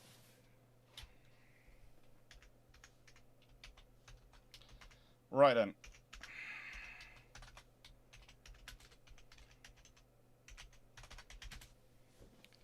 So I'm gonna call this over in about another 10 minutes, so I can get on with the rest of my evening. So final questions, please. I have a few of them.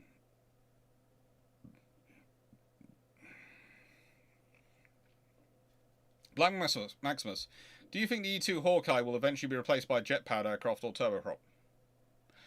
I think the Hawkeye will probably eventually be replaced by a uncrewed aircraft, and I'm not sure what type. But I can see the same thing happening to the... One of the problems the British have with the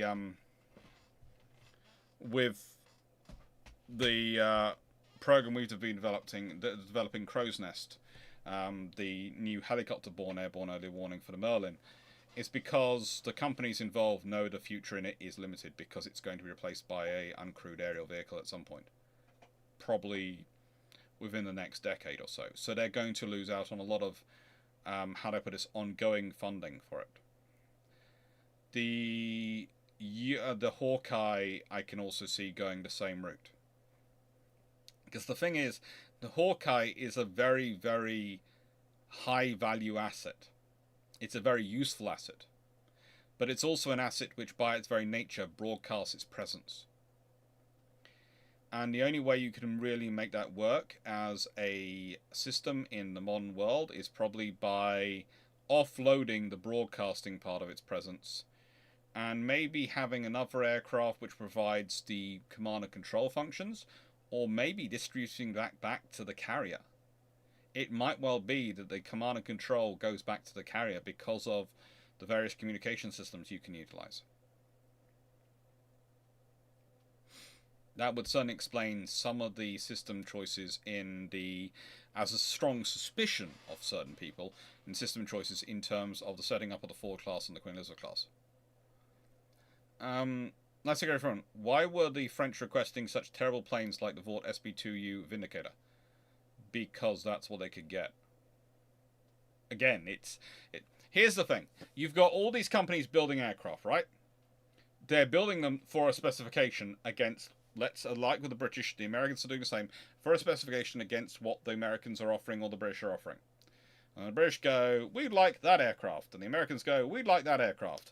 Well, France wants an aircraft, and in a nice way, if they try and compete with what the British are building for themselves, or the Americans are building for themselves, they have to compete with those production lines. So if they want an aircraft now, what do they want to order? They want to order an aircraft which the Americans haven't chosen, or the Brits haven't chosen. Mainly what the Americans haven't chosen, because the Brits are maxing out their production lines. And that means if you go for an aircraft, you're going to go, well, the Americans chose that. That came second in the competition, we think. We want that.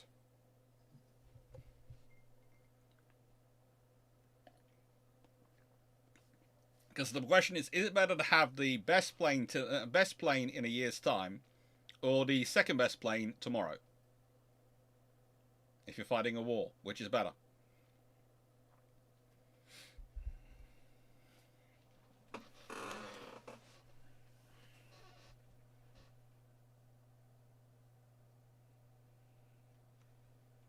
It's one of those scenarios which is often fun to get into and fun to discuss.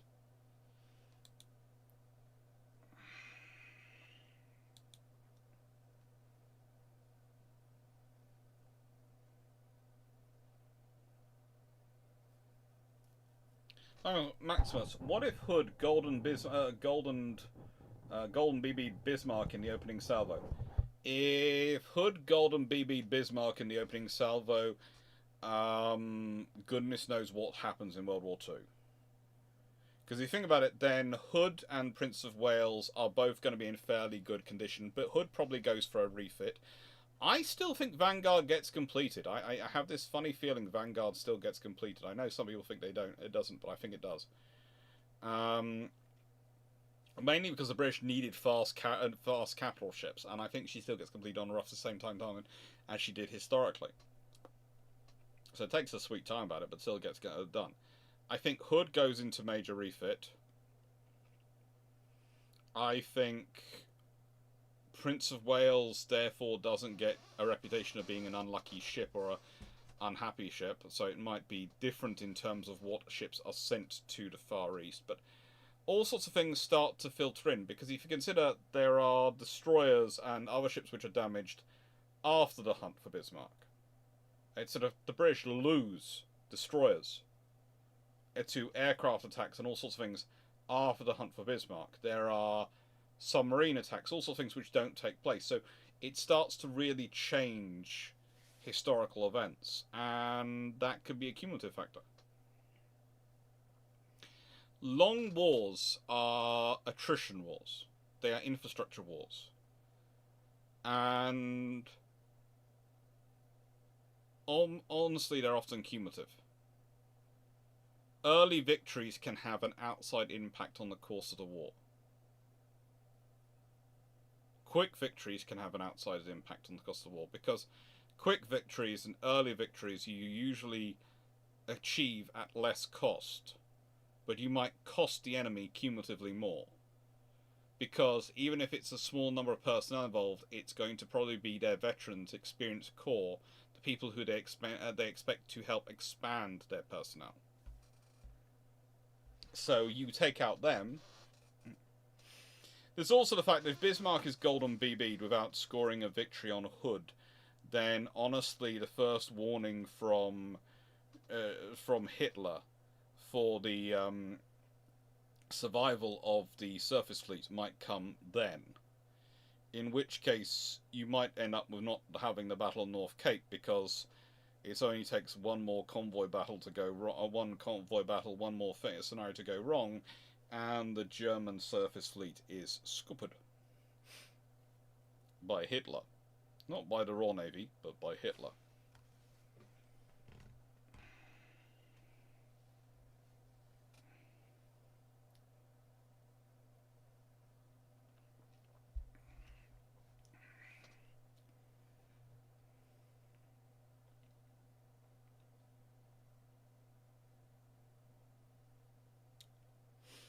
So, I'm going to end the questions in 5, 4, 3, 2, 1. So last questions, please.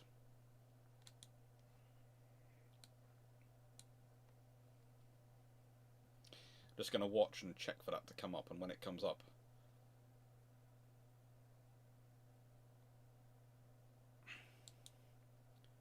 Okay, ending questions.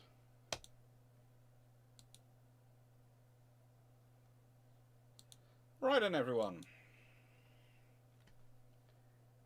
Thank you very much, everyone, for watching. I hope you've enjoyed. Thank you, Constant Drowsiness. Thank you, Knights, everyone, for all the questions. Thank you, Blackburn Maximus. Thank you, Bug89. Thank you, DG40. Thank you, everyone else who gave questions. Thank you, Inns Morrison, George Newman. Thank you, Runon, Paul Amos. Thank you, everyone who's been here this evening. John Shea. Thank you, everyone. It's been really nice chatting with you. I hope you've enjoyed. And I hope you will enjoy the videos which I've been working on. Dan Freeman, Stafford Thompson, all the admins who've been on tonight. I think Melanie's been here. There's been many, many others as well. Ooh, I can scroll up higher on this list than I can. Hendrik Bofa, thank you. Frank Baumol, thank you. Tanya Felker, thank you. Dave Harrison, thank you. Garius the Brit, thank you. I missed you being on here, Garius. You managed to skip past me. For the Battle of Britain equivalent, you do HMS Ledbury. Gives you great characters and several right place time escapees. Thank you. Stephen Clark, thank you. Stephen Richards, thank you. Dave Harrison, thank you. Thank you, Paul from Chicago. Gary Spirit was doing a lot of chatting away, and I completely missed him. Hello, Dan Freeman, and thank you, Michael Cooch. Thank you, Wayne. Thank you, everyone who's been on here this evening. Paul from Chicago, thank you. Thank you, all the admins who've been on. Thank you, Seneca. Thank you, everyone who's been away here chatting. Thank you very much. I've gone up as high as I can in the system. Thank you, Timu Locker. Thank you, DeBrook. Thank you, HMS Ford. Thank you, Just Funk. Thank you, everyone. Hope you have a nice time. Hope you enjoyed it as much as I have. And thank you. I'm off now to listen quickly through to a 2.5-hour recording, check it's okay, and hopefully put it to bed, so because in case I have to drive off to Cornwall tomorrow. Because it's either Monday or Tuesday, I'm driving down to Cornwall. Wish me luck, and thank you very much, everyone. I hope you all have a lovely week, and I will look forward to seeing you on Thursday. I'll be posting the lives for this week for next month, for February. They will be going active at some point, either tomorrow or Thursday. They will go live, and you'll be able to see all the lives which are coming up. They are all sorted. It's been a fun weekend, because at some point this week I'm apparently going down to visit. Well, the plan is for me to drive down, spend a morning going around 2 to 3 properties, and then drive back. And basically drive down, stay overnight, start early, and then drive back. So it's going to be fun. It's going to be a lot of driving. But it's going to be viable, because there are roadworks and all sorts of things on the road. And as we all know, what in other countries would take not that long a time, because you can do certain things. In the UK, there's always seems to be traffic calming, and Terry Wogan's cones seem to be everywhere. Take care, everyone. Thank you very much for watching, and hope you enjoyed. Toodles. That's the wrong one. That's the right one.